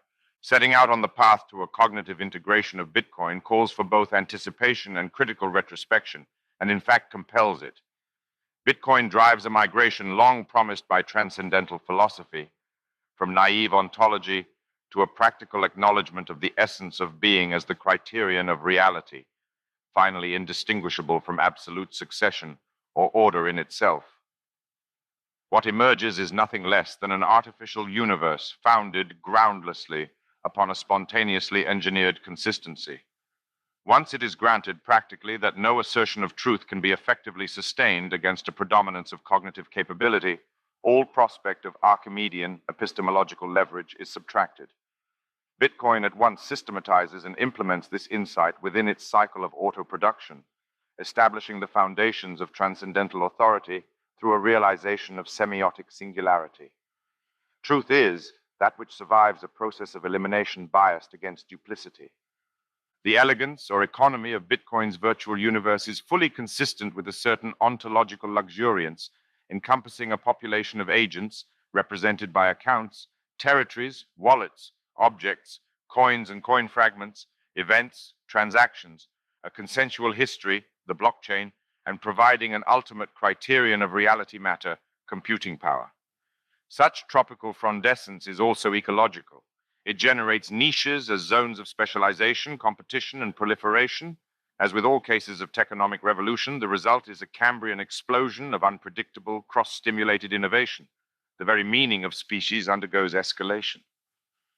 As a side consequence of its unprecedented ontological severity or selectivity, Bitcoin triggers a repopulation of the world. Given the common principle of viral hijacking and double spending, any DSP solution makes an immediate contribution to the field of computer security. Trusted third parties are security holes, Nick Szabo writes. Bitcoin as critique is immediately security innovation because immanence is self-policing. Transcendent sources of protection are vulnerabilities. It follows that Bitcoin security threats are characteristically extrinsic, applying to the edges of its commercium, where violence and fraud can be targeted at people, IRL, I.Ds, and their insecure human flesh machines. Most crudely, an individual can be menaced with a weapon in meat space and told to hand over his private key. Alternatively, residual intermediaries, entrusted with the safekeeping of Bitcoins, can abscond with them. Such dangers are, however, exogenous. Even when they are associated with Bitcoin in public perception, their origin lies elsewhere. Bitcoin has yet to be hacked. The principal security threat to Bitcoin is still conceived, as it was already at the origin as a 51% attack in which a hostile party or coalition commands sufficient applied computing power to overwhelm the consensus and subsequently reconfigure the protocol to its convenience. This vulnerability is finally game theoretical rather than narrowly technical, as are Bitcoin's defenses against it. Incentives are an integral factor. Stated with maximum crudity, why would an attacker be motivated to destroy an asset that has already been captured? Subversion of Bitcoin requires that one first owns it, at least to the degree that its devaluation becomes a self-inflicted injury. These questions are addressed a little more fully in Chapter 4, directly following. Bitcoin is nothing less than a semiotic restoration, an occidental analog of the Confucian rectification of signs, and actually something more, because it is irreducibly innovative on the efficient model of critique. For the first time, the securitization of a sign as an economic token has been understood. Meaning becomes hard currency. The immense philosophical revolution is implicit. It can be demonstrably made impractical to lie. Thus, by a negative and a merely technical route, all prior discourse on truth has been bypassed. With Bitcoin, there is now a truth engine. The consequences are not easily delimited. Even if Bitcoin remains to be definitively comprehended as the long-anticipated end of philosophy, there has never previously been a more convincing model for it. We know from around the back what truth is now. While this book contains numerous signs representing economic values, this does not mean that it is made even partly out of money. The expression BTC 21 million as it appears here and in comparable texts, evidently has no monetary value whatsoever. From this alone, we can confidently presume that monetary signs have some crucially distinctive characteristic, which is only very inadequately captured by any general semiotic determination, such as representations of economic value. A monetary sign is something more than a sign that means money. Money, nevertheless, is made out of monetary signs. In order for signs to function as money, they have not only to represent value as a signification, or to indicate it, for instance, as an account code, they also have bear it as something else. Alongside the semiotic aspects of signification and indication, and even perhaps on occasions instead of them, monetary signs require the characteristic of commutation, collection, or allocation. They involve real rather than merely metaphorical substitution or exchange as a condition of possibility for expenditure. A language user can spend time and energy emitting words, but the words themselves are not, in any rigorous sense, spent. Vocabulary is not consumed in the process of speaking or writing because a word is not, unless merely figuratively, passed from one party to another, but rather duplicated each time a message is communicated. Where a message is spread or proliferated, money is transmitted. In accordance with the rules of double-entry bookkeeping and contrary to the dynamics of multiplication through double spending. When money is as such, it is added to one wallet or account only in being deducted from another. Whenever, in contrast, money operates in the manner of a linguistic sign, it is spent without cost and rapidly reduced to worthlessness. It would be convenient if the word token were available to carry the sense of the allocative sign. And there is some indication that the word is being adopted in cryptocurrency circles in this way, indifferent to potential interference and confusion from its previously established technical and philosophical usage. In their ordinary deployment, tokens count as money. Yet precisely because they allocate more than they signify, their meaning has remained overwhelmingly lodged in obscurity. They circulate in immense numbers, saying little. If a new semiotic settlement is to follow in the wake of the Bitcoin protocol and its solution to the DSP, there is an alternative common term all but destined, if not in fact simply destined to be cemented into the foundations. The allocative sign is the coin. General acceptance in this regards requires only an increment of abstraction, accompanied by an automatic reversal. Once the cryptocurrency coin suffix, rather than alluding to concrete species, acquires the status of a defining model, the word coin becomes the technically precise bearer of a semiotic function. A coin then would be fully characterized as a unit of DSP-resolved currency, typically instantiated as a highly virtualized internet communicable ledger entry reproduced on a blockchain. Beside the signifier and the index, or no less beneath them, is the coin. Chapter 4, State of Play. Humans are neither tigers nor bees. Regardless of ethnic variation or ideological faction, they are neither solitary nor collective, eusocial, but social, and societies are essentially middling or ambiguous. The concepts of the social and the individual, or the public and the private, are reciprocal and mutually compromised. Social beings are necessarily, always, but only partially coordinated through transactional bonds. They have neither group mentality nor perfect autonomy. The way they get along together is an ineluctable and perennial problem, resolved through precarious, transient, metastable solutions. All promises of definitive fusion or fission, perfected solidarity or independence, are strictly utopian. The perpetual tension of dynamic social arrangements is an unsurpassable human reality. It occupies the zone of coordination. The ineradicable ambivalence of the social animal is captured by the theory of games. A tiger does not play games with a prey animal any more than bees play games with each other.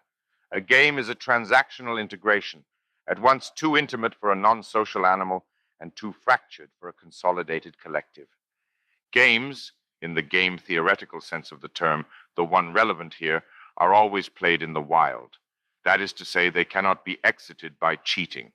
If knocking over the table is a move that can be made in reality, and doing so ends the game, it wasn't a game of any seriousness to begin with. In any game that matters, cheating is a permitted move as soon as it is possible at all. It might be said more precisely that any game which effectively prevents cheating is embedded within a greater game where such prevention is actualized, as an outcome. Any regulated game is carved out of the wild, and it is the outer game that carves which game theory attends to. In this lies its realism, distinguishing its objects from circumscribed, ludic amusements. Games merit social attention precisely because they contain cheating as integral options. Trust has to be internally processed, not extraneously presumed. There are no external referees. Due to its extreme elegance and consequent generality of application, Prisoner's Dilemma, PD, has come to achieve broad acceptance as the archetypal game. The scenario is elementary by design. Two prisoners are held in non-communicating cells. Each has the same binary or Boolean strategic decision to make to betray the other or not. The entire game can therefore be represented by a 2-by-2 matrix. Finally, each space or outcome contains two numbers, representing the payoff to the players. In PD, this aspect is perfectly symmetrical. The situation of each player exactly mirrors that of the other. Every payoff is a weighted negative utility, dramatized as a prospective period of jail time. All of the information on the outcome grid or payoff table is objective. It represents the dilemma facing each player as both equally would acknowledge it without controversy or perspectival inflection. In principle, it is accessible to both prisoners and guides their choice of move. PD has no well-coordinated solution unless the game is multiplied to become iterated and mnemonic. This is because there is no strictly rational alternative to defection, betrayal, in the absence of additional information, such as the kind that would be provided by the persistence of reputational positions through multiple cycles. In this respect, PD models coordination problems of the tragedy of the commons type, in which the optimization of collective interest is practically unobtainable. Free rider problems are subcomponents of the same dilemma, which indicates that it is generalizable to parasitic relations of all kinds. Within all of these cases, rational individual decisions aggregate to a collective failure, expressed as systemic collapse in extreme cases, or more typically as a deadweight, negative sum loss to the population as a whole. It bears repeating or reiterating because it cannot be easily overemphasized that Prisoner's Dilemma has extraordinarily general application to coordination problems.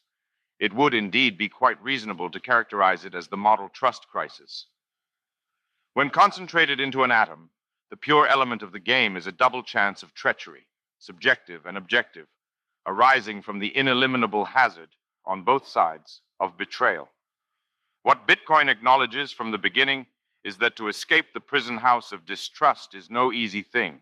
Once mere moral exhortation in the direction of altruism is theoretically shelved. The recognition of this problem as a problem underscore is socio-political realism itself. It is at this fork in the road that almost everything is decided.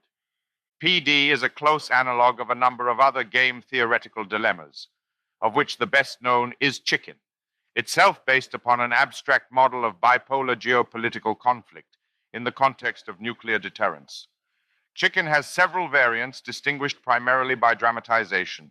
In one, competitors wrestle at the edge of a cliff and double defection pushes both over the edge. Another version of Chicken sets two drivers accelerating towards each other in automobiles. The contestant who swerves loses. If neither swerves, a common calamity results, equivalent to the double defection or collective pessimal equilibrium in PD. An important difference between classic PD and Chicken, however, is that in the latter scenarios, the contestants are not held to be strictly non-communicating.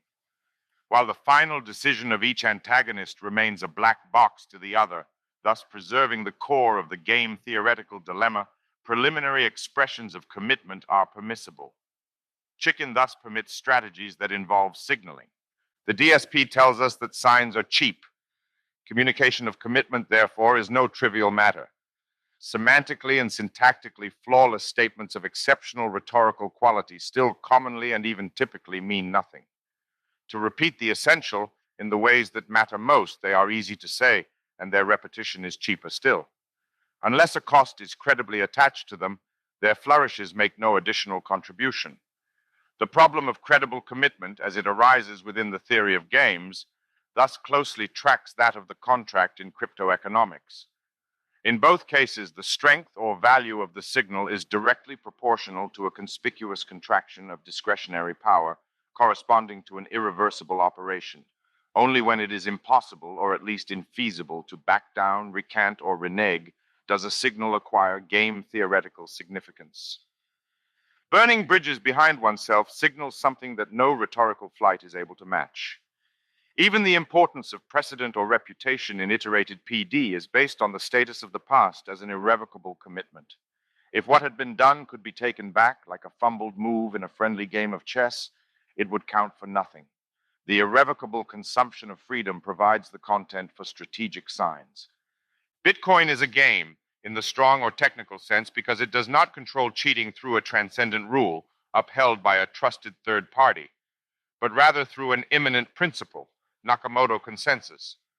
Its immediate ancestry, within the game theoretic lineage, descends from the formulation of the Byzantine generals problem, dating back to the mid-1970s. As Lamport, Shostak, and Pease explain the problem, with line breaks preserved from the original. We imagine that several divisions of the Byzantine army are camped outside an enemy city, each division commanded by its own general. The generals can communicate with one another only by messenger. After observing the enemy, they must decide upon a common plan of action. However, some of the generals may be traitors, trying to prevent the loyal generals from reaching agreement. The generals must have an algorithm to guarantee that. A. All loyal generals decide upon the same plan of action. The loyal generals will all do what the algorithm says they should, but the traitors may do anything they wish. The algorithm must guarantee condition A regardless of what the traitors do. The loyal generals should not only reach agreement, but should agree upon a reasonable plan. We therefore also want to ensure that B. A small number of traitors cannot cause the loyal generals to adopt a bad plan. Byzantine failures arise when parties distributed within a communication network containing unreliable nodes are obstructed from reaching agreement because they cannot confidently establish among themselves what has in fact been communicated or from which agents' messages have been received. A global perspective appears unobtainable, and local perspective is vulnerable to compromise. The extreme difficulty involved in Byzantine communications makes them a model coordination problem of special relevance to internet-connected agencies. Crucially, for our purposes here and beyond, the problem follows upon an assertion of immanence, a critique, since it is defined primarily by the absence of a transcendent tribunal with global insight. None of the generals are able to stand outside the system, call upon an authoritative criterion from beyond it, or even direct their communications around it. Their relation to each other is technically flat or peer-to-peer. Any solution has to be drawn from out of the system itself, which is to say, from the self-organizational resources inherent to sheer multiplicity. Nakamoto consensus, in game theoretic context, is the name for a solution to the Byzantine generals' problem based upon proof of work. By including proof of work within each message, hashed block, the generals are able to make the measure of agreement reached, that is, computational power committed, into an intrinsic property of their communications. Agreement about the message is folded into the message. As blocks are chained securely in strict succession, the signal of consensus strengthens. In meeting a reiterated proof of work criterion, the blockchain accumulates immanent credibility. It replaces an extrinsic and intractable question about the reliability of communications with an intrinsic communication of reliability. Trust is made into the message.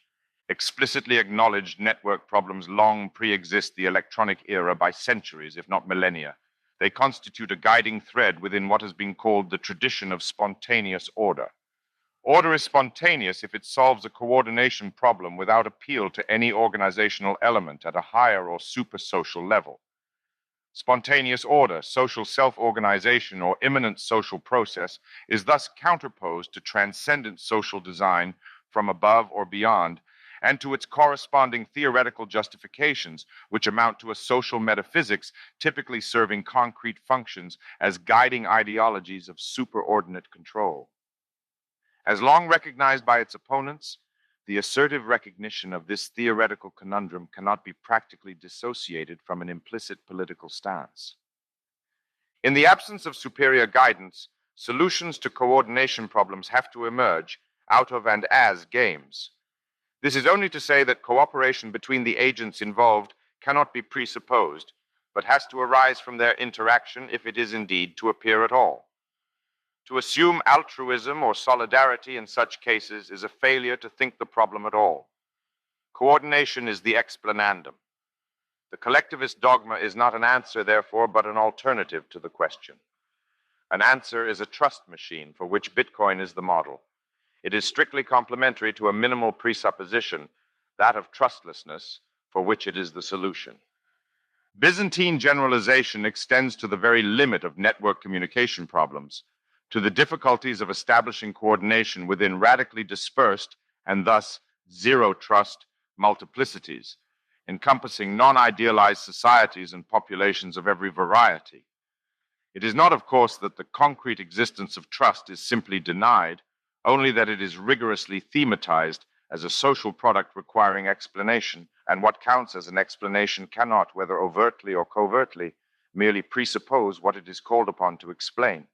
This demand, as we have seen, is already totally, even ultimately controversial. If there is trust, there has to be a trust engine, conceived without pre-existent bonds of trust as a part. At the most abstract level, therefore, this is a topic that would have been familiar to the thinkers of the Scottish Enlightenment, as to all those participating productively within the theoretical tradition of spontaneous order. It is exactly the same problem of decentralized coordination, in the absence of any transcendent contribution provided by assumed altruism or common purpose, that has been the essential guideline for realistic social analysis within the Whig lineage of descriptive liberalism, exemplified most famously by Adam Smith's figure of the invisible hand. Evolutionary biology, as a science of emergent networks, has engaged very similar problems from its inception, often with identical tools. This is especially evident in the modeling of ecological equilibrium within large, long-term biological system dynamics, in which the absorption of extinctions defines the true network by the absence of indispensable nodes. A more recent attempt to formalize such coordination is found in the game theory of John von Neumann, which has itself been effectively applied to biological networks at a variety of scales. The latest and still rapidly self-transforming incarnation of this tradition can be seen in the science of complex adaptive systems, as exemplified by the research programs of the Santa Fe Institute. In each case, the defining theoretical object is emergent coordination, in which no appeal to any centralized, superordinate, or orchestrating principle is made, unless this can be identified with the system itself as such. The target of such researches is transcendental order, as captured by the immanent rules of distribution, which are ultimately indistinguishable from the real correlate of mathematics. Games, strictly understood, therefore, arise under the minimalistic assumptions tolerable to an analytical anarchism. That is, after the methodical subtraction of all presumed coordination, or the conversion of such presuppositions into formal theoretical problems. The implicit critical impulse driving the construction of such research programs is evident. That which might have been asserted as a transcendent principle or metaphysical dogma is to be instead explained as an immanent, emergent, or evolutionary outcome. Whether explicitly understood in such terms or not, every such enterprise is a regional application of critical philosophy. Spontaneous order is the correlate of critique. The solution, however, cannot correspond to a philosophical thesis of any traditional type, or even to a machinic proposition, an engineering diagram, simulation, or protocol, but can only emerge as the synthetic product of such a proposition when executed. The notion that coordination problems of significant complexity can be anticipated in detail by a process of pure ratiocination is a philosophical disease of recognizably pre-critical type. The idea of the diagonal is not the diagonal. If the discovery of spontaneous order as a problem corresponds to the execution of critique, it can be formalized through a diagonalization matrix. When the pre-critical opposition of centralized coordination to uncoordinated dispersion is tabulated, it draws a graph isomorphic with the Kantian schema. At the level of the abstract formalism, this latter is echoed with such extreme fidelity that we can borrow from it freely, while switching its terms through a simple hash. Substitute centralization for analysis, decentralization for synthesis, order, coordination for the a priori, and disorder for the a posteriori. As with the Kantian original, the first diagonal term fails.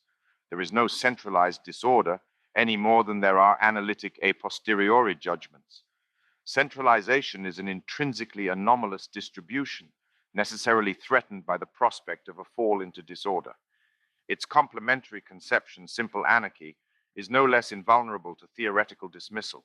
The previously acknowledged terms, centralized order and decentralized disorder, like the analytic a priori and synthetic a posteriori, are therefore preserved. Common sense is not abolished, at least not initially. In the exact formal place of Kant's invention or discovery of the synthetic a priori, the critique of coordination too generates a viable diagonal product. Decentralized order, quod erat demonstrandum. This is the great oblique worked by all realistic social theory since the inception of the modern epoch. In cyberspace, the tradition of spontaneous order has been massively accelerated. Classical coordination problems have been reformulated as experimental fields, opened for exploration by the emergence of increasingly powerful computer simulation tools, and consolidated as practical solutions through the implementation of cryptographic systems and P2P platforms. Philosophical reflection has, to a very considerable extent, been sidelined by technical applications reinforced by far superior criteria of evidence, which is to say, practical demonstration. In the age of electronic information, technology networks can be tested as products, and it is possible to ask of a complex idealization as never before, does it work? This transition through computer simulation from explanation to implementation registers a process of technological envelopment without definite limits. It corresponds to an interminable tide of disintermediation that established institutions of intellectual authority have not yet begun to fear enough. While institutionalized philosophy has tended to lag the network trend rather than pioneer it, something that might reasonably be called abstract network theory has nevertheless arisen to become a guiding philosophical theme since the mid-20th century. Among those modes of philosophical writing that have been most influential upon the wider humanities and social sciences, this attention to the distinctive characteristics of networks has been especially notable. Appropriately enough, this discourse or dispersed conversation has no uncontroversial center of authority, stable common terminology, shared principles, or consistent ideology. Its rhetoric tends to systematically confuse advocacy with criticism, and both with analysis, as it redistributes partial insight around a number of relatively tightly interlocking social circuits, which are overwhelmingly dominated by a familiar set of theoretically superfluous moral political axioms. Yet, however deeply regrettable this concrete situation might be considered from the perspective of austere theory, it cannot be simply wished away. Intellectual production itself occurs within networks, and those with greatest promotional capability are among those least optimized for pure intellection. The cultural systems in which the philosophical and sub-philosophical formalization of radically decentralized or true networks has emerged through a multi-decade self-reflexive process are eccentrically articulated, very partially self-aware, and only weakly integrated. Yet even in these noisy and deeply compromised circles, cross-cut by vociferous extraneous agendas, and subjected only very weakly to a hard reality criterion, convergence upon the rigorous conception of a model network has been inexorable.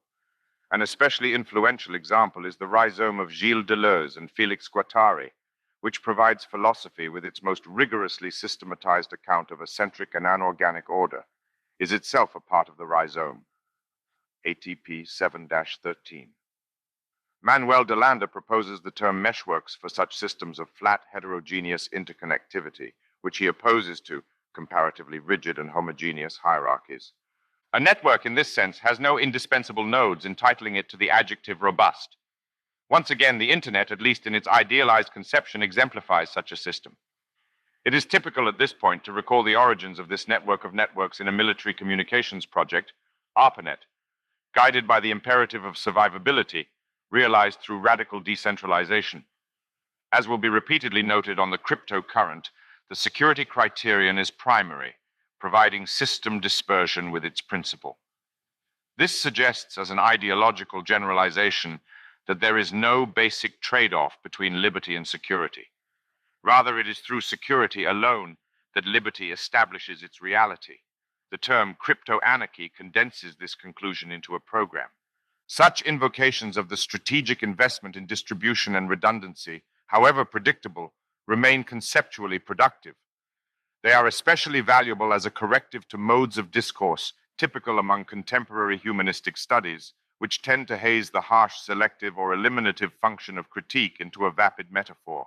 It is the military ancestry of the Internet that is tacitly referenced in the celebrated maxim of John Gilmore, 1993. The net interprets censorship as damage and roots around it.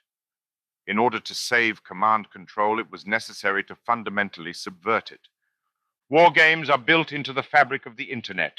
This is at once a matter of uncontested genealogy and of an as yet only very partially explored transcendental strategic landscape. As we have seen, according to one comparatively mathematicized formal meta-description, Bitcoin arose as the solution to such a game, the Byzantine general's problem. This immediate context is so closely tied to the achievement of the Bitcoin protocol by those most closely associated with its formulation that it has been widely adopted as a definition. Yet even if the solution to Byzantine coordination establishes the game theoretical significance of Bitcoin, it does not exhaust it even remotely. Bitcoin is both less than and more than a mathematical theorem because it remains a game in process and also a metagame. There is an irreducible informality to Nakamoto consensus insofar as it remains open or unsettled at multiple levels. As a concrete procedure, it effectively invokes a socio-technical process of uncertain destiny within its demonstration, making it ill-suited to the purposes of mathematical proof. If the mining procedure, rather than the reward criterion, could be fully specified in advance and thus support predictive deductions, it would do no work. Incentivization, in every case, presumes non-deducible outcomes. Bitcoin, like all incentive systems, is a synthesizer. It produces a social process as an event and an arena, or agora, and thus advances experimental game theory through an artificial environment especially conducive to the emergence of spontaneous, trustless coordination. Concretely, this space is a hothouse for business innovation, which constitutes the leading and perhaps still bleeding edge of microeconomics, where generalized theory and practical enterprise have yet to dissociate. The boundaries of the protocol, while strictly defined in certain respects, are profoundly unsettled in many others, and there is no strongly economical way to settle them. Where does it end is a question that has to be explored historically without conceptual shortcuts by an irreducible synthetic process. It is thus roughly modeled by the Bitcoin mining procedure, where the ineluctable necessity of trial and error or uncompressible method precludes all possibility of rapid philosophical, that is purely conceptual, resolution. Bitcoin is a game and is like history in that it cannot be worked out without being actually played or hashed. Real games are far from equilibrium processes that approach formality without actualizing it. They consume freedom by contracting discretion with every move that is made and prolong themselves by reproducing it in a circuit. Only insofar as this holds do they include incentives as an irreducible teleological element. The open-ended mechanization of purposes is the diagonal along which they proceed. When apprehended at sufficient scale, this process is equivalent to industrialization. With the arrival of Bitcoin, money is, for the first time, subsumed into industrial revolution. A great historical circuit is cybernetically closed, which does not mean finished, but something closer to the opposite, that is initiated. Techonomic fusion, the singularity guiding modernity's convergent wave, can for the first time be retrospectively identified. On Halloween 2008, the end began. What modernity has been from the start was then sealed. Friedrich Nietzsche's On the Genealogy of Morals dedicates itself to describing how man became an animal with the right to make promises. The story has turned out to be even longer and more intricate than his work anticipated, but the quasi-paradox there explored, knotted into the concept of debt, retains its pertinence into our time. How is a free commitment possible? Bitcoin attends explicitly to the same problem. Transactions that are computationally impractical to reverse, of the kind Bitcoin facilitates, constitute voluntarily adopted mechanized commitments, immunized against all vicissitudes of will. Since algorithmic irreversibility enables an inability or disables an ability, there is much here that seems self-contradictory upon superficial consideration. Yet such a facility or indeed power of self-limitation is already fully implicit in the word bond and in any serious sense of commitment. A contract is an expenditure of liberty. The motto on the coat of arms of the London Stock Exchange, dictum meum pactum, my word is my bond, extends the principle by etymological suggestion to the most elementary cases of formalized social association, pacts. Society is a game which arises from its ragged edges. The deal describes the frontier. During a fireside chat on Bitcoin and the future of payments technology, Larry Summers makes exactly the same point. This is an area that I think is rich with irony. The single most important development in the history of the common law corporation was when the legal principle that it could be sued was established. And you might ask, why was it good to be sued? Well, because if you can't be sued, you can't enter into a binding contract. And only when you could enter into a binding contract could you carry on commerce in a major way. Bitcoin subtracts the option to defect or double spend. The protocol sets the rules of a new game in which the violation of contract ceases to be a permissible move. By automatizing this constraint, and thus withdrawing it simultaneously from the realms of contractual agency and regulatory oversight, Bitcoin instantiates algorithmic governance in its own specific domain. Human discretion is displaced to the boundary of the Bitcoin commercium and into the zones of meta-decision for economic agents and authorities respectively, whether to enter or permit Bitcoin. These dilemmas introduce a knot of complex and typically highly recursive games that can be grouped under the umbrella term Bitcoin politics. To propose that the political controversy associated with Bitcoin can be expected to escalate in approximate proportion to the cryptocurrency's success, as quantified by its total market value, is unlikely to provoke feverish dispute. Yet such distribution concerns are comparatively trivial, at least at the level of political principle, when set alongside the questions of sovereignty that cryptocurrency raise. Bitcoin is a limit strategy of depoliticization, which at the cliff edge of historical irony announces an ultimate political contest. No stroke can be more intensely politicized than one threatening to sweep away a whole field of political decision-making. As a purely ideological challenge, therefore, Bitcoin organizes a terrain of political antagonism in advance, provoking, in reaction, a defensive politics of unprecedented conceptual purity. Cryptocurrency self-regulation elevates the menace that has long spooked left-articulated political interests under the guise of the autonomization of capital to an almost parodic height. It ceases entirely to be answerable. Dialectic loses all purchase. This is widely grasped, even though the thing itself cannot be. Bitcoin is a game changer. It can easily become confusing to talk about games. An allusion to non-seriousness need not be a great problem. What, after all, is seriousness? More obfuscating is the invocation of rules. Insofar as a game is thought to be essentially rule-bound, the train of associations is guided in a direction that is radically misleading. Games are defined by rules, but they are determined far more informatively by the absence of rules than by their presence. The game occurs in the unruled area, and insofar as further subtraction of rules can be achieved, the game is thereby intensified. Rules set the boundaries of a game, but the strategies that compose the actual or executed game's positive characteristics substitute for a rule. They are synthetic. There is a difference, therefore, between transcendent and immanent principles, or more strictly, between rules of transcendent and immanent genesis. The former, determined in advance of play, set fixed parameters or ideal competencies comparable to axioms and exposed in advance to analysis. The latter emerge synthetically from the performance of the game as demonstrations or discoveries. A game is always improved qua game when its set of transcendent principles is reduced through conversion into immanent principles or emergent outcomes. While there is a Bitcoin protocol, Bitcoin is not reducible to it. Bitcoin is rather the outcome of being played, in conformity with those rules that the protocol firmly but non-comprehensively establishes.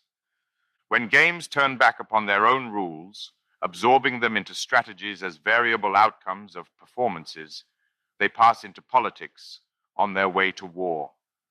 It follows that politics makes itself difficult to talk about since the analytical frame necessarily becomes a disputed frontier. If the games that matter were comprehensively structured by uncontested explicit rules, they would not be happening at all. There would be no field of contestation and thus no contest. Loyalty to the game as such has become the axis of potential defection. Strategies marked as cheating within a commercial context are elaborated and acquire a very different self-representation as resistance. To thus identify game-theoretic defection with social solidarity or collective refusal demands a thorough reorganization of meaning and eventually nothing less than a cultural revolution. A very brief digression into the articulation of politics, which is also the politics of articulacy, imposes itself at this point, beginning with the structural linguistics of Ferdinand de Saussure, a theoretical framework which attained a voguish authority over the politicization of commanding cultural institutions during the second half of the 20th century. In the non-STEM fields of the Western Academy in particular, the influence of these ideas is difficult to exaggerate. A structure in this specific theoretical sense is a system of differences or significant discriminations which distributes meaning within a hierarchy of contrasts. Its semantic atoms are produced through relations of reciprocal determination, most commonly represented by binary oppositions. Within an opposition of A and B, A is not B and B is not A, and this exhausts their production of meaning when extended across the concatenated differentiations of the linguistic totality. Saussure insists there are no positive terms. Signs acquire significance only through their distinctions, as these are applied to an intrinsically amorphous world, subdividing it into signifieds, reciprocally demarcated plots or allotments of meaning. If we ask, in the degraded ideological mode, alert only to power-oriented motivated reasoning, why this type of linguistic theory rose to such an extraordinary position of cultural dominion, suspicion properly falls upon one particular assertive presumption, the arbitrary nature of the sign. As the mantra of choice for a radically generalized anti-naturalism, this doctrine lays down a welcome mat to politicization and has thus contributed immensely to the self-consciously Gramscian reconstruction of the Western academic humanities and social sciences during the mid to late 20th century. What was being said about signs in this context and what was being done with them evidently interconnected, but only indirectly. The highly formalized and thus conveniently replicable ideological signaling system that had been put in place by this cultural revolution established the rules of a new game, or rather, submerged those of the old one. The new dispensation was not to be predicated upon the formulation of protocols, but upon the management of faction. Friend-foe identification procedures rapidly attained uncontested authority, invigorated by blind convergence upon the essence of the political, as found in orchestrated in-group versus out-group antagonism. The practical economy was impressive and in fact irresistible. To obstruct the process of identification was to identify oneself as hostile, and thus to auto-eliminate the obstruction. In the name of an overturning of privilege, the new order of institutional cultural meaning had privileged absolute, unchecked, or arbitrary political discretion in the last instance and through retro-projection. There had never, any longer, been anything but politics. The political collectivity alone decides, overcoming its alienation or false consciousness in the dissolution of objective nature and complementary recognition of its own, naturally and traditionally, untrammeled power of reality production. This commitment defines the left in its critically coherent manifestation. It describes a generalized absorption into politics that the Gramscian or left hegemonic academy self-consciously facilitates under the banner of the arbitrary or illimitably contestable sign. Across large swathes of the contemporary academy, such thinking has manifestly triumphed. Academic authority, and even the strictest kinds of academic credentialization, has been increasingly digested by it. Everything that organized intellectual activity touches upon is to be democratically challenged and policed under the direction of the dominant mass faction, though, of course, through its institutional representatives. All values are resolved into ethico-political obligations and thus submitted to inflamed moral struggle, recognizably post-theistic Protestant in type. The institutional consequences have been starkly evident. Polemic inflates along an axis of raw signal amplification, which is finally shouting. When Bitcoin secures itself against voice, this is what it effectively succeeds at ignoring. No shouting can conceivably be loud enough to perturb it. Like the crew of Odysseus, bypassing the sirens, its ears are sealed. A certain strategic desensitization approaches its limit. An overtly differential and volatile polarization of meaning follows upon the politicization of signs when they are taken up as markers of organized antagonism, functioning as rallying points and signs of aversion, comparable to heraldic devices on a medieval battlefield. The partisan adoption of linguistic signs, as flags, destabilizes them in peculiar ways. Structural determination is systematically aligned with faction and subsequently warps in accordance with political vicissitudes. Ideological terms are driven into unusual migrations of meaning through rapid twists, turns, and complicated zigzags, which model, non-coincidentally, a dialectical process of development in which everything becomes its opposite on the way to absorption into totality. The word liberal and its associates, for important reasons, provides the most remarkable case, pressed into crazed meanderings across nearly the entire field of political significance, even as this domain asserts itself as all-encompassing. Liberal and anti-liberal are terms that have evolved or degenerated to such a point that they have become near-perfect synonyms, serving only as indications of evanescent factional identification. The meaning of federalism has undergone a comparable process of structural devastation. It is natural, then, to expect the signs of pure political polarization to manifest an extreme degree of semantic instability, and this is precisely what we find with the words right and left in their political usage. Unsurprisingly, these words are regularly denounced from all sides as mere triggers for conflictual group dynamics and as an invitation to intellectual chaos. The semiotic in-group versus out-group rituals of microsociology have a far firmer grip on such terminology than that enjoyed by political philosophy. As is typical of political language, these words have become signals of group belonging, while only very secondarily preserving the capability to designate any definite grounds for the social or cultural categorization in question. Flagged allegiance, us or not us, swamps and drowns, all positive meaning. Insofar as the intrinsic interests of philosophy are concerned, therefore, it is impossible to over-emphatically denounce the cognitive destructiveness of partisan identification. This is the basis for the admirable maxim adopted by the rationalist website Less Wrong. Politics is the mind killer. It is also why the very idea of intrinsic philosophical interest has to be systematically derided from the side of politics, typically as the mask for a hidden or crypto-politics. If every discussion of money is vulnerable to corruption by politics, politics itself is pure corruption, at least from the classical liberal perspective that is reanimated in crypto-libertarianism, even if there are far more complementary ways of expressing this point. Politics is the place where language goes to die, sacrificed by necessity to ulterior motivation. The evidence of linguistic history could not be more unambiguous in this regard. Whatever is seized with partisan enthusiasm becomes, almost immediately, philosophically unusable.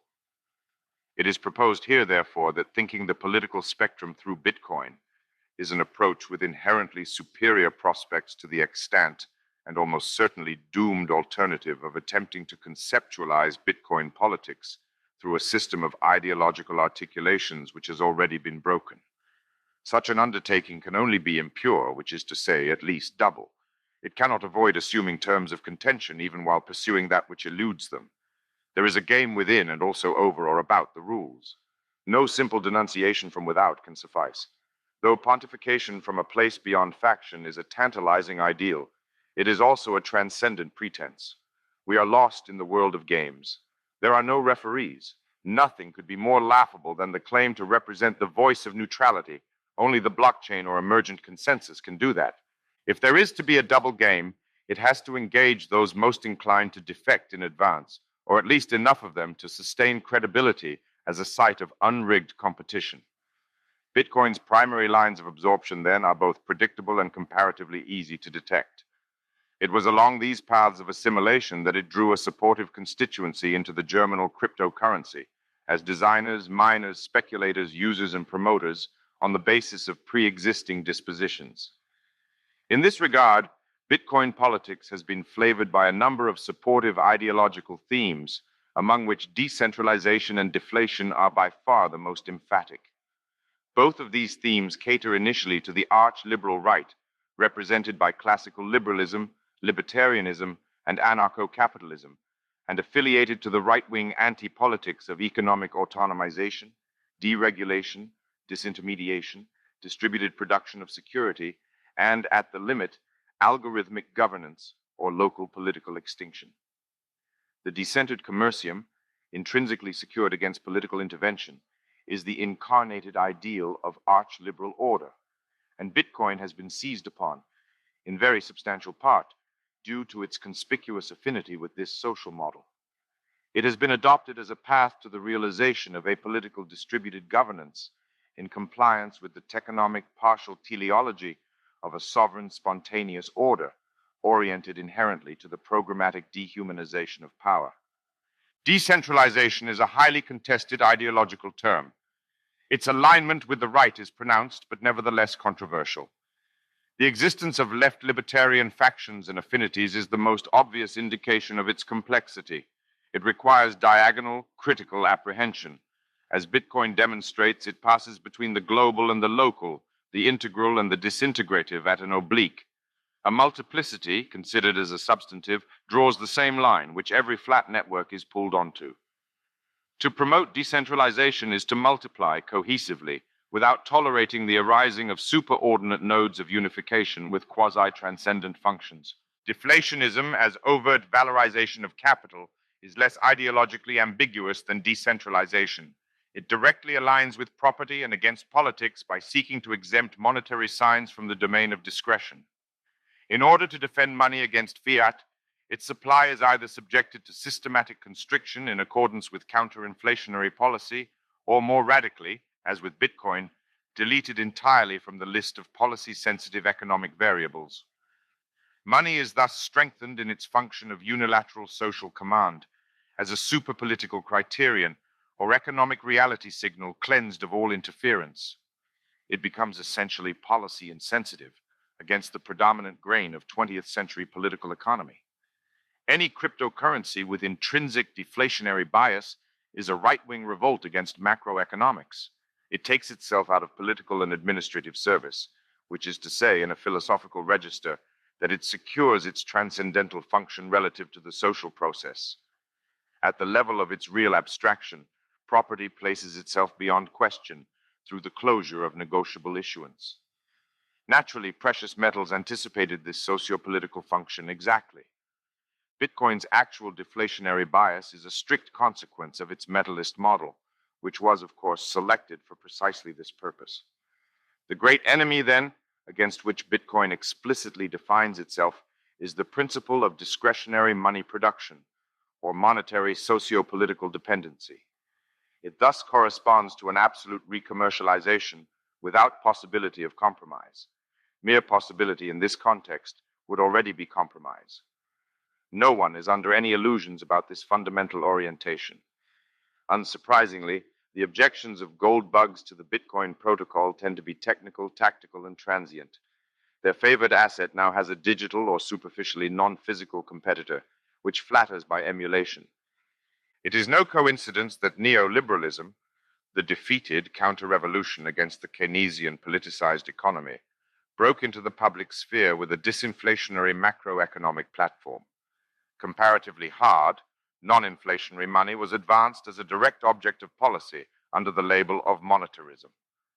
While still representing a massive concession to the principle of macroeconomic management, the limited monetarist proposal to subtract discretion from national currency administration was a sufficient departure from the post-war academic bureaucratic consensus to remain tainted by intellectual scandal.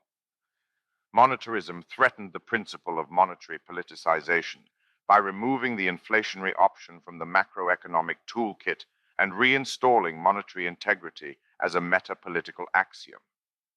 Since what was thus envisaged was a permanent self-binding of political authority by itself in respect to monetary management, the political incoherence of the project are easily seen.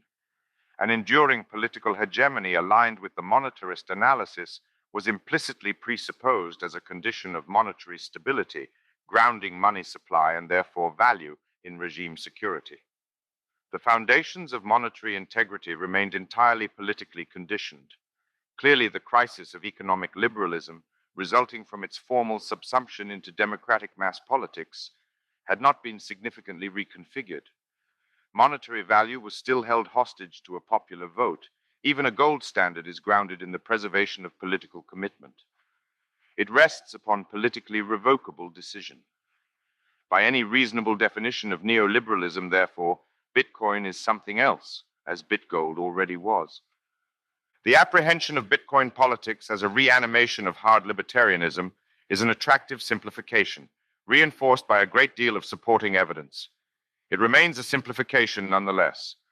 The Bitcoin event, in its full historical expression, overspills all guiding purposes.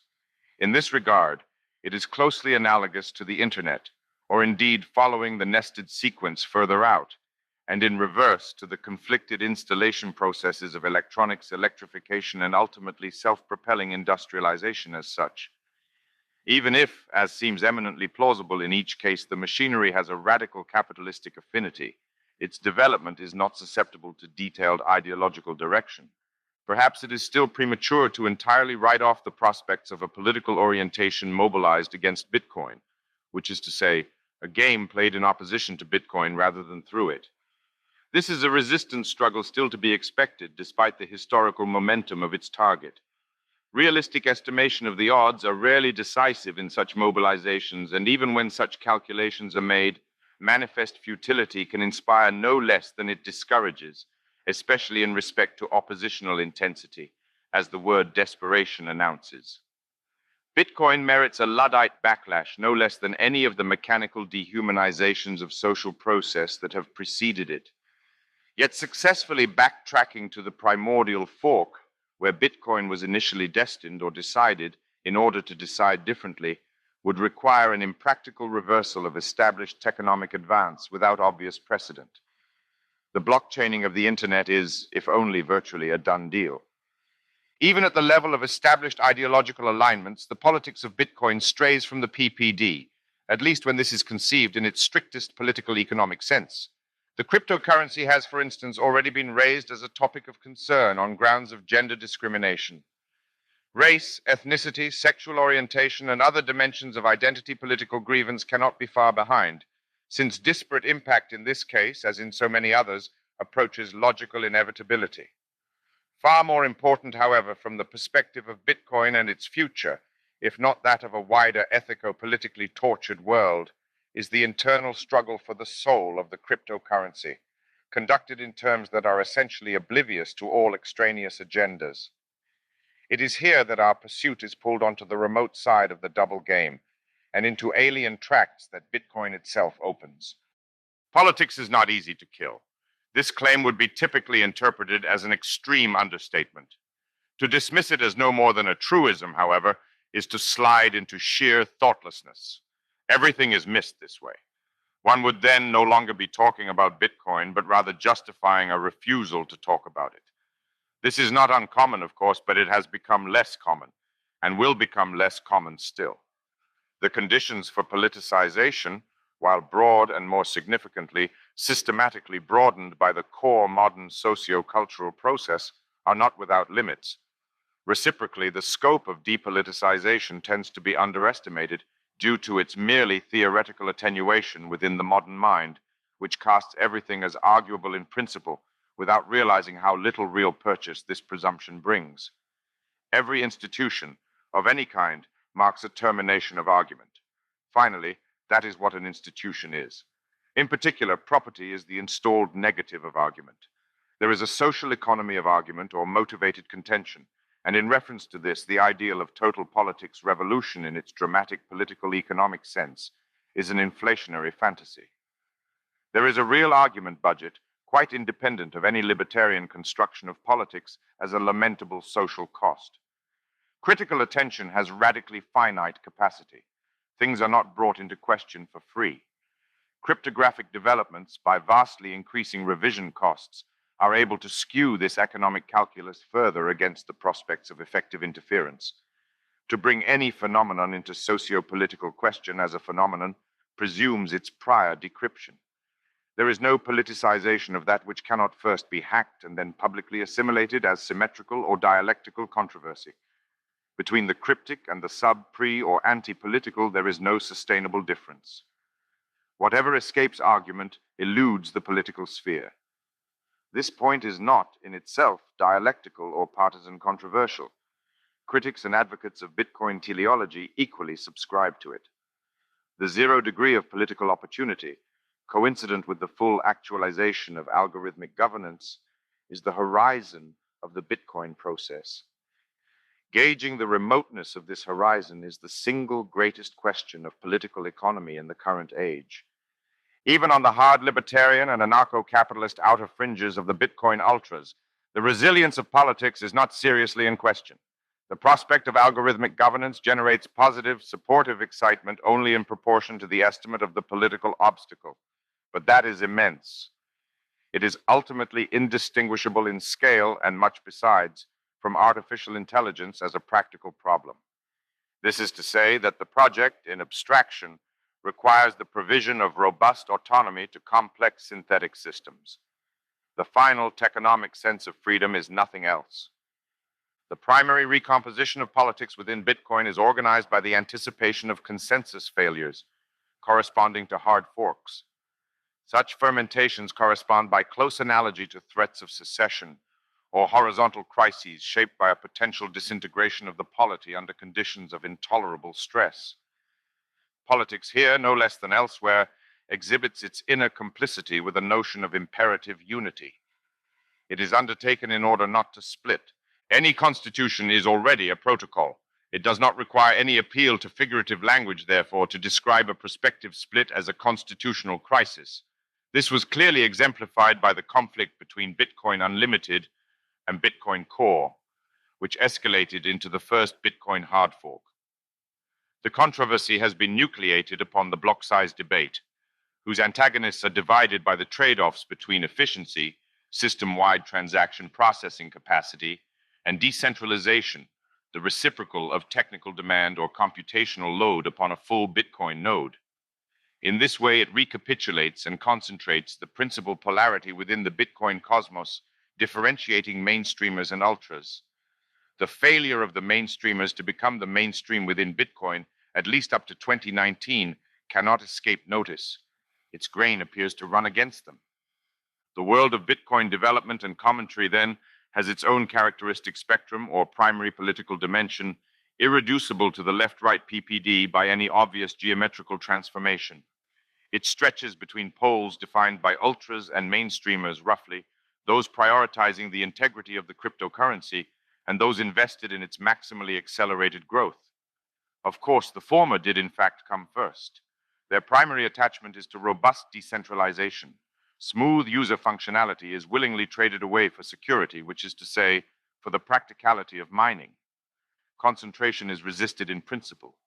The mainstreamers, in contrast, tend to envisage Bitcoin as a new internet application, comparable to any other Silicon Valley product suite, despite its abnormal revolutionary scope.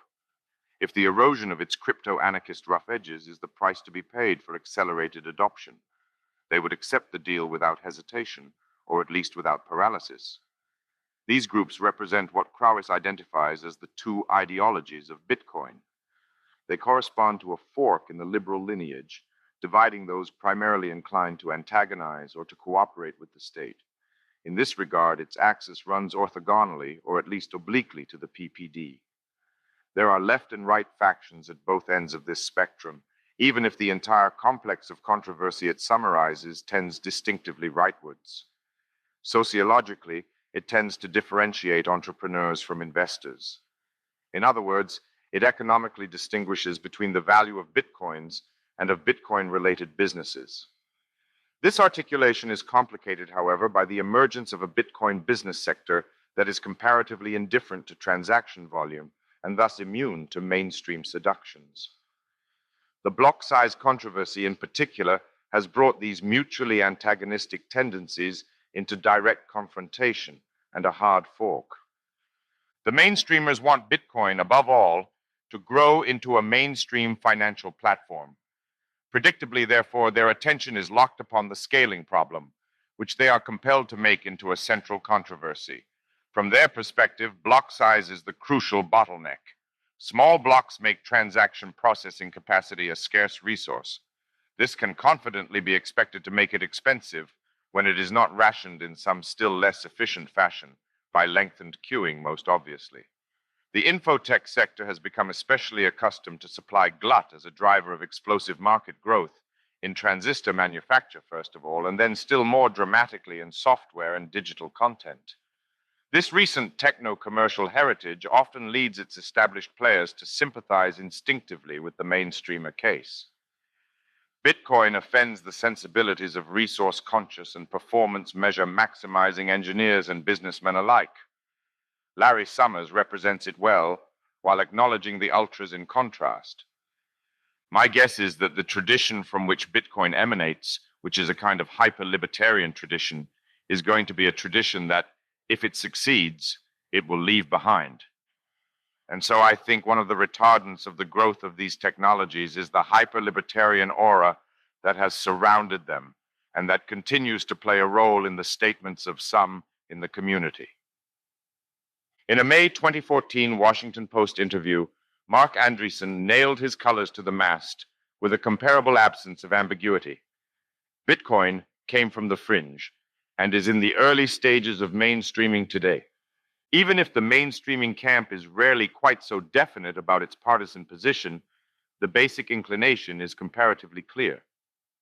As Bitcoin development becomes increasingly associated with the prospects of serious money, in the traditional sense, the lure of the mainstream and all its pragmatic compromises will inevitably grow. Aaron Van Werdum concisely identifies the critical concern of the decentralist faction. Bigger blocks tend to centralize mining. Large blocks take longer to transmit. As the rate of block propagation declines, it increases latency. Access by miners to the current or updated state of the network is delayed, with the result that more mining activity is wasted on obsolete blocks. The miner who finds a block also benefits from a head start on the next, and as latency increases, this advantage widens. Such dynamics of increasing returns incline to concentration. They also incline to cryptographic compromise. When mining activity is anonymized through the Tor network, latency is compounded, which crushes incentives in proportion to block size. Hiding is made increasingly expensive and, in fact, automatically punished. As block size rises, therefore, it increases selection pressure against small-scale and anonymous miners, exactly those agents most important to the decentralized nature of the system.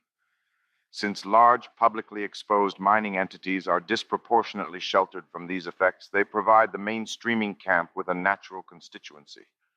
There is still another centralizing incentive resulting from large blocks. It drives miners to accelerate production through pooling. When a miner enters into a pool, responsibility for block validation is delegated, compromising the dispersion of the system. The individual miner no longer contributes an increment of effective distrust or check, operating at the level of their own discrete hashing activity. Rather, this distributed policing responsibility is partially re-centralized at the level of the pool. In other words, the pool itself crystallizes a new species of trusted third party through collectivization of the mining security function, becoming an intermediary institution. Trust is a shortcut. In the case of pooling, among many others, trustlessness, security, is compromised for speed. The incentives for individual miners to make this trade-off are sharpened as the processing burden placed upon them is increased. Mainstreaming promotes a relaxation of distributed vigilance. The block size conundrum thus exposes profound tensions between the freedom from transcendent or third-party direction, which Back calls policy neutrality, and the pragmatics of corporatization. In Van Werdum's words, it's only through decentralization and anonymity that the system can remain free from outside influence, such as government regulation. Intrinsic Bitcoin politics is thus polarized by the trade-off between security and performance, with security translatable as systemic independence and flatness. The same virtues can be conceptualized as social scalability. They enable secure expansion beyond the bounds of traditional trust mechanisms, as constrained by human neurological capacities for social processing. The centrality of the scaling question is not easily overestimated. In no other aspect of Bitcoin's concrete historical process has it tended more strongly to outpace and outdate its apprehension, such that practical problems overwhelm visionary conceptions, and an agenda inherent to the phenomenon imposes itself. Whatever Bitcoiners might want to talk about, this is the topic that incessantly asserts its priority.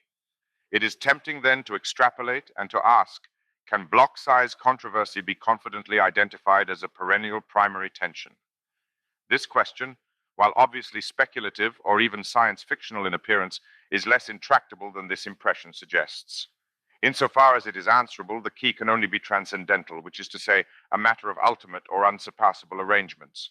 We ask then, what does decentralization reliably necessitate? Bitcoin has a reflexive specialism in this regard. It produces the unalterable as a synthetic, robust past or secure cultural memory. Yet the essential point reaches further than this. Like a Leibnizian monad, the whole of Bitcoin is contained within each of its parts. That is what a distributed ledger means. It is the characteristic that enables the system to be disciplined by the criterion of consistency with itself.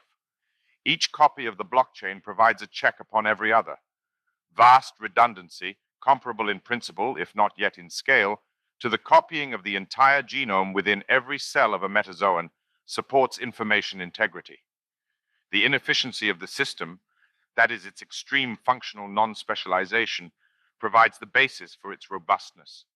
Its decentralization, redundancy, and resilience are conceptually inseparable from each other. It follows reciprocally that certain vectors of efficiency optimization will essentially compromise security. In other words, since some degree of centralization is the real implication of the mainstreaming project, its tacit imperative amounts to an economization of security in the name of efficiency. We then glimpse the eternal enemy. Resistance to mainstreaming through defense of comparatively tight block size restriction requires an alternative solution to the problem of transaction volume. If the block size bottleneck cannot be relaxed significantly without menacing the decentralization of the system, another path has to be taken. The obvious recommendation is stratification or vertical decomposition of the Bitcoin ecology to support differentiated layers of security versus fluidity trade-off. In such models, the maximum integrity core of the system would be dedicated to value protection, while commercial momentum, especially of small payments, would be delegated to lower levels or peripheral facilities organized as side chains. In other words, from this perspective, the mistake inherent in the reckless imperative to block size expansion is the conception of Bitcoin as a settlement system rather than a payment system. Core developer Jeff Garzik makes this case clearly. Bitcoin is a settlement system by design. The process of consensus settles upon a timeline of transactions, and this process by design is necessarily far from instant. As such, the blockchain can never support all the transactions, even if block size increases beyond 20 megabytes. Further layers are, by design, necessary if we want to achieve the goal of a decentralized payment network capable of supporting full global traffic. Bitcoin payments are like IP packets, one way, irreversible. The world's citizens en masse will not speak to each other with Bitcoin, IP packets, but rather with multiple layers, HTTP, TCP, and IP, that enable safe and secure value transfer or added features such as instant transactions. It is tempting to see a microcosmic recapitulation of capitalist history in this conflict. It suggests that economic rather than ideological competition has been the most formidable adversary of hard liberty. The uncompromised market demands a transcendental price, resourcing the system as such, which many of the most substantial market agents have been reluctant to pay. If economic pragmatism has proven less ruinous to principled capitalism than to principled socialism, the difference is only a matter of degree. Freedom isn't free, the old saw goes, and it seems that economic history supports the proposition. Sacrifice of the market, as such, to the commercial interests of its most significant participants is among the most prominent themes of political economy, considered as a tragic genre. Massive incentive misalignments introduced by the regulatory state devastate the microeconomy, as its most significant private agents defect. The market is treated increasingly as an abused commons. Despite its ingenious incentive orchestration, Bitcoin or Bitcoin's ontological difference is not invulnerable to comparable dilapidation. Private fortunes explore, motivate, and resource ever more elaborate ways to game the system, precisely because there is not and can never be any real source of transcendent oversight. The absence of God spawns idols. Trusted third parties are not magical impositions. They arose, at least in substantial part, for imminently economic reasons. To the extent that capitalism in itself is a learning process, this is the problem it trains upon and against.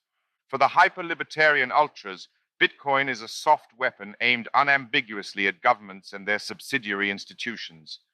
The inherent unacceptability of the cryptocurrency to public and also concentrated private government is sheer feature and not at all bug. Any official approval beyond mere and optimally reluctant tolerance could only be considered an unfortunate indication.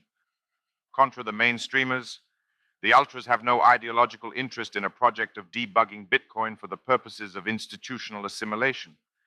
The institutions that would assimilate it are, from this hard decentralist perspective, precisely the trusted third parties that Bitcoin first roots around and ultimately marks for social extermination. Since algorithmic governance is precisely the avoidance of negotiated solutions, it cannot expect to emerge from one. Among the ultras, firmness of libertarian principle easily tilts into the wild tracts of piracy. At least historically, and in fact more fundamentally, Bitcoin has an evident affinity with black markets. Bitcoin makes commerce censorship resistant, extending the cryptographic protection of information exchange into the wider economic realm. Regulation of voluntary exchange is made radically impractical. By effectively disinhibiting Nozikian capitalist acts between consenting adults, it facilitates private transactions falling entirely outside the realm of wider social approval.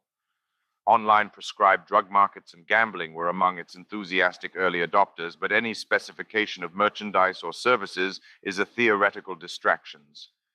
The important point is that Bitcoin provides a route around. It was the first native currency of the dark net. The open secret or ledger of crypto-secured transactions supports rigorous commercial commitments without penetrating social exposure or endorsement. The subtle pseudo-paradox invoked by a black market is thereby resolved. Everything happens in the open while masked. There is an inevitable tension between the project of mainstreaming Bitcoin and the preservation of a heritage which deliberately places political economic respectability beyond reach. Cryptocurrency tilts intrinsically to crime, at least in the sense of the counter-economics that extends the commercial horizon beyond the scope of social oversight. All legal restrictions on contractual interaction are insulted by indifference, even when they are not positively abused. Deference to the polity is reset automatically to zero. The implicit definition of liberty invoked here is unconstrained commercial discretion. Notably, it is at once a power of money and a political dissociation of the individual, configured as base unit of commercial agency. Ultras and mainstreamers are engaged in a game with government, pursued along very different strategic lines. Neither simply represents government, but government too, in some fashion, gets to play. For governments, Bitcoin presents a complex of opportunities and threats so heterogeneous that it tends to disintegrate the very idea of a coherent state perspective, both in theoretical principle and in practical reality. If the state is understood through its own ideal image of legitimacy as the sphere of public authority, there seems little room for ambiguity. Bitcoin threatens to significantly constrict its scope, yet the relationship of government, in reality, to the ideal of public accountability is itself necessarily complicated long before Bitcoin, even in potential, complicates it much further. While the governmental response to Bitcoin is doubtless guided by a strategy or strategies of capture, this does not reduce to an agenda of public regulation, still less suppression, but also includes co-optation in accordance with deep state functions, as well as the private interests of state agents. Official position statements are unreliable indicators in this regard. Insofar as every real state includes a deep or sub-public aspect, it will inevitably relate ambiguously to the emergence of elusive social capabilities, although this ambiguity will be only minimally reflected in its public relations pronouncements. The empowering of private agents to evade state scrutiny and regulation represents a manifest erosion of government or public authority, and is almost certain to be denounced on those grounds if not always transparently in those terms. Yet the crypto-secure transaction systems responsible for such governance complications are also opportunities for covert action and are therefore to be counted as virtual assets. The things Bitcoin enables are exactly the sort of things secret agents want regularly to do. The politics of Bitcoin can be expected to catalyze a multitude of obscure metamorphoses in the nature of the state. The novel functions introduced by Bitcoin tend to the exacerbation or sophistication of agency problems. Official and more specifically public policy positions are unzipped from confidential executive assessments to an unprecedented degree. If the distinct but overlapping occult fields of clandestine security functions and resilient sub-public interests are bundled into a provisional concept of the dark state, it can be quite confidently predicted that the balance of attraction and repulsion between such elements and cryptocurrency will be highly asymmetric with respect to public communication. The appeal of Bitcoin to such agencies is comparatively unavowable, while the erosion of public accountability it implies demands public denunciation. There is no upside to government officials admitting to a taste for the dark.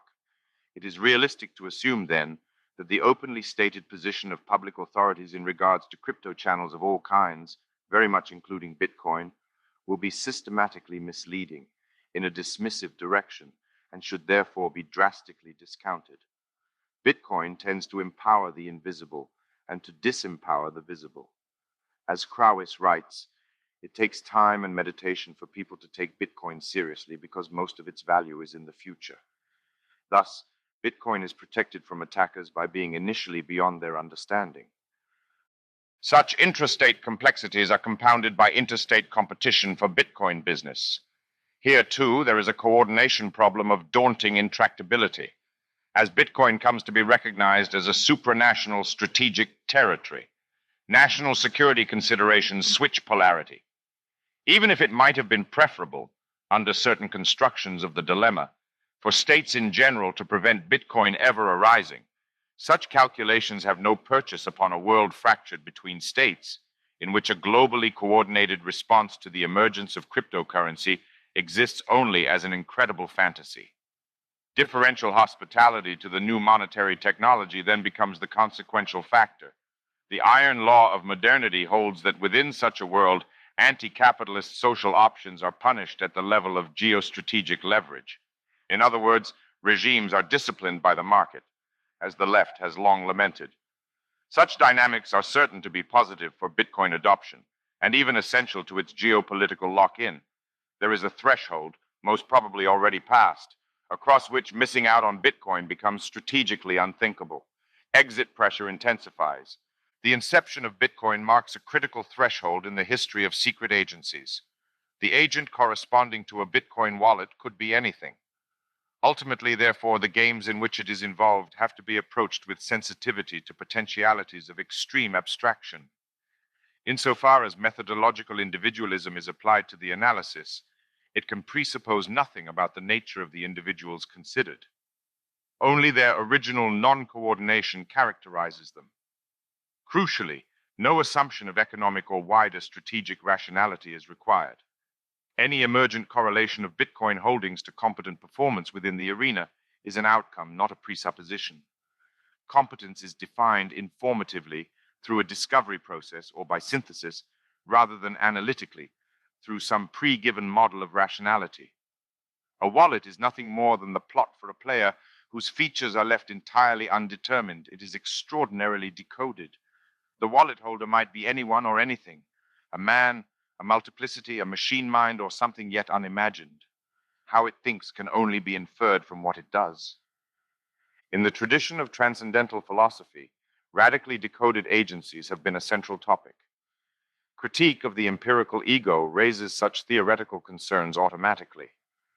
Once psychological identity is theoretically exposed as a mask or personification with only apparent reality, or more precisely, reality only as appearance, the inner or underlying nature of the will or true agent is posed as a problem.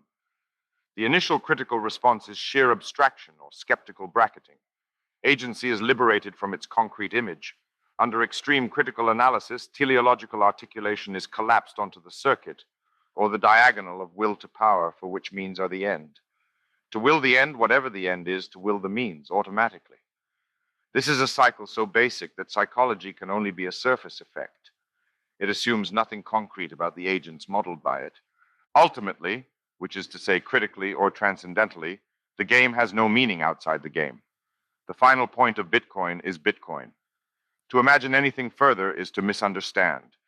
It is to fail at nihilism in a way that Bitcoin itself cannot do, by remaining stuck in the transcendence tolerance that constitutes the deluded precursor to dimensional collapse. There is nothing further. Auto production is an absolute limit, conceptually inconsistent with any further teleological dependency. No extraneous function or purpose can explain it.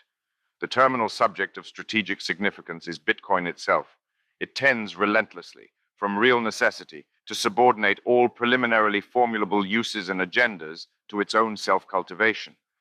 Only that which contributes to building it gets passed on. The passage can be made, in reverse, through transcendental empirical difference, to cash out the value of Bitcoins into Bitcoin. In the completion of the circuit, Bitcoin is what Bitcoins are for. Bitcoin utility is itself a teleologically subsumed function. Consensus is agreement. That is to say, it is coordination realized as immanent production. Such agreement is neither assumed as the settled product of a transcendent element, nor imposed through the legislative action of one. Transcendence plays no role in it. The irreducible multiplicity, or distributed system as such, alone decides. It thus formalizes the liberal ideal of non-coercive collectivity. The difficulty of this formalization process is easily understated.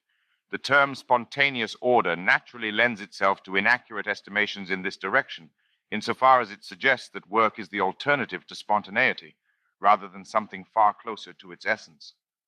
An unplanned result is groundlessly translated as an achievement without difficulty. Yet it is only from the perspective of pseudo-transcendent design that evolution seems to come for free. In reality, it has been never less than painstakingly sifted. The work of biological history, like that of cryptographic hashing, is measured in immensities of trial and error. Among any beings with centralized nervous systems, the extent to which the germinal sense of self, ego, or person represents the organism is already that to which it instantiates the solution to a collective action problem. Adequate representation, in the sense of agency, is never simply given.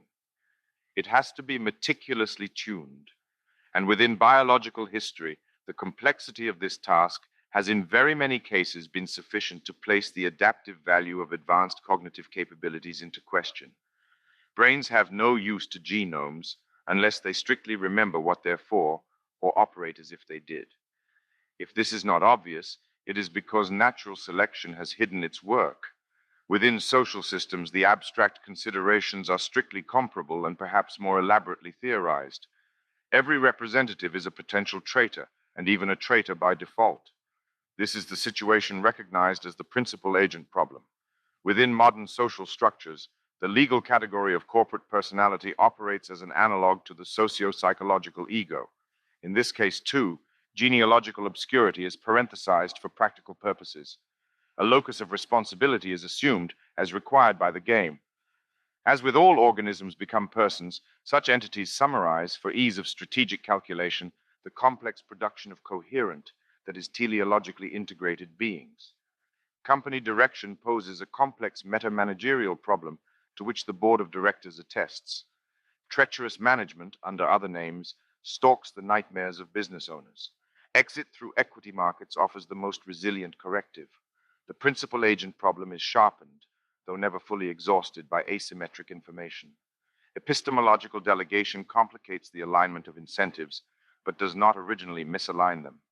Non-alignment of incentives within real multiplicities is in every case the default, given realistic assumptions about the absence of any pre-established harmony. As public choice theory reveals, there is no escape into politics. Public agencies are at least as prone to incentive misalignment as private ones, except with added altruistic illusion. A public servant is a teleological ideal, not a factual description. There is no realistic reason to think it can be closely approximated. The game theoretic situation of the individual is not soluble without remainder within public purpose. The defect option is not eliminable, and incentive structures finally dominate. The fractured idea of the agent is the key, as it occurs in both economic and political domains. The ambiguity of the term is essential. An agent is both, or alternatively, a subject with the capacity for action and one who acts on the behalf of others. This ambivalence is supremely telling. Between agency and an agency is the difference between self-direction and representation. Conflicts of interest, determinable as moral hazard, illuminate the divide. The situation is necessarily complicated by the fact that the disparate interests concerned typically have powerful incentives to obscure themselves. To be an employee is always in part an act. A uniform in particular tells you who you're pretending to be, dramatizing a delegation of agency that runs in two directions. It represents a deal. No one is employed to be themselves. The potentialities of large multi-agent games are not predictable in advance by anything less complex than themselves. They are not compressible except by increasingly unreliable approximation. In consequence, their systemic behavior is surprising or informative. In Kantian terms, it is said to be synthetic. Like all complex adaptive systems, such games are synthesizers, whose coordination searches produce discoveries. They are modeled by simulations which themselves demonstrate synthesis. The conclusions reached by simulating the behavior of complex systems were not analytically accessible in advance. They were not even accessible before, in the narrowest empirical historical sense. Were there an essential transhistorical faculty of reasoning, it was unable to reach them. Computers were required to do that. The game, if it is serious enough, has to produce in detail its own conditions of cognitive apprehension within itself. The most elementary perception is already a move downstream from strategy. Nothing is given. Everything has to be won. The intractability of such games to adequate simplification does not follow from any ineffable characteristics of their component agencies, but from the sheer number of independent nodes. A game or network is able to be more or less intrinsically numerous. It would be understandable, if finally misleading, to gloss this spectrum as a measure of intractability to coordination. The initial plausibility of some such deciphering is informative, nevertheless, since it acknowledges resistance to unification or resilient diversity as a quantitative axis of variation. Numerousness is not only the context of strategy, but in certain significant cases its objective. In one direction, the primary, if typically tacit, aim is to become more in the sense of many. In the other, alternative imperatives prevail, and robust distribution is assumed rather than positively targeted. The distinction between Bitcoin ultras and mainstreamers is flush with such an axis. In respect to the systems, games, networks relevant here, decentralization, numerousness, and complexity are roughly equivalent and argumentatively interchangeable. In order to facilitate formalization, it is theoretically tempting to hold the number of players or nodes down and constant. Yet methodological convenience in this case has a theoretical cost, and one that is finally unaffordable. It makes of multiplicity a transcendent parameter. In other words, the complexity of the game is treated as an extrinsic frame, independent of all strategic inclinations within the game. As we have seen, the implicit assumption thus made is questionable under any actual circumstances. Under those of unfolding cryptocurrency dynamics, it becomes an intolerable obstacle to understanding. It should have long been uncontroversial, given the existence of an overt ideology oriented to decentralization, that the multiplicitous, as such, is able to constitute a strategic objective. Thus, the complexity of a game, as measured by the number of agents involved, is not only a parameter, but also a factor in the payoff matrix, making a contribution to calculations of success or failure, victory or defeat. Bitcoin politics is unintelligible except as a game of this type. For at least one of the parties in competition, concentration counts as a loss. This holds equally for conflicts about and within it. The architecture of the game is folded into the game, projecting a diagonal line. Recursion is basic. The spiral is irreducible. It might be asked, and in fact increasingly is being asked, does Bitcoin adequately incentivize the decentralization of its own machinery? Concretely, this question addresses the protocol's horizon of practical controversy. The final stakes of the block size debate manifestly belong here. Posed a little differently, the problem is this. If the block size debate remains ulterior to the operation of Bitcoin, a metaphysical order has been preserved. Bitcoin as a game has not then been cybernetically closed. An extraneous decentralization imperative, perhaps inherited from precursor crypto-anarchist commitments, would, under such circumstances, continue to impose a secret dependency. The distribution of the system would still rely upon supplementary incentives, which is to say upon partisans who were not merely players but also supporters. The passage into autonomization would not, in reality, have been made. The polemical formulation, if mainstreaming can work, Bitcoin has failed. The name Bitcoin, at its point of philosophical extremity, designates a game that automatically, that is, mechano-liberally produces and protects its distribution. This is so even if the adequacy of its actual application remains in doubt. Such a thing has now been thought with unprecedented technical rigor. It operates as an effective model. Arguments from principle can no longer scratch it. The game is diagonalized when it makes a strategic objective of its own complexity. The existence, persistence of the game, and actually its inherent escalation, defines a victory condition. Thus, the conditions of spontaneous order are extracted from transcendence and reinstituted as rewarded performances. A meta-market is realized, in which the trade matrix becomes an object of commercial attraction. The invisible hand, Escher style, draws itself. Cybernetic closure is achieved. At the transcendental horizon of this tendency lies auto-production. Much, if not all of this, is already captured by the near truism. The value of Bitcoin lies in the network. The human, social animal is an amphibian between the public and private, irreducibly. This is a distinction drawn between the game and its allotted player positions. Between the two, there is real difference, but no true option. Public and private are not alternatives, but codependent components of a system. As asymmetric cryptography demonstrates, the distinction between a public key and a private key is neither an illusion nor a choice. The relation is in the strictest sense cooperative or coefficient. To understand the PPD simply as a contest between the public and the private, therefore, can only be a misleading simplification. The more substantial questions involve the reducibility of the public sphere to the state or the private sphere to the enjoyment of collectively allotted rights. There is a transcendent hypostasis of the public sphere on one side and of collective subjectivity on the other. Either a privileged agent, the state, is identified with the whole, or the whole, the people, is conceived as a possible agent.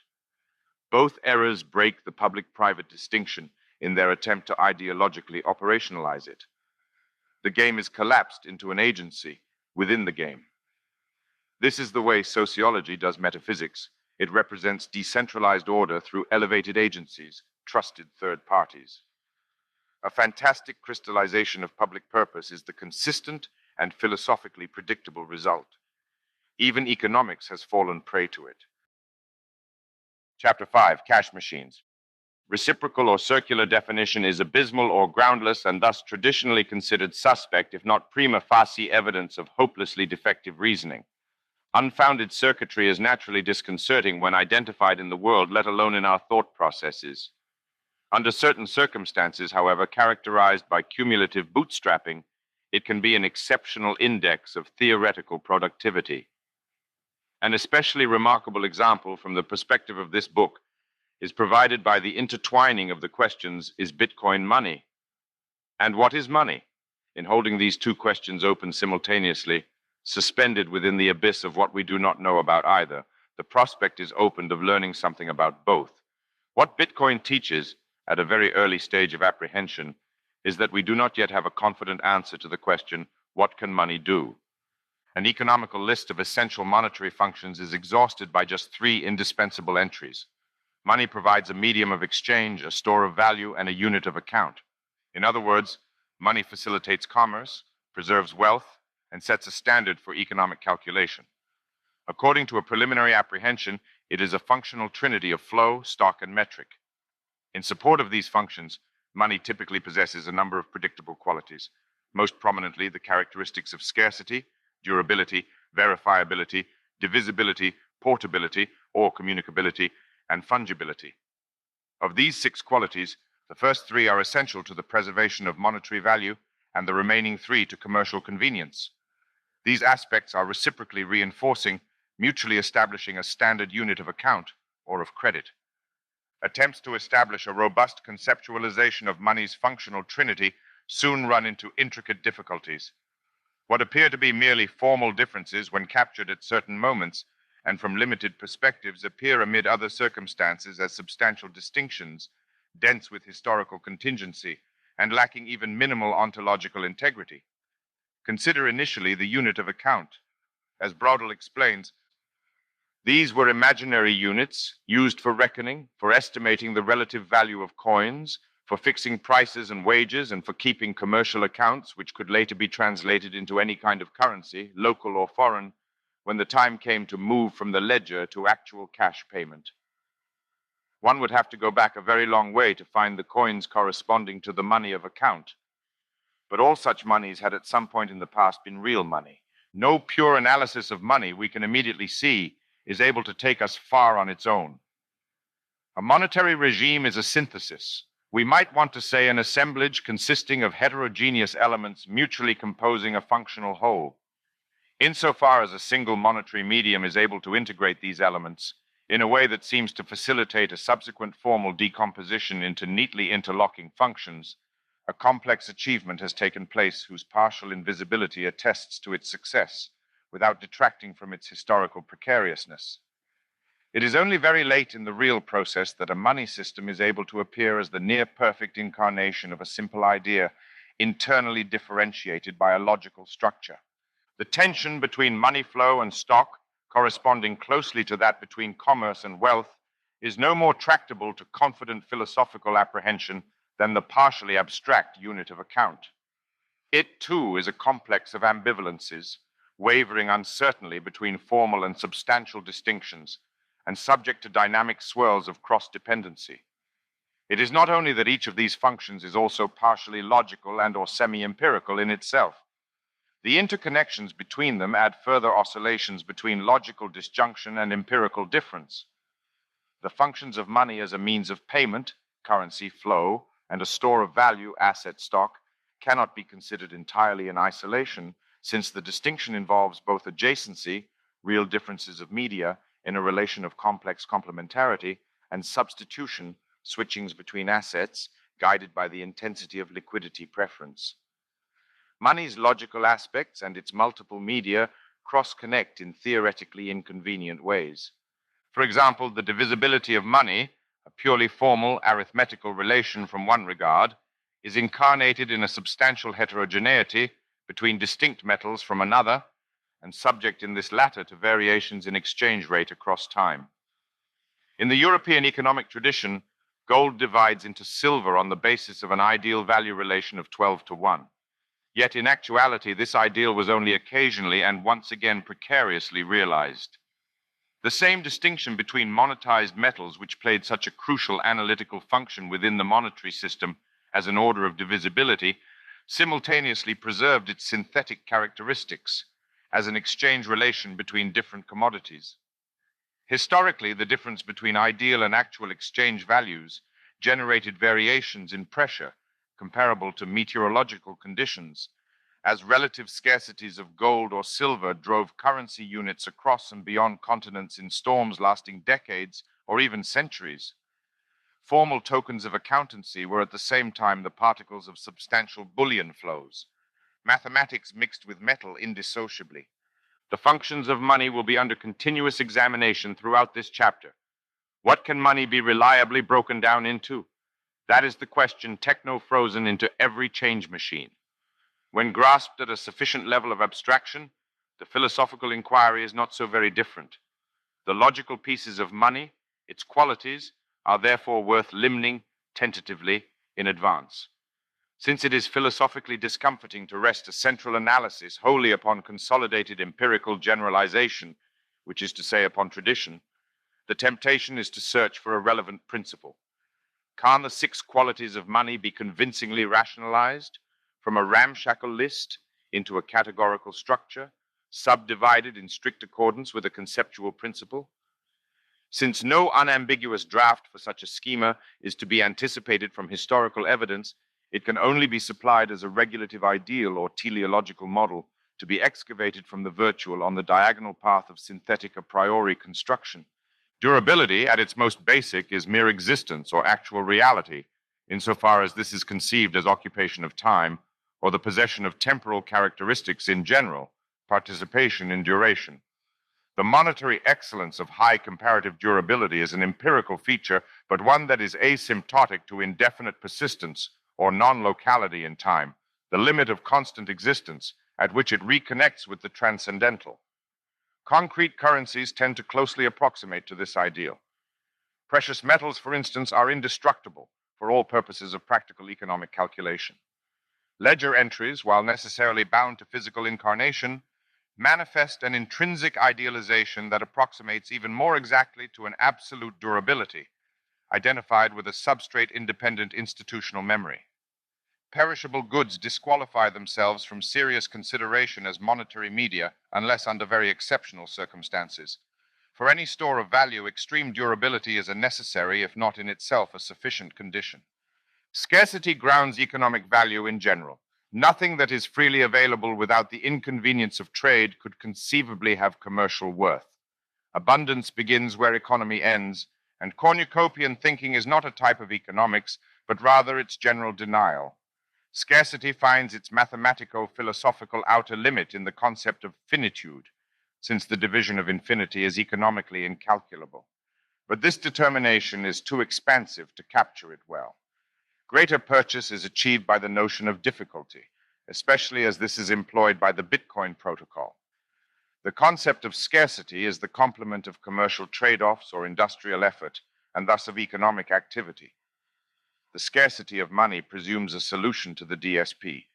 In combination, durability and scarcity provide the foundations of being and value, constituting an as yet generic permanent asset, or, to reverse the order of determinations, an economic substance.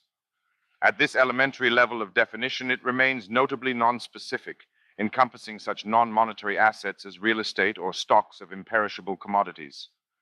To acquire a commercial function as an essential step towards its operation as money, economic substance has to provide for convenient reallocation. Money has not only to be valuable, but also distributable. We will see a little later, and finally, that it has also to be credible. Divisibility enables money to match prices. The divisibility of the monetary medium sets the range of retail pricing options and the subtlety of potential price competition. While money is only ideally continuous or infinitely divisible, this condition is practically approximated by an acceptably fine granularity. The smallest unit of money in circulation corresponds to the point of commercial indifference, beyond which variation is considered irrelevant to economic decision-making as mere rounding errors. The trade-off between standardization of units and delicacy of quantitative differentiation sets an equilibrium point to which the atoms of the currency approximate. In other words, coarseness is an imperfection relative to ideal money, tolerated for practical purposes. The massive economic applicability of the calculus does not imply a significant appetite for monetary infinitesimals. This feature of money acquires a new prominence in the era of digital electronic micropayments. Already in the early decades of the computer era, it was anticipated that the friction afflicting minuscule monetary units would be electronically eliminable. Ted Nelson's attention to the question is especially notable.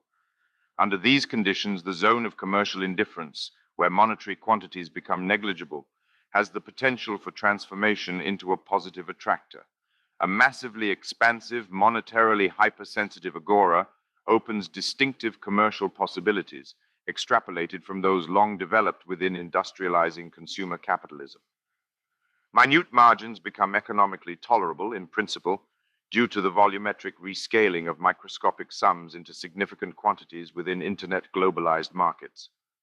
Communicability, techonomically supplanting portability, measures the degree to which money is transmissible.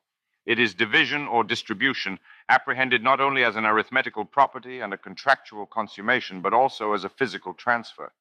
Transmissibility is an implicit characteristic of the economic sign.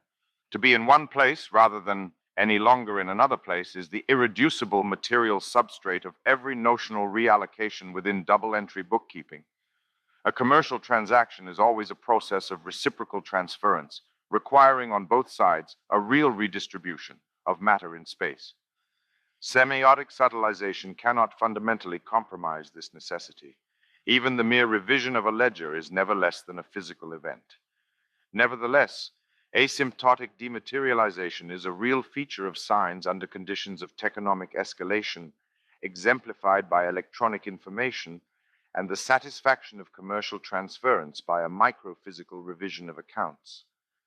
Fungibility is a feature of the economic commodity in general, in the strong and prevalent sense of a tradable good undifferentiated by significant qualitative variation.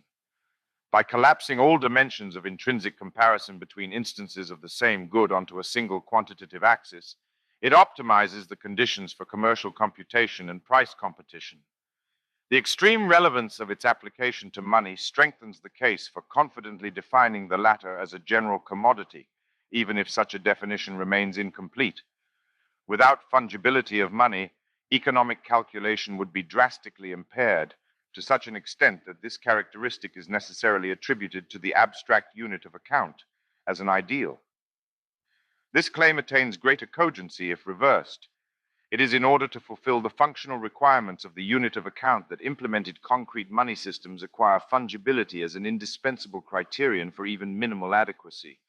Commercial quantities presuppose equivalences or at least commensurabilities, even if between strictly ordinal differential preference schedules of the marginalist type, since they could not otherwise be arithmetically tractable. It is worth noting that weighing already assumes fungibility, and the correspondence of many monetary units to forgotten measures of weight is widely recognized. The elementary economic option involves a comparison with some definite baseline of assumed fungibility providing a condition of calculability. Indeed, the basic concept and practical institution of price assumes fungibility. A system of money whose instances were in any way better or worse other than by being more or less would be unable to compute settlements, even within modest transactions, without the introduction of complex supplementary information about the monetary medium itself. Since, once again, perfect fungibility is a limit ideal, this problem is by no means entirely hypothetical. We might refer to qualitative interference in money systems as Gresham noise, especially as this applies to friction within their concrete processes of circulation, and thus to integral illiquidity. The entire techno-political problem of monetary standardization applies here. The practical idealization of money within digital registers of pure quantities retains implicit reference to a model of perfect fungibility appropriate to the mathematical tool or calculator. Verifiability can be rigorously conceived as a practical extension of fungibility or as an operational annex to it.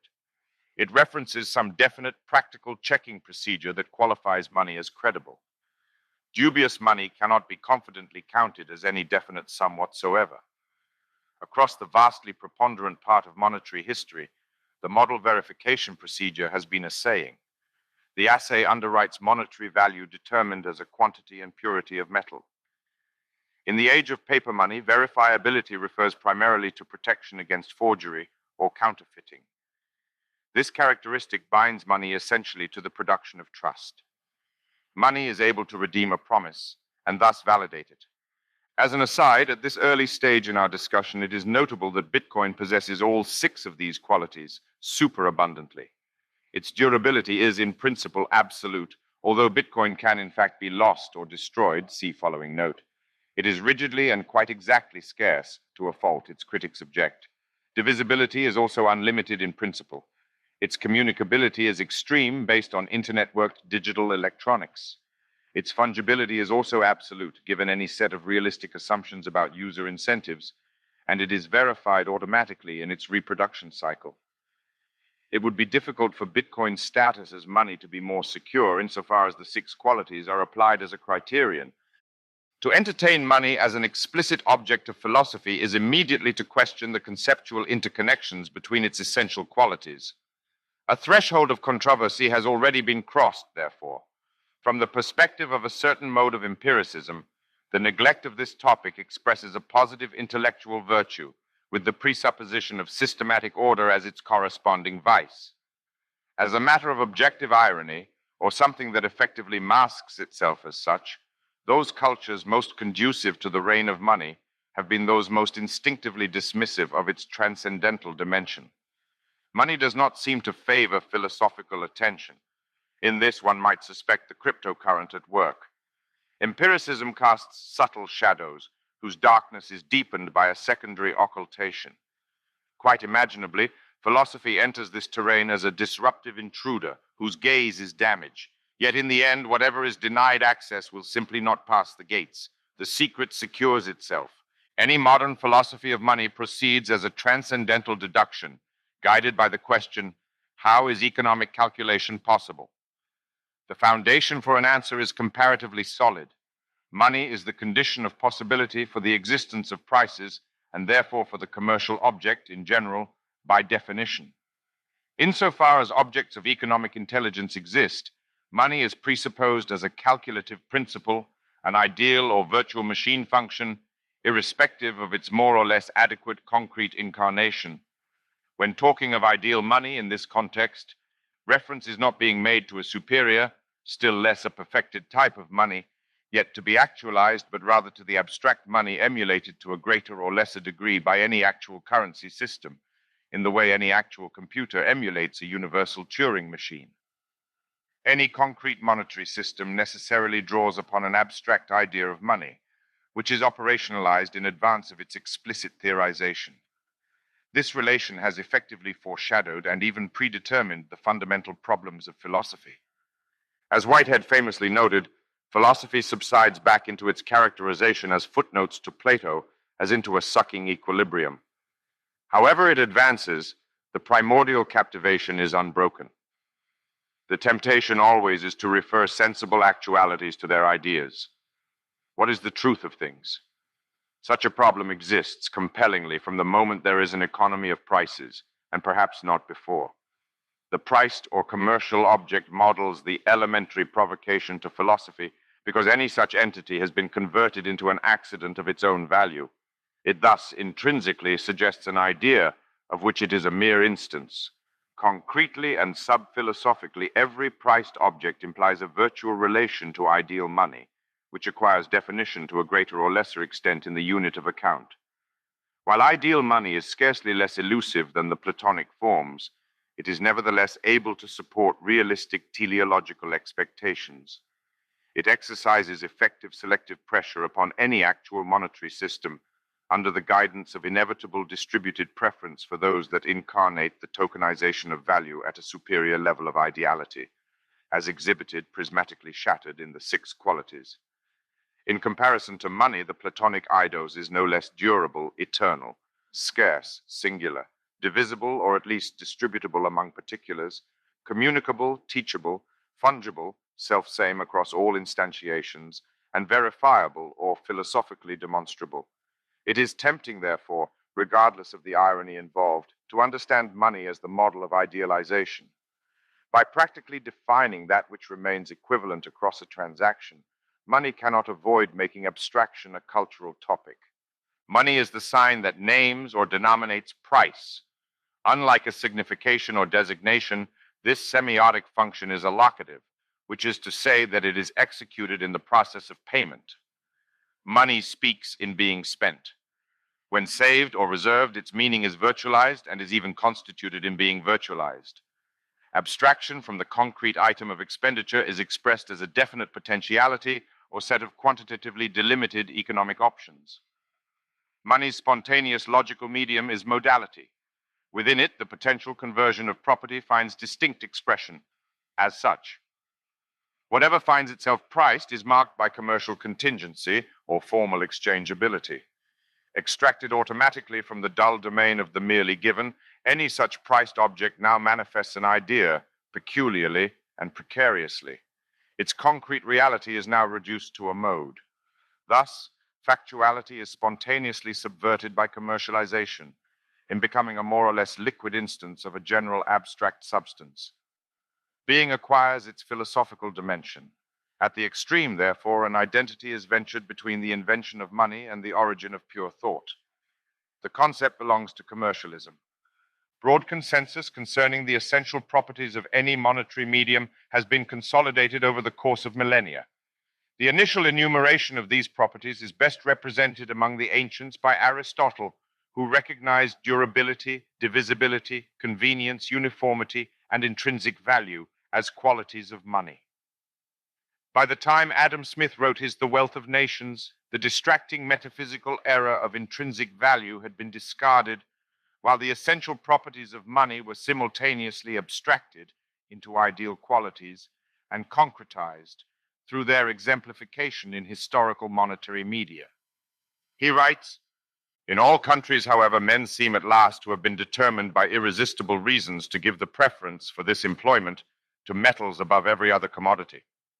Metals can not only be kept with as little loss as any other commodity, scarce anything being less perishable than they are, but they can likewise, without any loss, be divided into any number of parts, as by fusion those parts can easily be reunited again, a quality which no other equally durable commodities possess, and which more than any other quality renders them fit to be the instruments of commerce and circulation."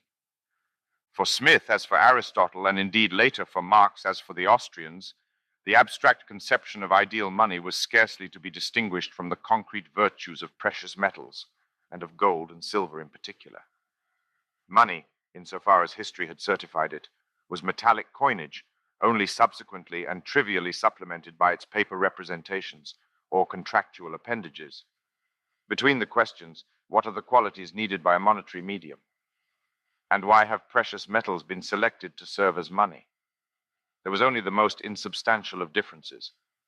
To understand why gold made good money was to understand what good money is. Why then do precious metals make good money? The entire list of qualitative monetary virtues can be mined from this question.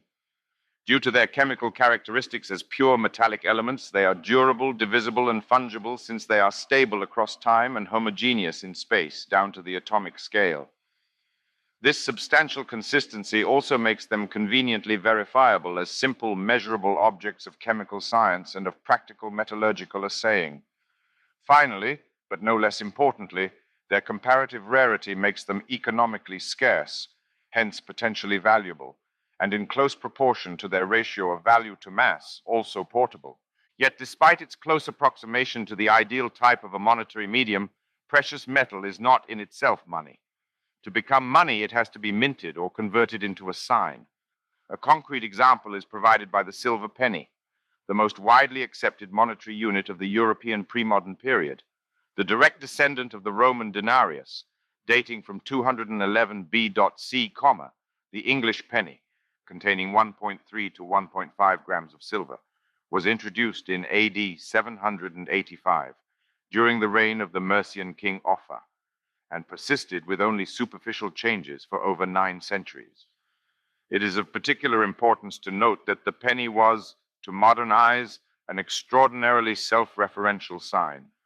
What it signified was at the same time what it incarnated. This was captured in the perfect and to pre-modern simply tautological equivalence between the expressions 1 pound is worth 240 silver pennies and 240 silver pennies weigh 1 pound. Silver did not back money, but was rather directly minted into money. The subsequent dissociation of monetary value and precious substance was essentially alien to the pre-modern world. It was only through the debasement of the currency, the archaic monetary manifestation of the DSP, that the difference gained episodic purchase, and then only as a blatant corruption of the currency in question. Coinage is primordially a medium for conveying precious metals into commercial circulation. It shares the economic principle of packaging. In both cases, value creation is non-negligible but also incidental. To see in coining an anticipation of money production of a modern type and scale is thus to entirely misconstrue it. Despite its extreme abstraction, the return of coinage in the mode of cryptocurrency is the carrier of a deep conceptual revision and even a reversion. In its new sense, no less than its old one, a coin is a regular subsection of an asset reservoir sized for commercial convenience, which is to say that it is an actual part of a qualitatively consistent resource. In neither case does the coin acquire this character simply by saying what it is. Allocation is its irreducible and non-derivative semiotic function. Questions concerning the essential nature of money find themselves slipping backwards, unconsciously and automatically, into a description of the historical instantiation of money, which is a topic dominated massively by the function of precious metals within complex societies. It is only through appeal to paleoanthropology, exotic ethnography, or the history of established modernity that such questions can refer themselves concretely to anything else. Money has been gold, silver, and copper coinage, with only primitive, anomalous, and sophisticated exceptions. The narrativization of monetary history which has come closest to gaining mainstream acceptance is the evolutionary model of Carl Menger, which describes the emergence of money or indirect exchange from out of a primitive barter economy as a solution to the double coincidence of wants. Menger emphasizes the specific coordination problem involved in transactions by barter, which is the combinatorial explosion of direct and terminal exchanges. These difficulties would have proved absolutely insurmountable obstacles to the progress of traffic, Menger insists, and at the same time to the production of goods not commanding a regular sale, had there not lain a remedy in the very nature of things, to wit, the different degrees of salableness, Absatzfähigkeit, of commodities. Commodities are not equally saleable or commercially disposable, and it is from this diversity that the differentiation of money from the world of commodities takes place. The transitional stage within Menger's account corresponds to the rise of a special commodity, marked out by its peculiar Absatzfähigkeit. The ready acceptance of such intermediate goods within systems of barter exchange, due to their convenience for resale, that is, their liquidity, spontaneously anticipates the monetary function. To reiterate the kernel of Menger's analysis, at the risk of redundancy, the Absatzfähigkeit of precious metals is far and away superior to that of all other commodities, and compared to this virtue, their traditionally recognized merits are theoretically relegated to mere concomitant and subsidiary functions of money. The genesis of money is thus attributed to a self-organizing process of commercial abstraction, in which liquidity plays the supreme role. Liquidity cannot be extracted from its commercial context. It translates with great fidelity into acceptability, and thus conceptually converts an extrinsic feature, the degree to which an item of whatever kind encounters general market receptivity, into an intrinsic property. Liquid assets will be readily taken off your hands. They constitute the negative of commercial friction or resistance, which approaches its minimum in money. Everybody needs money. That's why they call it money.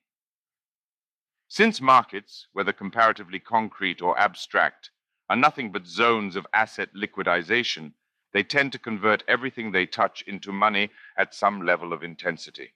Anything that can be marketed has a monetary aspect, which is to say that it could, under counterfactual conditions determined by the absence of any superior commercial medium, become money.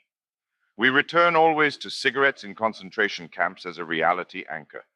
Money fundamentally consists of market participation tokens. It need only be swappable. What demotes any such thing below the threshold of monetary status is not its own essential deficiency, but always and only better money. It is better money that defines money effectively, while retro-projecting an original idea. Examples of extreme social relapse, accompanying the destruction of monetary systems through hyperinflation, are regularly invoked in support of Menger's story, because they resuscitate its basic features through regression. When money dies, societies appear to recapitulate its primeval forms, seizing desperately upon candidate general commodities, such as cigarettes, on their path of descent back into the dysfunctional tangles of barter relationships.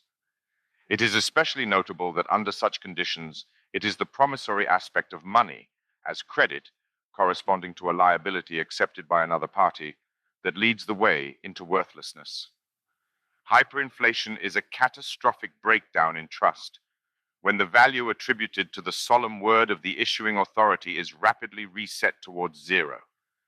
The Austrian narrative corresponds to an anti-politics, in which the legitimate domain of concentrated public action is subjected to systematic constriction, in accordance with a radical skepticism regarding both its theoretical sufficiency and its practical efficiency when compared to the history and prospects of spontaneous coordination. Inevitably, therefore, the most significant antagonists of the Austrian orientation are those committed to a defense of politics, one that is equally and reciprocally both descriptive and normative. In recent times, the most influential account in this vein has been advanced by David Graeber. The basic tendency of Graeber's historical reconstruction, which folds economics into the politics of debt, makes it emblematic of the anti-liberal philosophy of money in general. It can therefore be taken as exemplary. Rather than tracing the origins of money back to a process of spontaneous order, in the Austrian fashion, Graeber binds its history to the state. The primordial linkage of money to a universal commodity is de-emphasized relative to its political economic functions of taxation and debt accountancy.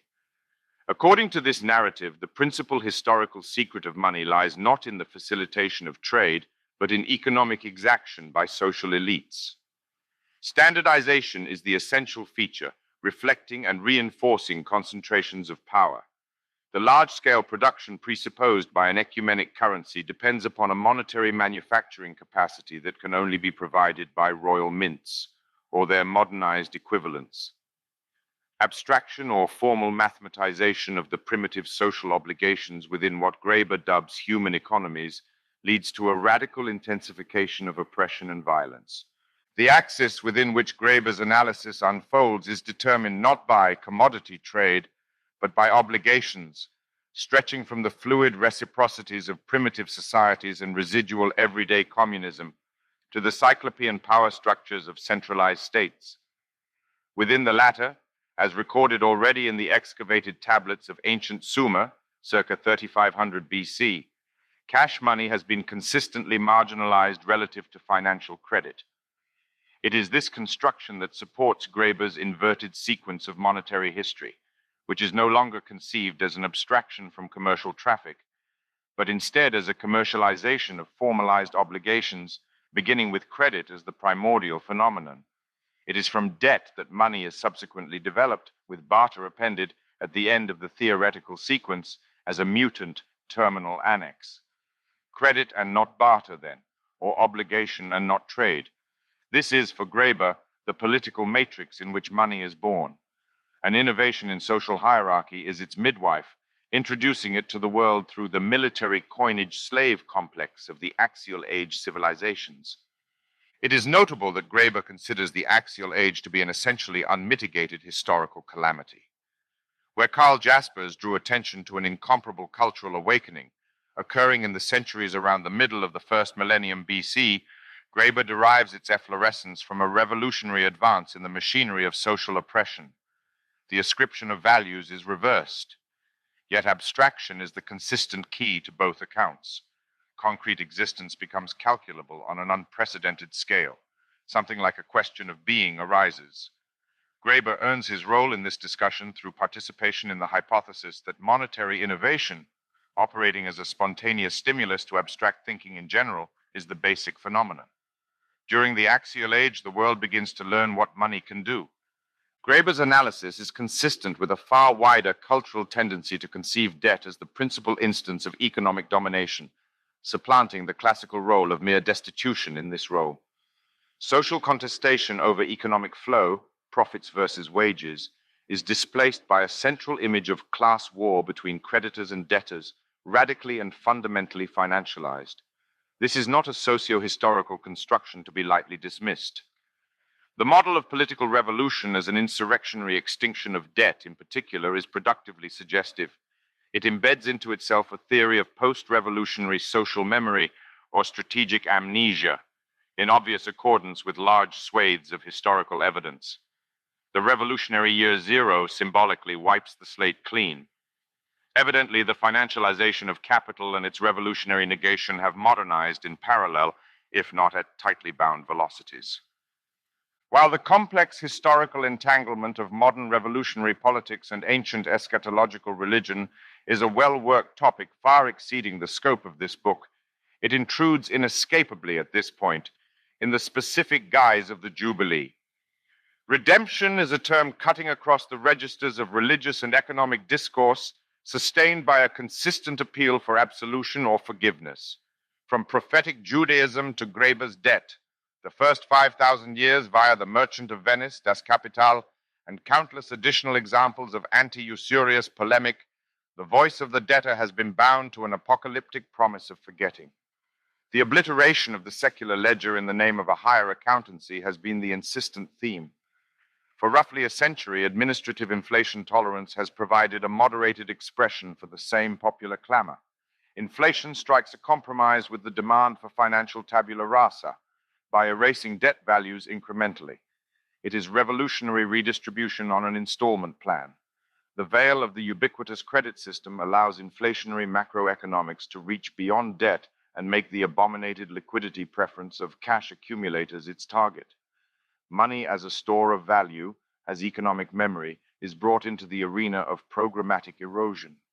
In this way, a chronic or normalized war on money offers a concession to populism that epitomizes the compromise formation political economy has become. Socialist revolution is forestalled by a continuous debauching of financial signs, but in this way it is also executed. Macroeconomics delivers eschatological communism in slow motion. An explicit attraction of discretion-protected cryptocurrency is making such deals unobtainable. Initially at issue here is the sanctity or sacrilege of the free contract, an essential pillar of the liberal social order from the perspective of the right, an objectively merciless formalistic extravagance from that of the left. Supporting these contrary judgments are diverse ethnographic orientations inclined, respectively, to the naturalization or denaturalization of commercial life, with Smith's propensity to truck, barter, and exchange one thing for another at one end of the spectrum, and Graeber's everyday communism at the other.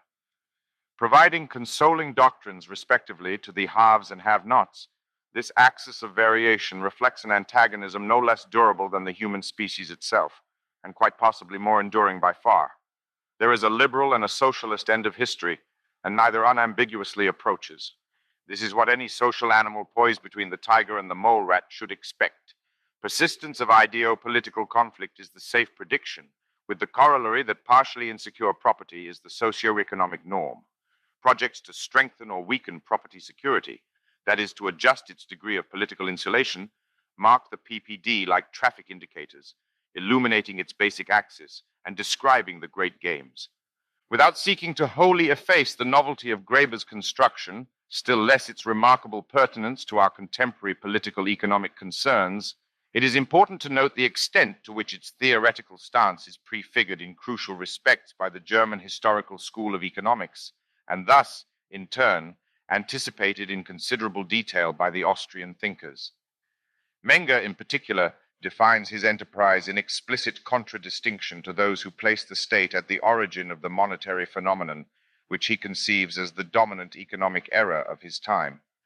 Since a functional unit of account already presupposes a prior settlement of the value question, through a process of price discovery, Menger confidently maintains that it is not impossible for media of exchange, serving as they do the commonweal in the most emphatic sense of the word, to be instituted also by way of legislation, like other social institutions. But this is neither the only nor the primary mode in which money has taken its origin. Putting aside assumptions which are historically unsound, we can only come fully to understand the origin of money by learning to view the establishment of the social procedure with which we are dealing as the spontaneous outcome, the unpremeditated resultant of particular individual efforts of the members of a society who have little by little worked their way to a discrimination of the different degrees of salableness in commodities. Despite their strategic mismatch or ideological divergence, the motivated narratives of Menger and Graeber nevertheless converge upon a precise conception of the stakes in theoretical play. For both, there is an application of historical storytelling to a liberal theory of money, seen as essentially bound to the status of precious metal coins. That Menger writes in defense of this theory, and Graeber in opposition to it, does not affect the invariable associative core in the least. Both agree entirely about what it is that the valorization or denigration of money as minted metal means. Far too much socio-historical ballast underlies this construction of the controversy to allow for its casual dismissal. The controversy is significantly deepened by a third narrativization of monetary history, outlined in Nick Szabo's remarkable essay, Shelling Out. Szabo extends the investigation into the origin of money far back into prehistory, where it hazes out into evolutionary time. The essay takes as its initial clue a peculiar pattern of linguistic interference between money and marine mollusks, as evidenced in the shelling out of the title and in the persistent colloquial naming of dollars as clams. The source of this association is found in the wampum shell money of the native tribes encountered by mid-17th century New England colonists, which provided the settlers with their first liquid medium of exchange and subsequently their first legal tender from the period 1637 to 1661. The opportunistic shell currency of the New England colonists finds numerous ethnographic echoes up to present times and dating back into the deep Paleolithic, 75,000 years ago. Szabo categorizes such shell currencies among collectibles, noting that such types of proto-money or primitive money were the first secure forms of embodied value very different from concrete utility. Recognizably, they were a response to the problem of value measurement, with no profound distinction required between goods and obligations, facilitating the crucial innovation of delayed reciprocity. Systematized exchange serves as a proxy for resource storage.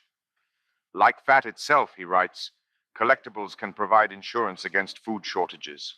The hook they offer to consolidation through natural selective is therefore considerable. Compared to Homo neanderthalensis, Homo sapiens was Homo economicus. This was a species that carved out a competitive advantage for itself relative to other hominids of similar or even superior individual intelligence through the partial commercialization of its environment.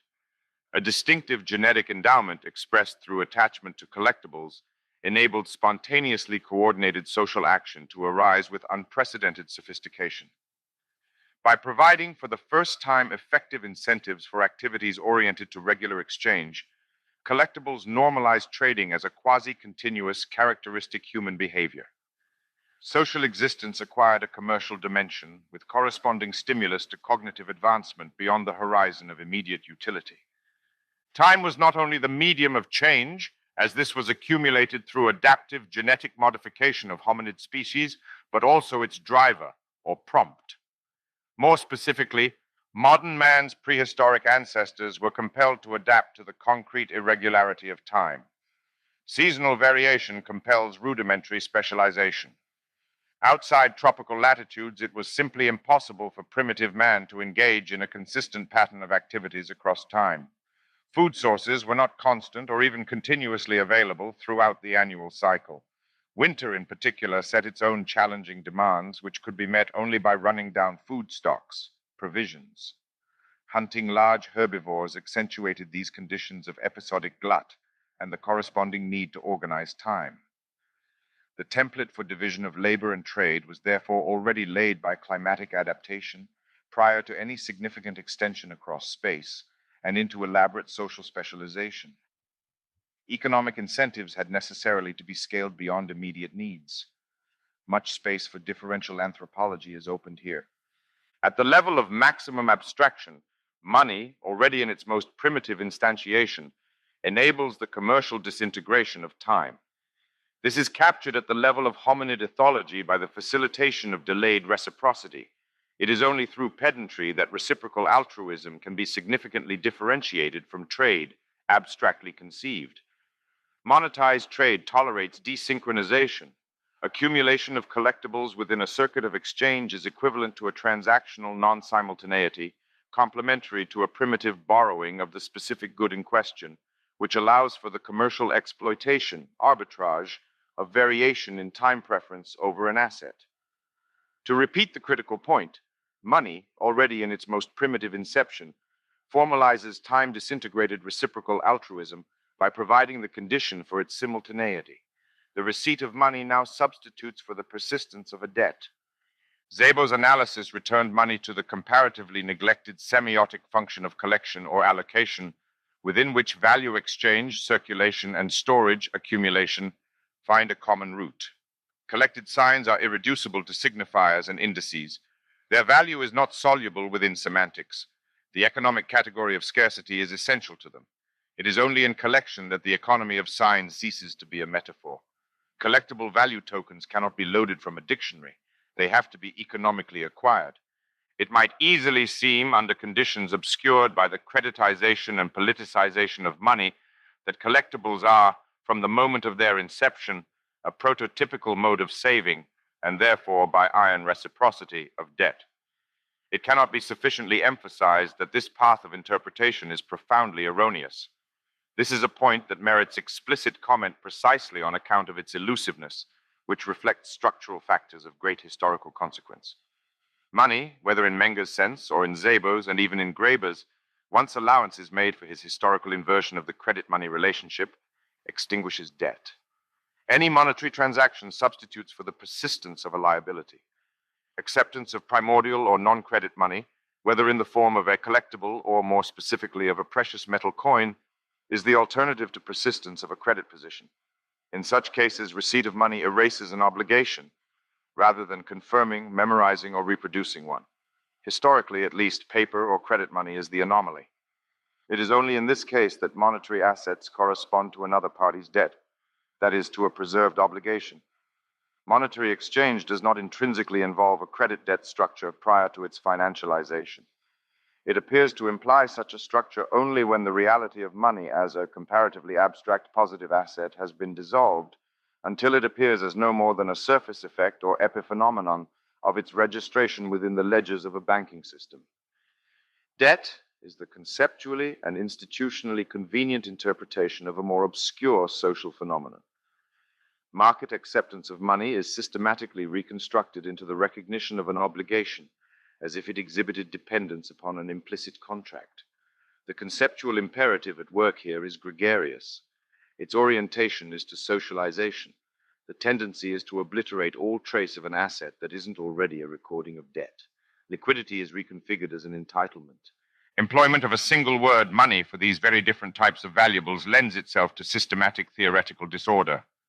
The depth of this confusion is indicated by the fact that not only money, but also assets and even cash have been progressively assimilated to the concept of credit in accordance with a general financialization of economic categories that has been consolidated at an accelerating pace over recent centuries. Since the concept of money tends to accommodate itself to the dominant pattern of actual monetary usage, it has increasingly been identified with a positive financial balance in a bank account, recorded in the bank's ledger, where it is registered as an institutional liability, and even beyond this, with the notion of a credit limit determining spending power. Money has come to seem increasingly like something banks do, through trusted record-keeping fundamentally. On this track, it tends to become the name for a complex of banking services. In order to control these semantic instabilities, it is worth provisionally introducing, in lieu of enduring technical terminology, a distinction between A money and C money. A money is a positive asset or collectible uncorrelated to a liability. In the case of Bitcoin, it consists of DSP proof or non-duplicitous ledger entries. The value of A money is not in any strong sense intrinsic, but depends, as all commercial value does, on market receptivity. It varies, therefore, between 0 and some arbitrary magnitude when denominated in any other medium whatsoever. This variance, however, has no element of credit risk or sensitivity to default. No one is under an obligation to redeem A money for anything. Like any other collectible, it has value in anticipation of market acceptance, and not on the basis of any promise made by an issuing authority. It is a commodity in the broad sense. Redemption is intrinsic or imminent to it. C money, in drastic contrast, is credit corresponding to the obligation of another party. It has no value at all separable from the credit quality of the individual or, far more typically, institution that has registered its issuance as a liability. If a depositary accepts A money for safekeeping and thus on loan, the signed receipts it provides to guarantee restoration of the funds in question are already germinal C money. This was, as a matter of historical fact, the transactional mechanism that catalyzed modern monetary transformation from precious metal coinage to promissory notes and eventually to credit accounts. The value of C money is based upon institutional guarantees. Trust is a mathematical coefficient of its value. Trustlessness is therefore essentially intolerable to it. At trust degree 0, C money necessarily becomes worthless. In each such case, as a matter of historical factuality, an episode of hyperinflation would then have consummated itself. This is how C money dies. Evidently, Bitcoin is a variety of A money and not a C money or credit system.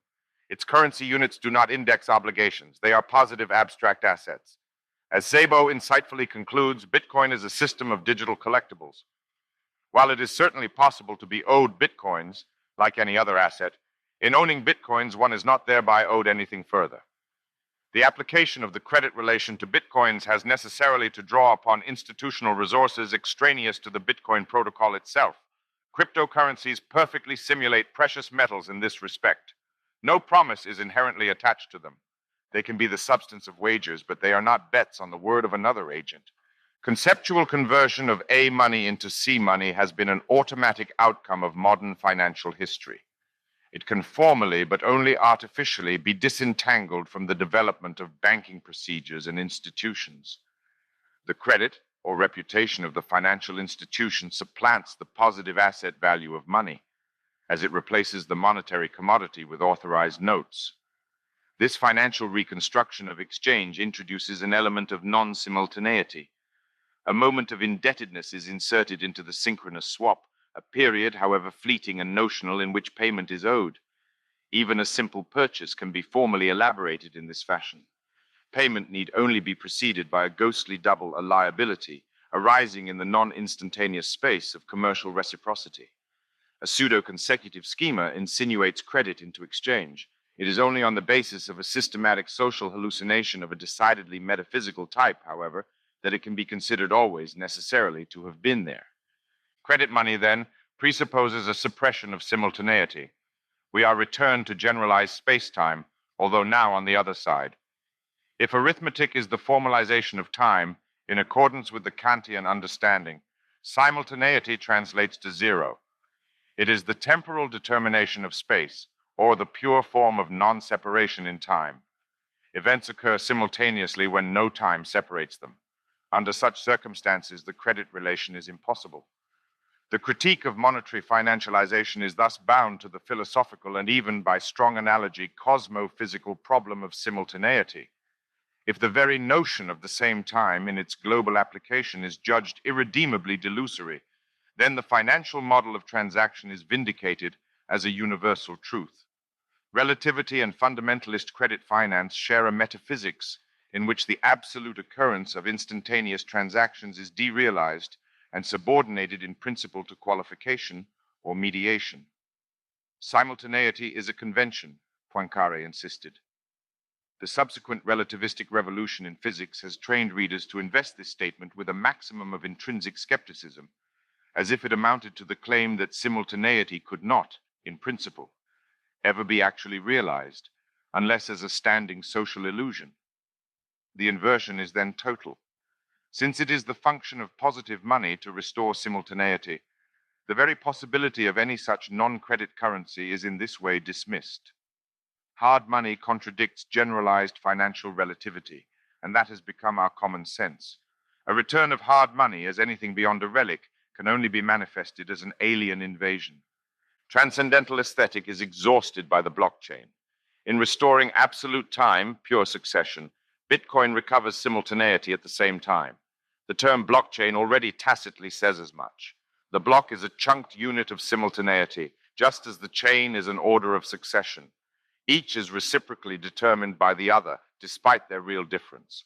Critically, a block is validated as a whole at once. It contains no internal temporal articulation. Each block is all space in the temporal sense or non-decomposable duration. It is a true moment or a now, even when sedimented, chained into the past. Transactional simultaneity is thus realized. As we have seen, this is the negative of financialization and its actual condition of impossibility.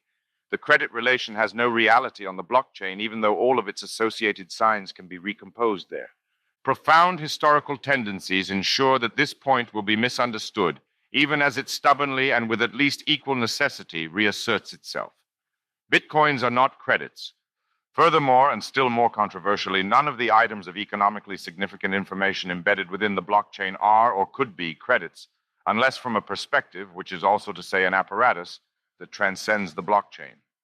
The temporality of the block ensures this. Nothing unsettled survives the automatic editing process. Only positive signs persist. Consider a simple safety deposit box.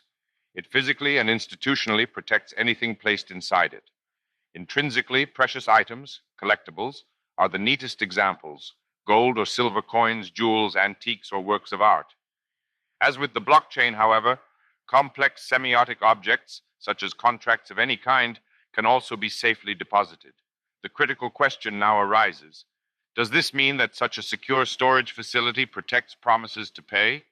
The answer is not entirely straightforward, since it depends upon the obscure undercurrent of the question.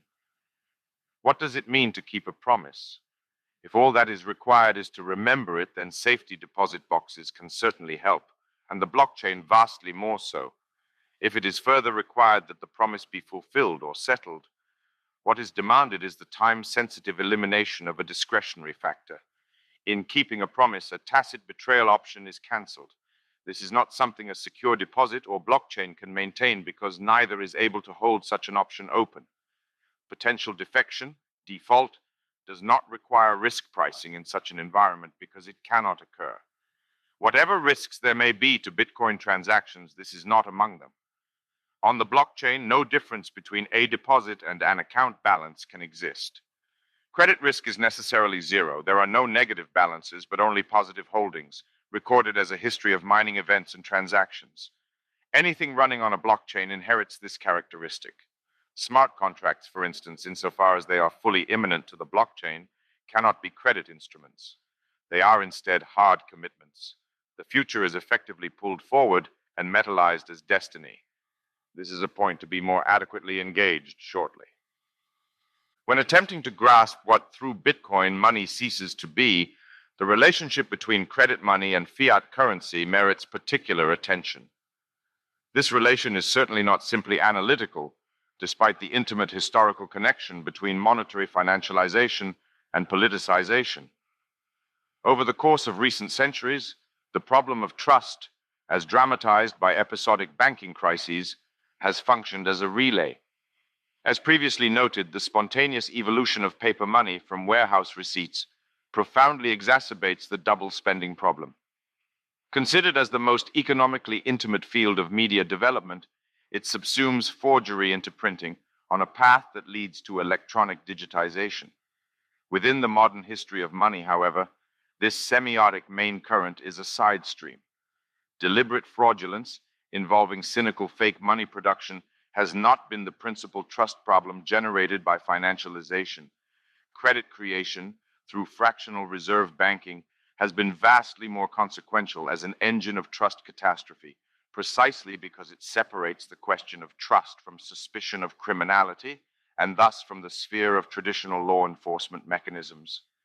A banking crisis is not, unless contingently or under the aspect of polemical extravagance, a crime. More generally, those sociocultural forces disposed to consider inflationism in all of its aspects as essentially criminal have been so thoroughly defeated that their objections have lost all engagement with effective mechanisms of legal enforcement. To recapitulate the discussion from Chapter 3, when fractional reserve banking turns bad, it is exhibited as a double and in fact multiple lending problem. Any bank deposit can be loaned out multiple times, with the proportions of potential bank credit to assumed liability decided by the reserve ratio. A reserve ratio set to cover 10% of loans outstanding permits a tenfold credit multiplication effect prior to interbank lending. Under conditions of general financial confidence, this facility is welcomed as a business opportunity for banking institutions, as a quantitative relaxation of credit restrictions for borrowers, and as a general adrenalization of the wider economy through increased liquidity. Historically, the resulting incentive structure brought banks, borrowers, and governments into alignment in the direction of financialization or compressed reserve ratios. The attractions of money creation are so self-evident they obliterate the counterfactual case. How could the financial alchemy of fractional reserve lending, with its seemingly magical multiplication of profits, borrowing opportunities, and commercial stimulation, conceivably have been resisted? And once it had ceased to be resisted, what could possibly have gone wrong? On the opposite side of the ledger, multiplication of credit money through fractional reserves was balanced by the unplanned invention of a new type of credit risk. Local default was now potentially amplified to the level of the global bank run. The credit multiplier, when toppled into reverse, became an engine of financial catastrophe. Quantity has a quality all its own. Systematic banking crisis posed an existential threat to political regimes. The risk involved, therefore, tended, as a matter of sheer magnitude, to escape narrow economic categories. Confidence sets out on its long journey into becoming an explicitly recognized macroeconomic variable. At a certain threshold, sheer aggregation of private actions transitions into a public event. Banking crisis comes as close to capturing the fulcrum of political economic interchange as any conceptually isolable event can. The deep tendency of modernity to encapsulate the empirical plays out into economic institutions. Political recognition that a banking crisis cannot be permitted to happen finds its institutional manifestation in a central bank. A central bank is the authoritative model of a trusted financial institution.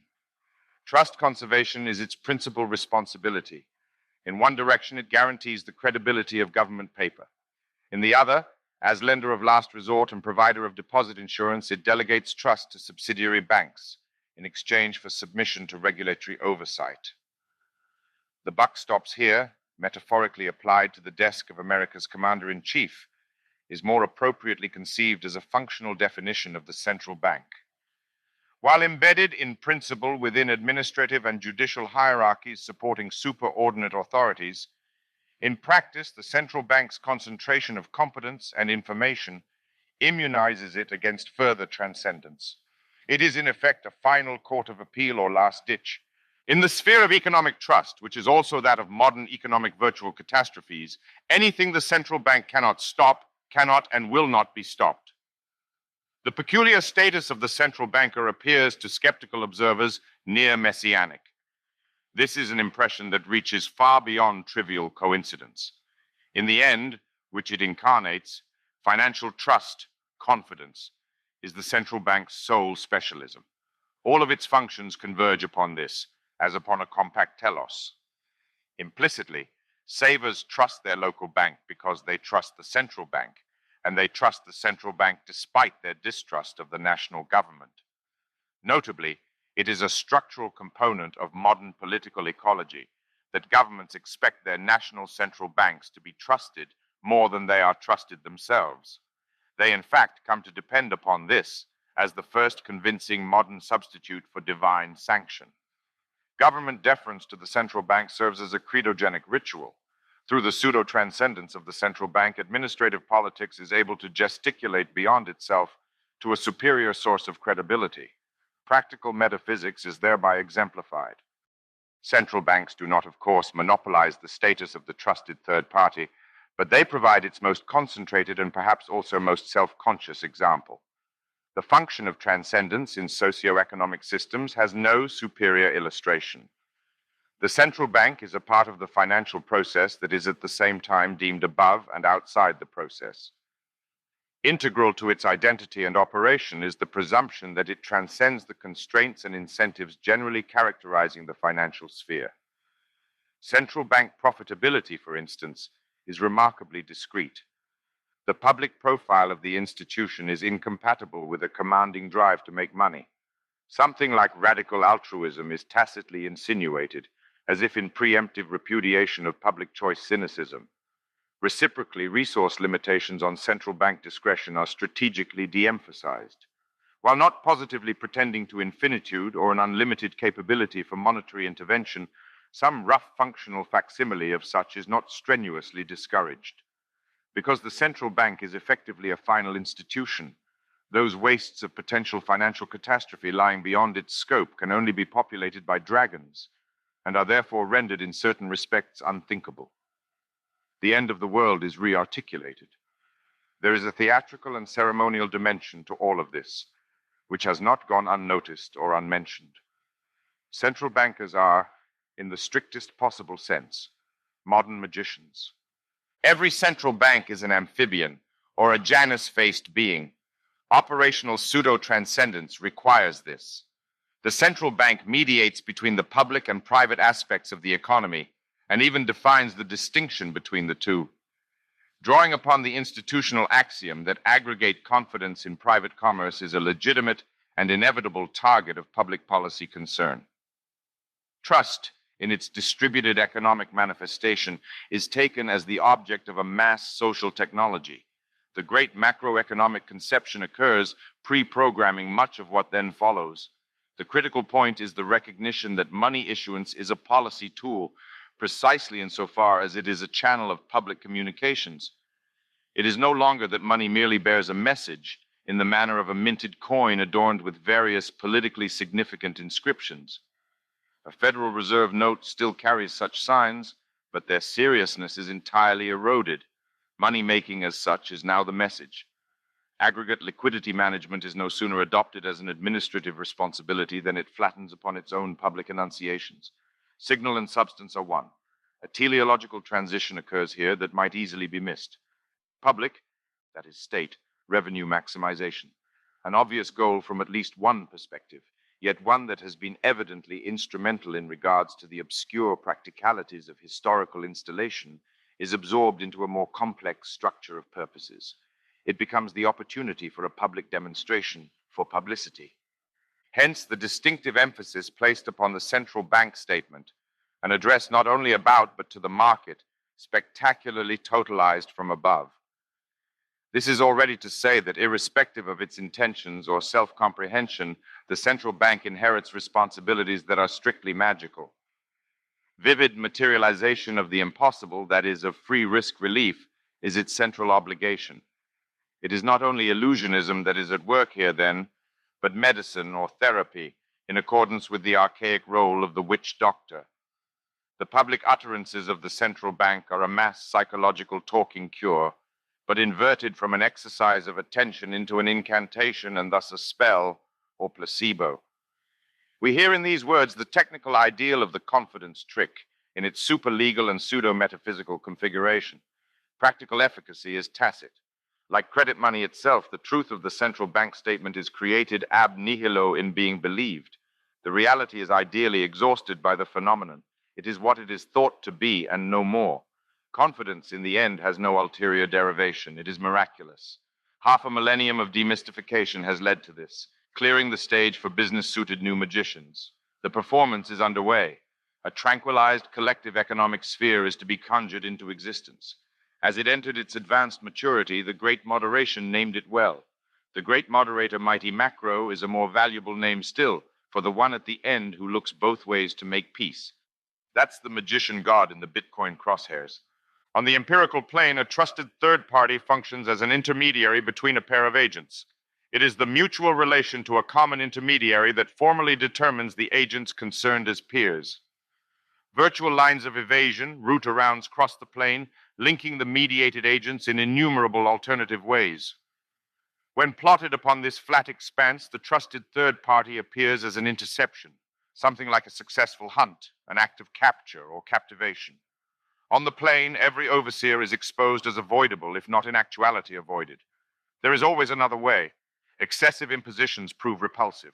Every moment of mediation has therefore to strike a bargain. No hint of the universal is found here. It is not upon the plane, but upon the pseudo-distinct, pseudo-orthogonal, and pseudo-metaphysical axis transecting it, that the exorbitant authority of the overseer is for the first time expressed. The horizon of supervision extends into the infinite. If not explicit in its claims to omniscience, omnipotence, and omnibenevolence, it makes no effort to dispel such theological encrustations. An implicit invocation of godlike powers follows from the conspicuous assumption of godlike responsibilities. In wherever the buck stops, we trust. The aura of infinitude is essential. No limit can be drawn. Whatever lay beyond the outer boundary of central banking power would be the lair of crisis by definition. A formal delimitation of the supreme third-party powers is indistinguishable from a program for financial catastrophe. Agreeing not to go there closely coincides with the new social contract drafted in the 1930s. Critique of authority henceforth meant Great Depression. To the titles of macro can then be added the unscrutinized scrutinizer. That which sees all should not be excessively challenged by inspection. This is how asymmetry has been put to public work. Apparently exempted from immanence, the overseer is fed by the impression of exceptional rules and sublime incentives. It seems to hover above the fray as if released from mere empirical difference into a superior milieu. Amphibious by essence, it is at once an efficient, individualized economic agent among others, and simultaneously nothing at all of the kind. The effect works best when no one looks too closely. Central banking did not begin with the Bank of England in exactly the same way that terrestrial capitalism did not originate among the Anglophone powers. This is to say that a comparable usurpation of destiny, in the full ambivalence of the term, is evident in both cases. Fate was settled on an English path, which took work. An obscure opportunity for supranational influence was captured and became self-consolidating through convergence, which is to say, the occasion for financial elaboration found its strongest expression on the supranational line. It was from the beginning world historical. In the final analysis, it has happened to peoples more than from them. Teleological instrumentalization of the English-speaking peoples as agents of global process has been no less basic than their adoption of new financial technologies. The two developments have been one. Central banking has been nationally functional to the exact extent it has been internationally competitive and thus globally compelling. It won wars that mattered, first for the Dutch, then for the English. By the time the United States inherited managerial responsibility for the world order, its principles of financial sovereignty had been firmly set in place. The task of managing the national debt was, as a matter of concrete practicality, a military logistics function. It assured war-fighting capability at the highest level of strategic abstraction. Whatever was needed was made affordable. The consequences were consistently dramatic, because the states that quickly took the lead in central banking were not at all by coincidence the successful vehicles of a supranational or global revolutionary undertaking. Nothing like a simple nationalization of money was ever actually happening. Rather, the production of international reserve currency was becoming reflexive and institutionally self-aware. This does not make monetary nationalism a mere illusion. The organizational level of the nation-state did in fact become increasingly dominant, and all the more so when international adventure was at stake. It did not, however, control its own context. The supranational process preceded, exceeded, and catalyzed all national developments because the battlefield was the arena of selection. The history of central banking is bound far more tightly to the production of world money than happenstance could account for. The global revolutionary mission was primordial, that is, essential or intrinsic. In contradistinction to the financial myth, sound domestic money management did not simply come first. The Bank of England was incorporated by the 1694 Bank of England Act. However much centralized monopolization of banknote issuance now looks like the basic destiny of the institution, it was only very gradually established over the course of more than 2 centuries of subsequent legislation. It was not, therefore, a guiding project in anything other than an obscure teleological sense. Monetary nationalism was only a slowly emerging outcome. It was fiscal nationalism that provided the primary imperative. Twin agendas were originarily complicit, directed at once to domestic financial stabilization and to state revenue raising with a definite outward geopolitical orientation. The incorporation of the bank, then, marked a further step in the integration of modern banking with sovereign political power. The much later U.S. central banking Federal Reserve System is far more arcane than the Bank of England. It dates back only to the final days of 1913, as a creature of the Federal Reserve Act, through which Congress announced an American public, that is, national, monetary policy. The institutional origin of the Federal Reserve is explicitly inseparable from a post-liberal ideology of money, which conceives it as an administrative tool to be placed in the service of national economic objectives, the macroeconomic suite of full employment, stable prices, and moderate interest rates. The British experience had been educational in this regard. Money had been reminted as an imperial project with twin global and domestic faces, where the pound sterling had found itself elevated by fortune to the status of imperial scrip. The US dollar now ventured onto the same path of geopolitical fatality with greater self-consciousness. The relation to war economy was effectively deepened. By the early 20th century, it was obvious to all observers that the primary Anglophone world power could have no merely national interests that were not immediately matters of global geostrategic and ideological competition. The US dollar could only be an architectural pillar of world order. To trust it was direct psychological investment in a planetary destiny. Under conditions epitomized within the era of matured central banking, but by no means restricted to it, monetary value reduces ultimately to a political substrate, where confidence is maintained by evidence of effective power. This registers a critical inversion.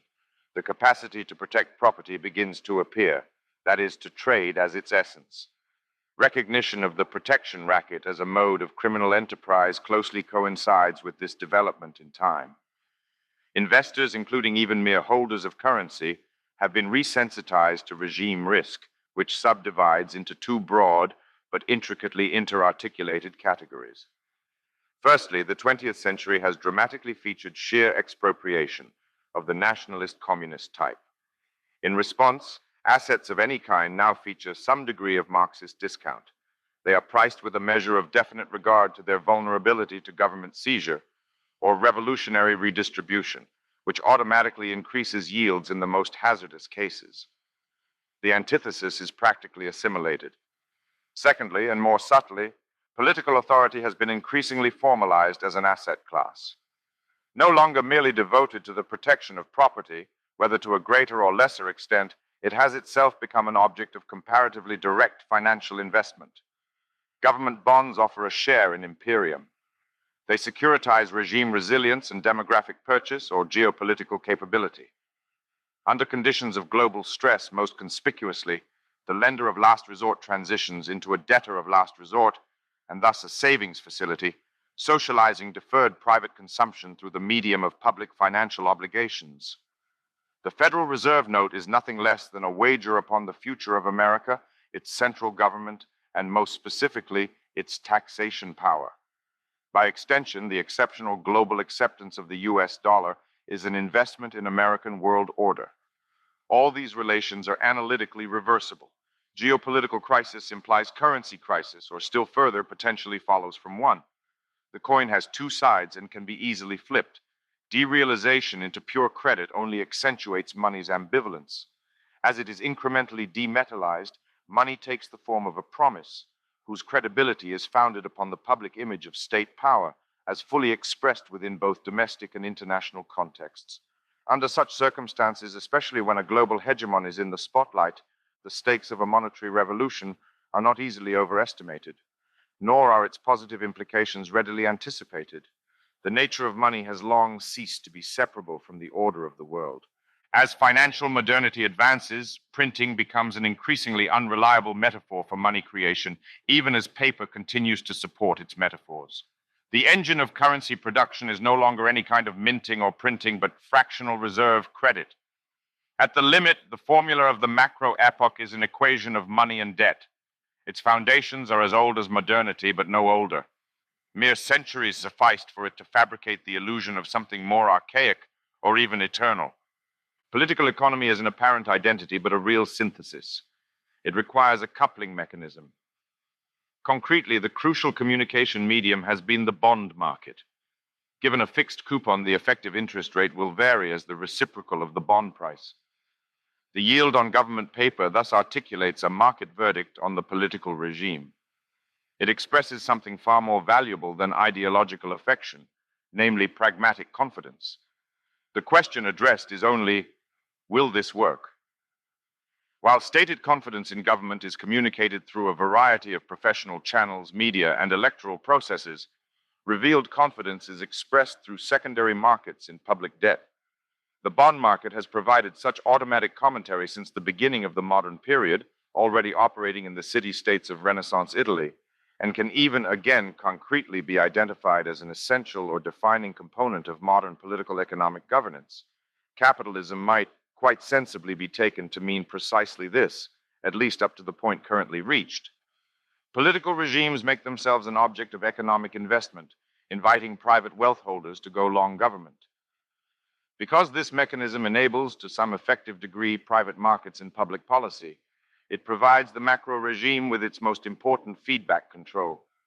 We meet Janus again, as with every social regime. Political economy is only Janus's modern name. The ambivalence is the engine. A hinged singularity produces effects of pseudo-universality on its public face and intelligible incentives on its private face. Continuous temptation to resolution in one or other direction adds camouflage as a supplement. There's a simple story you want to tell, which is how it hides. Money has fully absorbed the ambivalence of political economy. This has made it cryptic, quite beside it becoming cryptographic. It invites misapprehension. Of course, it is no secret that historically the promissory value of paper money has been very specifically tied to the prospect of redemption in precious metal. It is, in fact, almost, though not quite, the precise opposite of a secret, an anti-secret. With the consolidation of macro, this has matured into a type of tolerated hypocrisy and something like an inside joke. A concession to tradition is made where it appears most harmless. Much more is happening here, though, than a joke. The persistence of this image of value advances metallic durability into an abstracted dimension. Whenever money is momentarily jolted from its constitutive cash-like amnesia, it grates upon metal memory. Sheer semiotic inertia would suffice to ensure this, in the absence of any additional considerations. The Mises regression theorem acknowledges the same track marks. Despite the appearance of anachronism, at no stage has this concrete definition of monetary obligation been formally updated. It has merely been repudiated. The commitment is restated without being maintained. This preserves it as a dramatic violation. To describe it as ritualistic sovereign transgression is not an excessive stretch. The repudiation of metallic obligation has been politically spectacular. Overt contempt for a nominally enduring formal constraint was itself sold as a viable and indeed overwhelmingly dominant socio-political position. The mass psychology of the New Deal remains entirely unintelligible until this is understood. The abuse was the attraction. In this way, as in so many others, the New Deal was classically fascist. When unleashed executive power is the selling point, there is no inclination to conceal the broken leash. It takes the trampling of old constraints to legitimate a Caesar, and it takes a Caesar to master popularity. Only hopeless naivety would recognize FDR as anything else. Ever since the gold standard was ended, the principal support for monetary value has been the state guarantee of its acceptance for the extinction of tax obligations. By denominating their exactions in the national currency, and thus authoritatively defining their medium of internal revenue, governments are able to support a very substantial demand floor for their own paper, whether currency notes or bonds. Within this arrangement, socialist and nationalist themes are merged, without significant remainder on either side. Government market making of this kind, in which the state operates as a customer, fulfills an important mercantilist function. In most modern societies, it has a wide domain of application, extending typically across business sectors more or less plausibly classed as strategic. Nowhere beyond the monetary sphere, however, is such a mercantilist program comparably cloaked by the purity of administrative fiat. The barrier posed to the adoption and spread of alternative currencies by the normalization of state-centric monetary nationalism vanishes beyond the horizon of public perception. It is only on the global periphery, among economies that are to some considerable extent dollarized, that the nation-state's monetary power remains naturally conspicuous and thus susceptible to refusal. The spontaneous cosmopolitanism of the precious metal coin exposes, through contrast, the historical peculiarity of globalization in the age of monetary nationalism. Metal maintains an exteriority in relation to the minting regime. Its value indexes a substance outside political dependency. Government paper, in contradistinction, requires additional institutional support. The decentralized verification process of the assay is not available or relevant. What matters for verification now is only the authenticity of the statement, whose negative is forgery or counterfeiting. The currency unit is irreducibly invested in its regime of issuance. Thus, Forex operations become an institutional subspecies of international relations. Acceptance of a currency now implies substantive rather than merely formal political recognition. There can only be foreign exchange once the right to make promises has been granted to all relevant regimes. Once extracted from a domestic competitive environment, through establishment of a state monopoly of currency issuance, money supply is exempted from commercial spontaneity and becomes a macroeconomic problem. This is to say that it acquires the status of an overseen aggregate. Money is no longer conceived primarily as a kind or as a distribution, but as a whole. It is envisaged in entirety. It might be asked whether the term macroeconomics has anything reasonably described as a common usage. The word is intrinsically extraordinary. It implies a very specific structure of professionalization, and credentialized expertise. In its maximally reified sense, as it is employed here, it also has a designation that might escape familiarity, and certainly seeks to. Macroeconomics is not merely an intellectual domain or its corresponding social object, but a regime. Positive institutions are essential to it. These cross consistently between the realms of academic research and social administration. The theoretical procedures under consideration here are essentially managerial, shaped originally by policy orientation. The model macroeconomic thought experiment takes the form, what if the government did X? Thesis and recommendation are one. Macro never speaks then without a side address, at least to the state. Power is endogenous to it. The ambiguity between macro the thing and macroeconomics as a research domain naturally and strategically elicits confusion. Macro is a singular catastrophe in the technical sense, which is to say, a systemic phase transition, but also from certain inherently fragmentary and now systematically marginalized perspectives, an actual socio-historical disaster. The clue to macro, so telling as to pass almost for a synonym, is oversight. It is lodged in that part of the social organism tasked with supervision of the whole.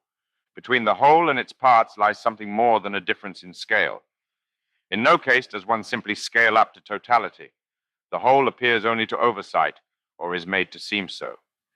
It is thus tempting to conceive macroeconomics as a structure of visibility. Its essence is defined by what is called to appear before it. Any tribunal is like this.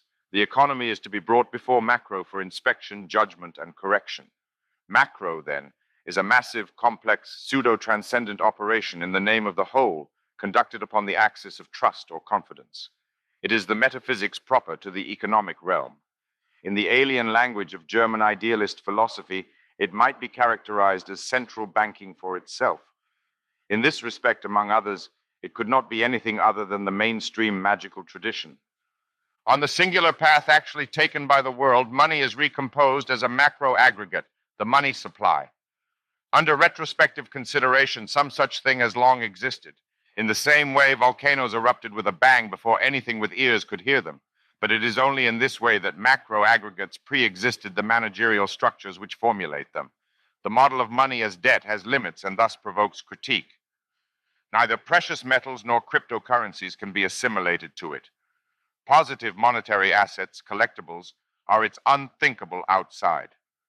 According to the quantity theory of money, money supply determines the general price level. The economic consensus on this point is so broad it approaches recognition of a tautology. After all, it would be strange indeed if money, the model object for economic estimation, were to be exempt from elementary principles of supply and demand.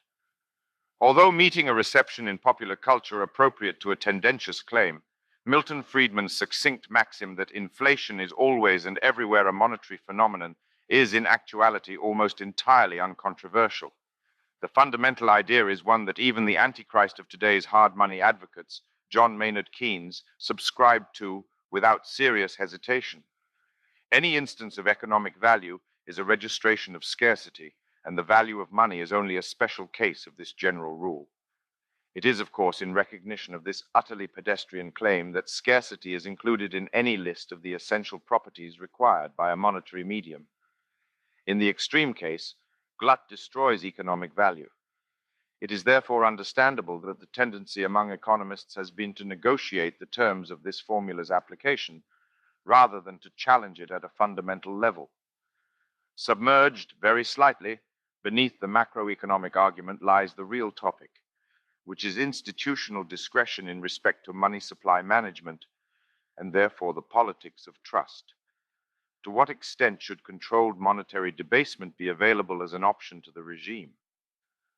The central Keynesian argument, as formulated in his The General Theory of Employment, Interest and Money, 1936, has surely to be included among the most influential in history.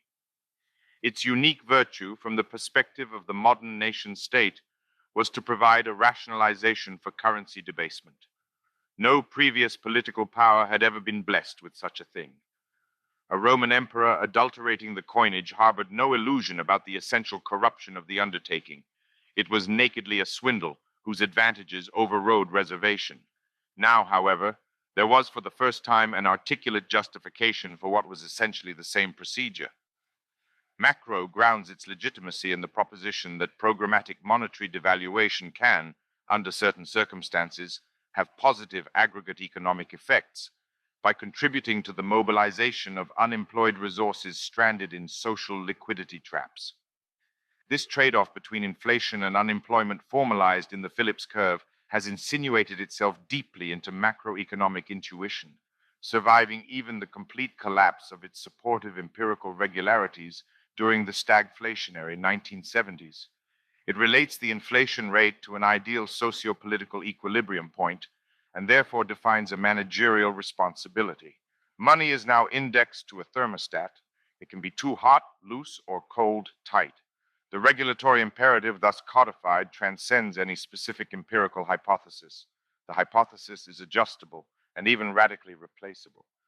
The new power, once installed, is far more resistant to retraction. Once the case for a campaign against cash preference has been entrenched at the level of mass psychology, its theoretical foundations become dispensable. The communist and fascist anti-bourgeois tide of the 1930s found its principal Anglo-American expression in Keynesian macroeconomics. Here, too, hoarding was denounced as a crime against the collective. Implicit socialization of all economic resources was made rigorously axiomatic. There is nothing so fragile as a mere theory here, then. Rather, there is the maturation of a socio-political program. The theory flexibly rationalizes a regime. At the greatest scale of historical analysis, macro is characterized by the way it places itself beyond the bourgeois definition of civilization. Among modernity's ascendant prudential classes, high time preference or low impulse control served as distinctive markers of barbarism.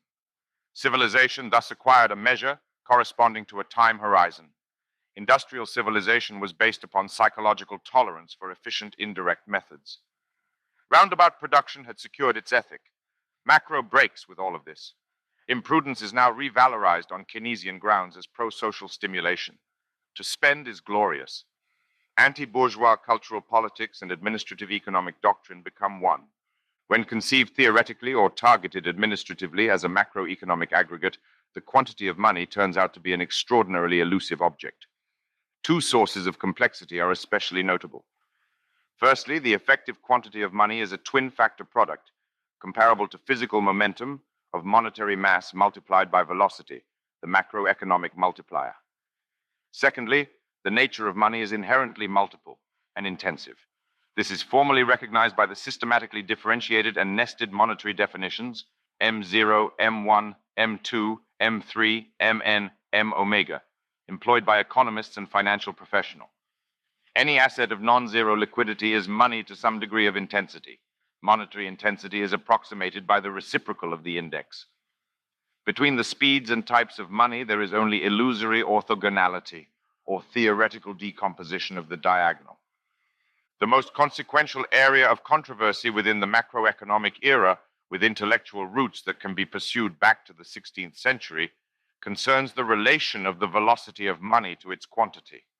According to Irving Fisher's formula, M times Y equals P times Q, when the quantity of money and goods, M and Q, is held constant, the price level, P, becomes a function of monetary velocity, V.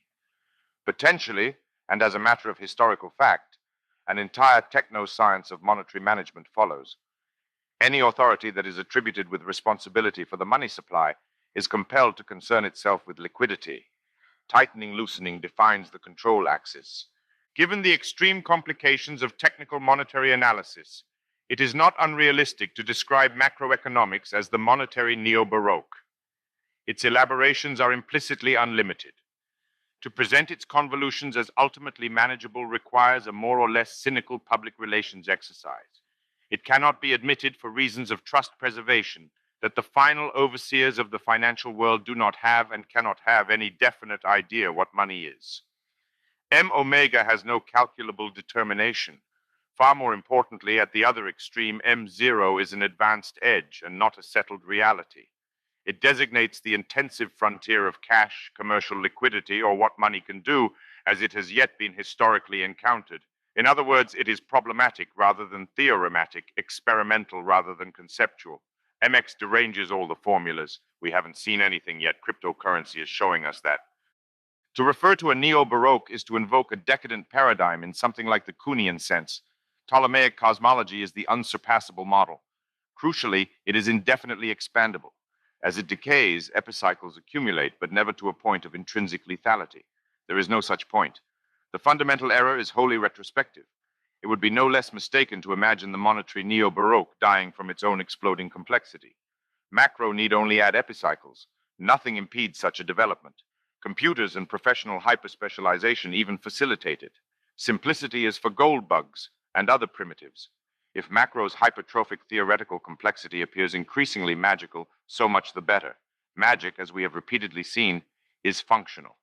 What matters to macro as institution, meta-institution, or regime is primarily the credible illusion of understanding. That is where its authority lies. Macroeconomics must only pretend to a theoretical competence that is practically unobtainable.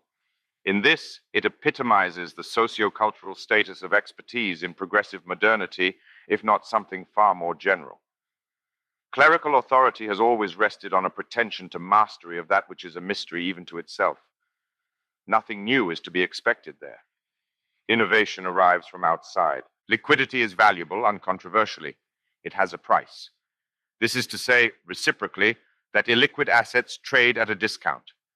Financial systems therefore automatically assimilate the concept of liquidity to that of risk, which configures illiquidity as negative investment quality. The essential and innovative macroeconomic contention is that liquidity preference beyond a certain threshold becomes excessive, malignant, and self-contradictory. Rather than returning to equilibrium, it feeds positively upon itself. Generalized investment aversion drains the pool of liquid assets on a spiral into depression. Spending, then, is a social obligation whose collective importance justifies suppression of private discretion. In this way, macroeconomics provides a specific model for the tragedy of economic liberty. This is its most profound counter-modernist theme. It is an argument translatable without remainder into the language of contradiction. On such lines, macroeconomics can be configured as an elaborated subplot within the critique of political economy, initiated by Marxian historical materialism. When configured in terms of mass social psychology, the thirst for liquidity expresses distrust or negative confidence. Conceived economically, it is disinvestment. Conceived politically, it is dissent. Only liberalism of the old type would dissuade a regime from seeking to suppress it. And macro, which is always macro in power, means that liberalism is dead. The point can be made more strongly. Macro is the death of liberalism in power. All earnest pretension to counter-cyclical policy notwithstanding, the systematic asymmetry is manifest. Politics tends to soft money. Governments, especially democratic governments, do not pass marshmallow tests. In the long run, we are all dead, Keynes famously quipped. And in doing so, the voice of the state, now channeled by macroeconomics, was immediately audible. Delayed gratification was being explicitly remodeled as a bourgeois vice, created to manage long-wave capitalist downturns, and then to economic contractions of even minimal severity, its interventions scaled down by an order or magnitude to the pulse rate of roughly 5-year business cycles. Macro tends to configure itself as the correction to capitalism in general. Globalization is deflationary because it operates to control prices through arbitrage. Technological efficiencies are an even stronger driver in the same direction. The relation of macroeconomic stimulation to the capitalistic mechanization and globalization of production can therefore be understood as compensatory. Macro tacitly legitimates itself as an antidote to deep deflationary dynamics inherent to the modern economy. It is designed to make money soft. While it requires a portrait of macro as a consummate regime to see where we are, the picture takes us away from money rather than toward it. Cryptocurrency is the negative of all this. It shorts political economy in general. The broad contours of a micro-counter-revolution are for the first time definitely indicated. Macro is essentially oriented against saving. In striking contrast, Bitcoin invents the hodler who disdains short-term market interventions. This is nothing less than the synthesis of a new bourgeois mentality or its substitute. A fierce reanimation of prudence accompanies the cryptic micro-insurrection. It understands this time around that it has dedicated enemies, true opponents, and not merely feckless villains indifferent to its virtues. Since Cain's incontinence has been a cause, and then almost immediately afterwards, a regime. All capacities for prudential self-protection outside state guarantees have been targeted explicitly for destruction.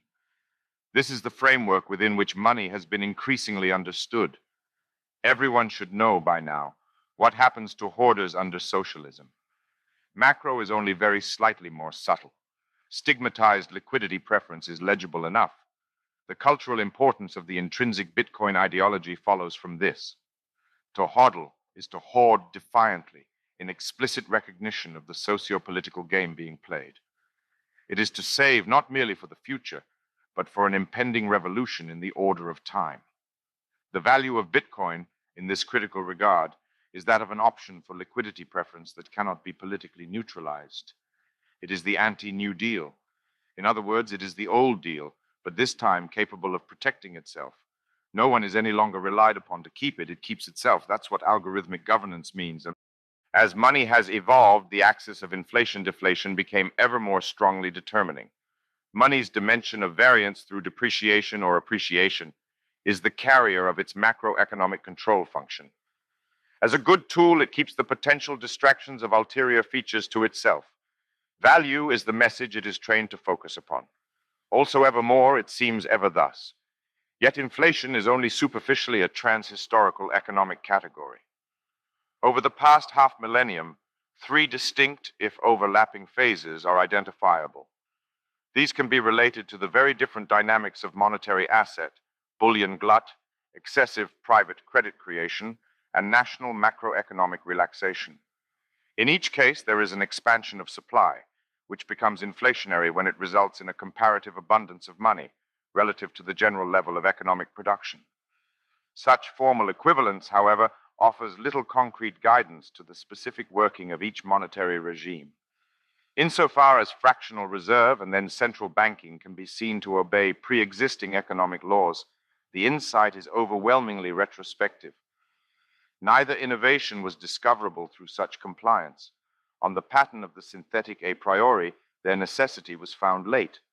This alone can also be expected from what comes next. Cryptocurrencies initiate a new phase in the history of inflation.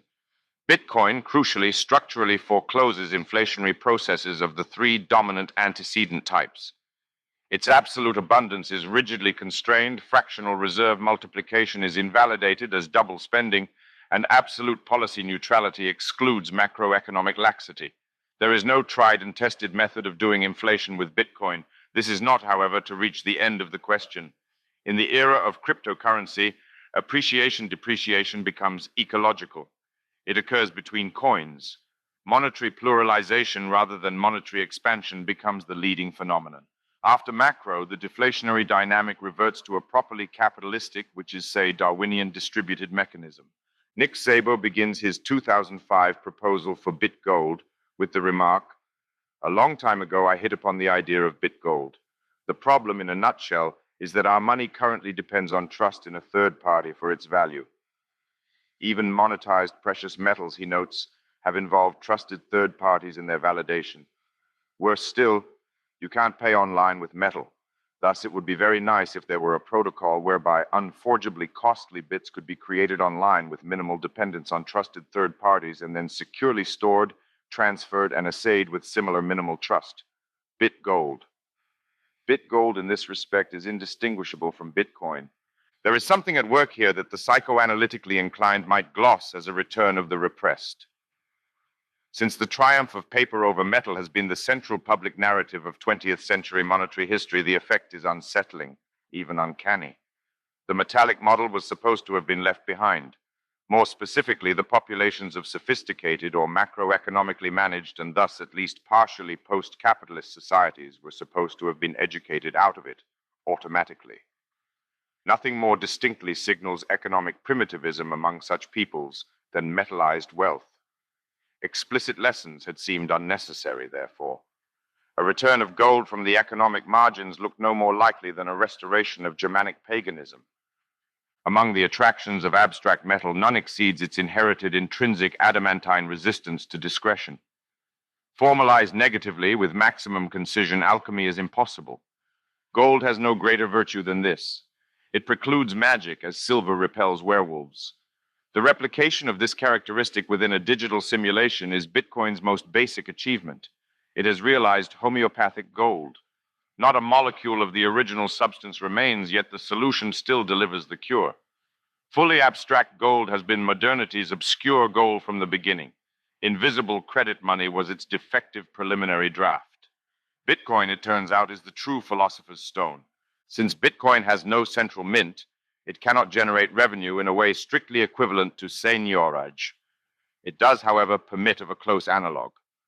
Early-stage miners of Bitcoin or any related cryptocurrency are able to accumulate substantial holdings with comparative ease, perhaps amounting to a significant proportion of the total ultimate stock.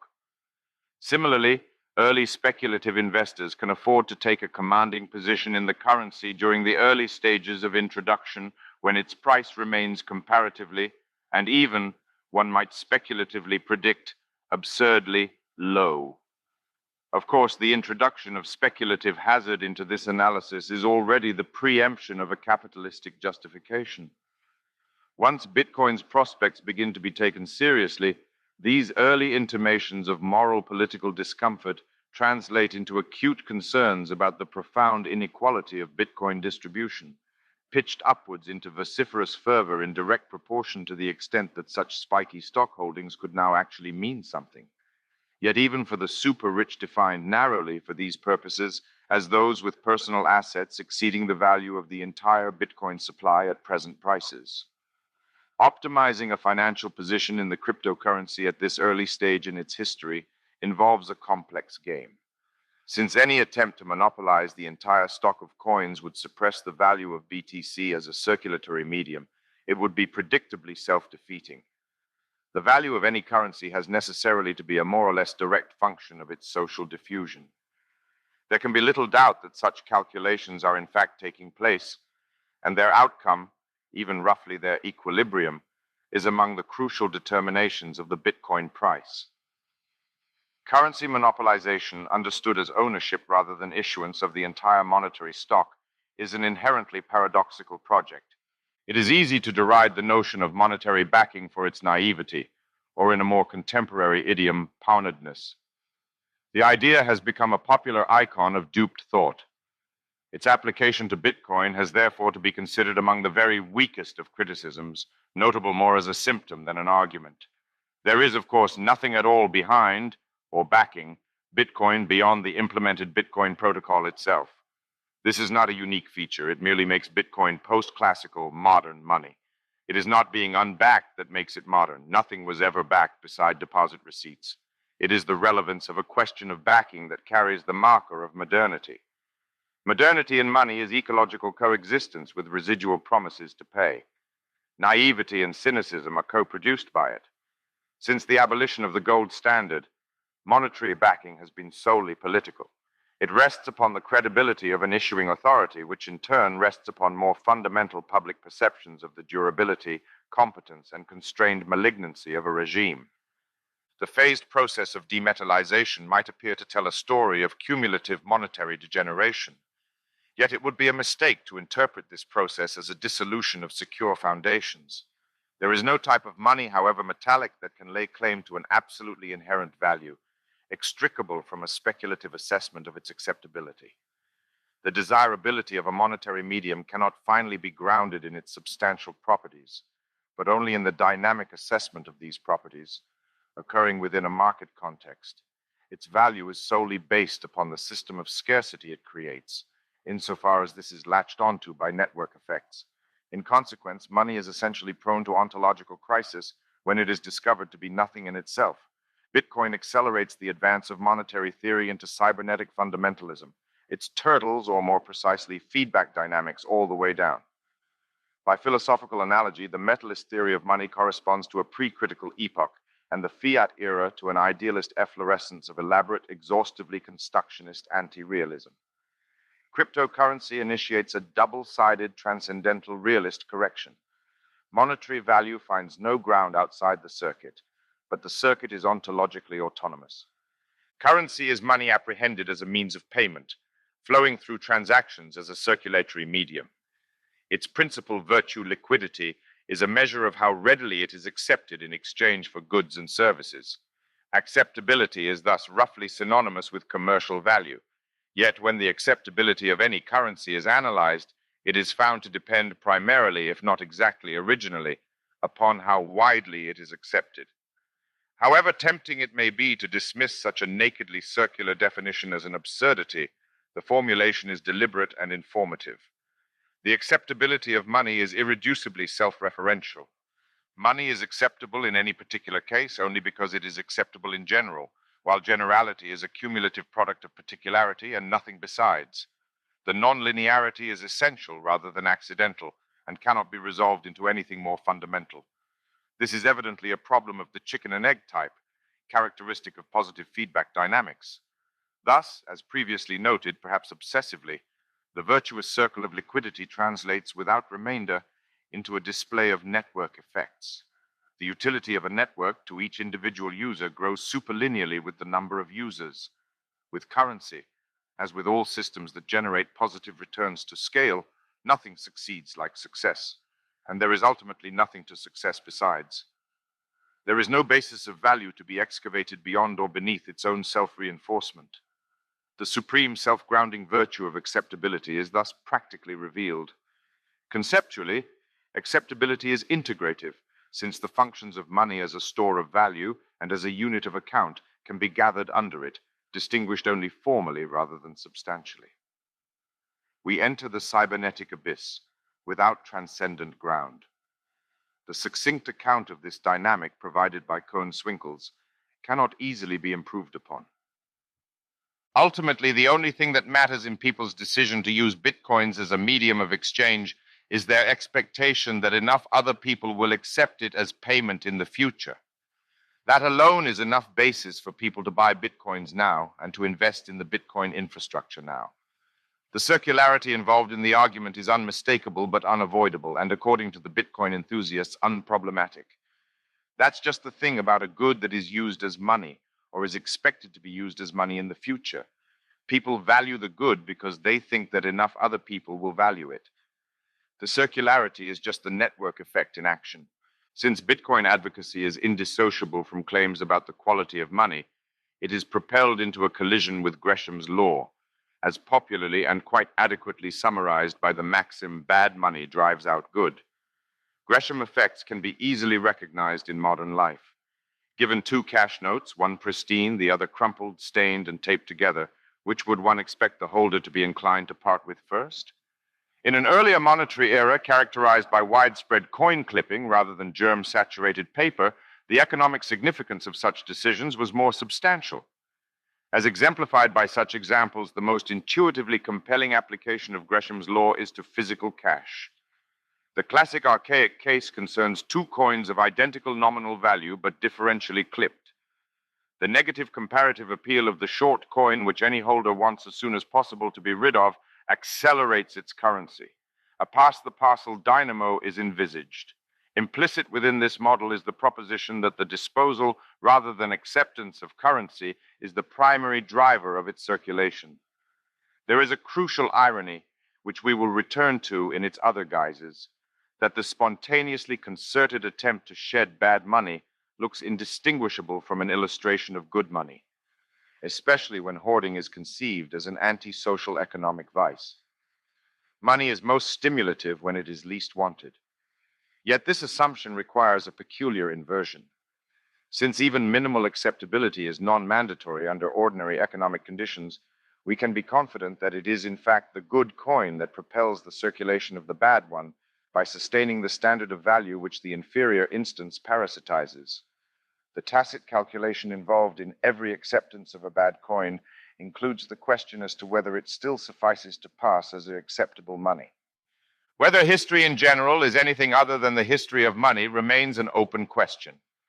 Certainly, the distinction between history and prehistory seems to have been decided by monetary innovation. The earliest digital recordings are accounts. In the beginning was the registry. If this distribution of emphasis seems unbalanced, the fact that, in our own time, A distributed ledger manifests primarily as a monetary innovation tends nevertheless to vindicate it. Commentary in the Bitcoin is about much more than money vein, while copious also comes later. The monetary model sets the matrix. A Bitcoin, or part of a Bitcoin, is a number of numbers, or several.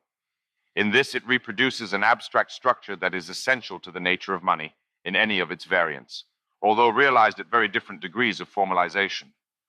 The semiotic complexity of money is expressed by a multiplicity of numerical dimensions.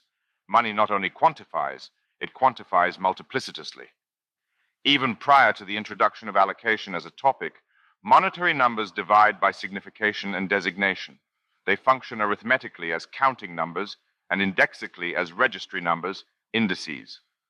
The distinction is illustrated by the coexistence of a denomination number and a serial number on every banknote.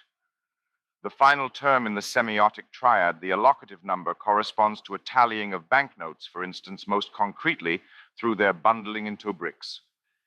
These dimensions are primeval.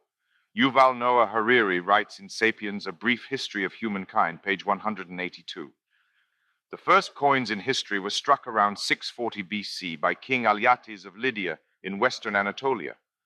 These coins had a standardized weight of gold or silver and were imprinted with an identification mark. The mark testified to two things. First, it indicated how much precious metal the coin contained. Second, it identified the authority that issued the coin and that guaranteed its contents. The coin bears an index of composition and a sign of credentials. The third semiotic dimension is added in a counting house and introduces from the beginning the ledger. Every commercial transaction involves a conversion into numbers. There is no primordial difference between monetary circulation and digitization, recognized as the historical process. In its narrower electronic sense, however, the digitization of money does not date back very far. The first electronic money precedes Bitcoin by no more than half a century. Precursors are retrospectively identifiable, including charge coins, charge cards, charger plates, and air travel cards. Western Union began issuing charge cards to frequent customers as early as 1921. But the runaway electronic derealization of money is a far more recent phenomenon. The first credit card, accessing a bank account by means of a plastic identification document, was the Bank AmeriCard, launched in September 1958 and renamed Visa in 1977. It took another 8 years for the system to be extended beyond the United States, to Britain with the Barclaycard in 1966. The spread of electronic banking outside the English-speaking world was far slower still. Widespread adoption of the new monetary medium in continental Europe, for instance, did not take place until the final decade of the 20th century. Most of the world skipped this stage of monetary evolution altogether. Electronic monetary transfers, as required by credit cards, are not yet an online payment system. The former involves electronic settlement, but not yet digital cash. Electronic bank credit operates exclusively between trusted parties. The cash-like aspect of the transaction takes place offline between the cardholder and the goods or services provider. Even here, some basic characteristics of cash are sacrificed, most notably anonymity. It is cash in this reduced sense that is translated online by the first consumer-level digital money services, exemplified by PayPal. It was not the personal computer that set the frame for the next stage of money's technological evolution, but the mobile phone. Within this new epoch of consumer electronics, personalization is intensified through heightened communicative orientation and the massive distribution of computational capability. It is easy to miss the full complexity of the mobile phone as a technological nexus. Not only does it serve as a telecommunications and internet access device, but also as a scanner and a personal identity hub. In combination, these features enable convenient, efficient, and passably secure monetary transactions. The serendipitous contribution of an inbuilt camera to the mobile phone's function as a monetary platform is especially worthy of note. A facile photographic shot closes the transaction. The era of the barcode thus passes into that of the Q.R- code. The age of mobile payments dates back only to 2007. In that year, Safaricom and Vodacom, the largest mobile network operators in Kenya and Tanzania respectively, released their M-Pizza mobile phone-based finance application developed by Vodafone. M-Pizza abbreviates mobile money in hybrid tech jargon and Swahili. The application was designed to support elementary banking services on wireless telecommunications in drastically underbanked societies. It enabled monetary exchanges between users with the additional capability to facilitate microfinance credit. Anybody with identity certification, such as a national ID card or passport, could use M-Pizza to deposit, withdraw, or transfer money through their mobile device. Its rate of adoption exceeded all expectation, resulting on social, cultural, and commercial success on a now already legendary scale. From its takeoff point in East Africa, the service was subsequently expanded into Afghanistan, South Africa, and India, reaching Eastern Europe in 2014. It has been in China, however, that the new fusion of money and telecommunications has developed most explosively. China's mobile payment market has been opened by its internet giants Alibaba and Tencent. Up to late 2015, Alipay dominated, accounting for over 2/3 of mobile purchases by value. Tencent's competitor system, based upon its WeChat social media application, consolidated its position through a highly successful marketing campaign themed by digital emulation of traditional red envelope monetary gifts. By the first quarter of 2017, Alipay and WeChat between them were servicing 94% of the country's mobile payment market. Chinese late mover advantage has enabled the country to leapfrog plastic, transitioning directly from paper to wireless. By early 2017, US online payments amounted to scarcely 2% of the Chinese figure, which had reached the equivalent of $8 trillion. The story of electronic money is not exhaustively subsumed into that of banking. It has various quite separate lineages of greater and lesser independence. One of the most important of these passes through online multi-user environments and games. The fictional quality of in-game monetary systems has shielded them from regulatory scrutiny to a degree that cannot easily be philosophically defended. They thus open a zone of special interest in regards to the ontology of money. What is the relation of real money to simulated money? Virtual currencies, such as the Linden dollars, L-dollars of Second Life, made this question ineluctable. If online pretend currencies had an exchange value denominated in offline real currencies, as they soon did, how solid could any ontological discrimination between the two be? It began to dawn upon commentators that a new age of private currency issuance had been surreptitiously initiated. It is perhaps a matter of mere historical contingency that far more consequential developments have not yet been catalyzed in this zone. There are few obvious limits to what might have come. The industrialization of virtual currency production in the crypto epoch was partially anticipated by the phenomenon of gold farming in the world of MMORPGs, or massively multiplayer online role-playing games. Many of the most popular MMORPGs permit trading in items of in-game value. For instance, a special weapon acquired at the cost of much in-game effort and peril, and therefore scarce enough to be precious, might be surrendered by one avatar to another in exchange for an out-of-game payment between their respective players. Such arrangements called out for economic rationalization through specialization, concentration, and internet-enabled geographical labor arbitrage.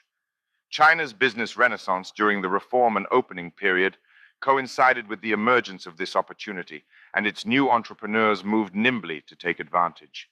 Tedious gameplay was quickly transformed into commoditized labor, as cheap, capable Chinese youngsters were organized by upstart businesses to undertake grueling virtual activities.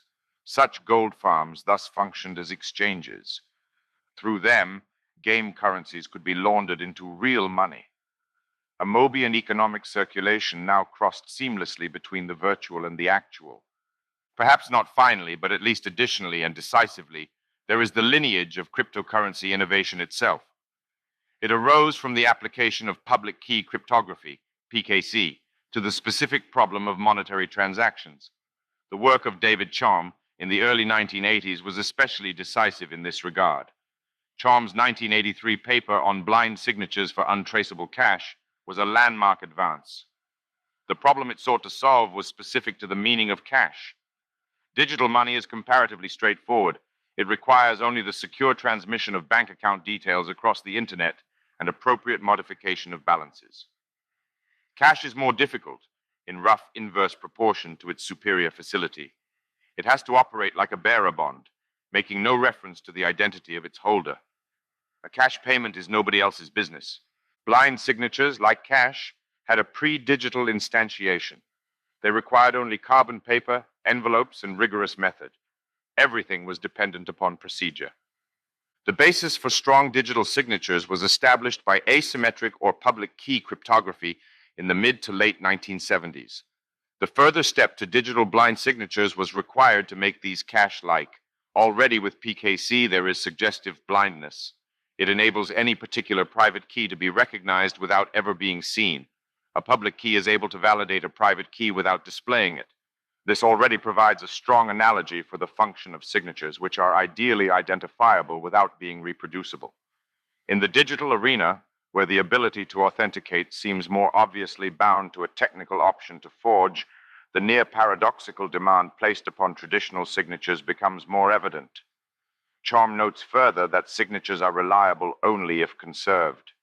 An additional near paradoxical demand placed upon them is that they cannot be repeatedly copied. Chom's insight was properly transcendental philosophical or diagonal. It achieved the apparently impossible, translating cash into cyberspace by conceptually breaking the false tautology of authentication and identification.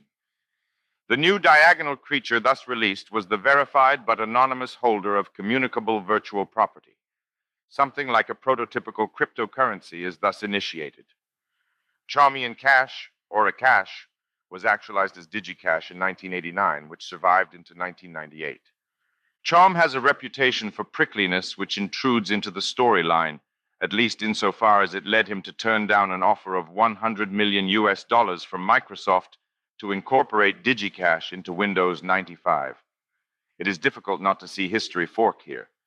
An alternative history exists in which cryptocurrency was mainstreamed by the late 20th century. With cryptocurrency having missed this early turnoff into actuality, the types now arriving are almost certainly harder and more socially abrasive than they might have been. It seems as if the Ultras booked a preemptive win. Arvind Narayanan and Jeremy Clark helpfully decompose cryptocurrency, as initiated by the Bitcoin synthesis, into 3 functional modules which can be traced back along distinct technical lines. Crossing the threshold into cryptocurrency requires bringing together a resilient decentralized registry, secure value tokens, and a gauge of computational contribution in a fully converged operational singularity. Within this combination, each thread exposes its complicity with an abstracted realization of money in one of its 3 ineliminable semiotic aspects. The index of value storage, the sign of accountancy, and the token of actual payment, that is exchange, are the exhaustive, irreducible, indispensable, and mutually dependent features of any functional monetary order. The early 1990s saw the conceptual innovation of robust, or append-only, data structures capable of providing secure ledgers. Such structures introduce a gradient. They make databases sedimentary and time-like. The past is protected against revision as a type of artificial hard or ideal memory. Irrevocable commitments were thus digitally supportable. Since backing out of an executed deal is the typical mode of double spending, a capability for the hardening of commitments has special relevance to the implementation of cryptocurrency. Indeed, its importance is such that there is a tendency among much Bitcoin commentary to reduce the innovation to the blockchain, which is itself then summarized as a distributed, revision-resistant ledger. Remaining within the Narayanan and Clark schema, the technological lineages leading to the emergence of such decentralized chronotypic databases are themselves susceptible to further triadic classification. Specifically, they assemble advances in the fields of linked timestamping, Merkle trees, and Byzantine fault tolerance. Even before timestamps were conceptually and then practically linked, a timestamp was already a trusted timestamp, if it was anything. Verifiable dating of digital documents poses a problem closely analogous to that of digital money, brought to a point of criticality by the ease of perfect replication. In both cases, initial solutions involved procedures of formal vouching by trusted third parties. For timestamps, The role of supervised banks is taken by time-stamping authorities, TSAs. Public key cryptography is employed to render timestamps indelible, resistant to modification by anyone accessing the document in question, including its creator. Linked timestamping draws primarily on work by Haber and Stornetta, dating back to the beginning of the 1990s. This work was directed towards secure notarization, which is to say the verification within a digital environment of a document's historical existence with special reference to questions of priority. A facility of this kind has obvious relevance to legal documents such as contracts and intellectual property claims. Linking timestamps adds dynamic to the procedure by extending it to digital entities undergoing successive modification, such as changing inventories and accounts.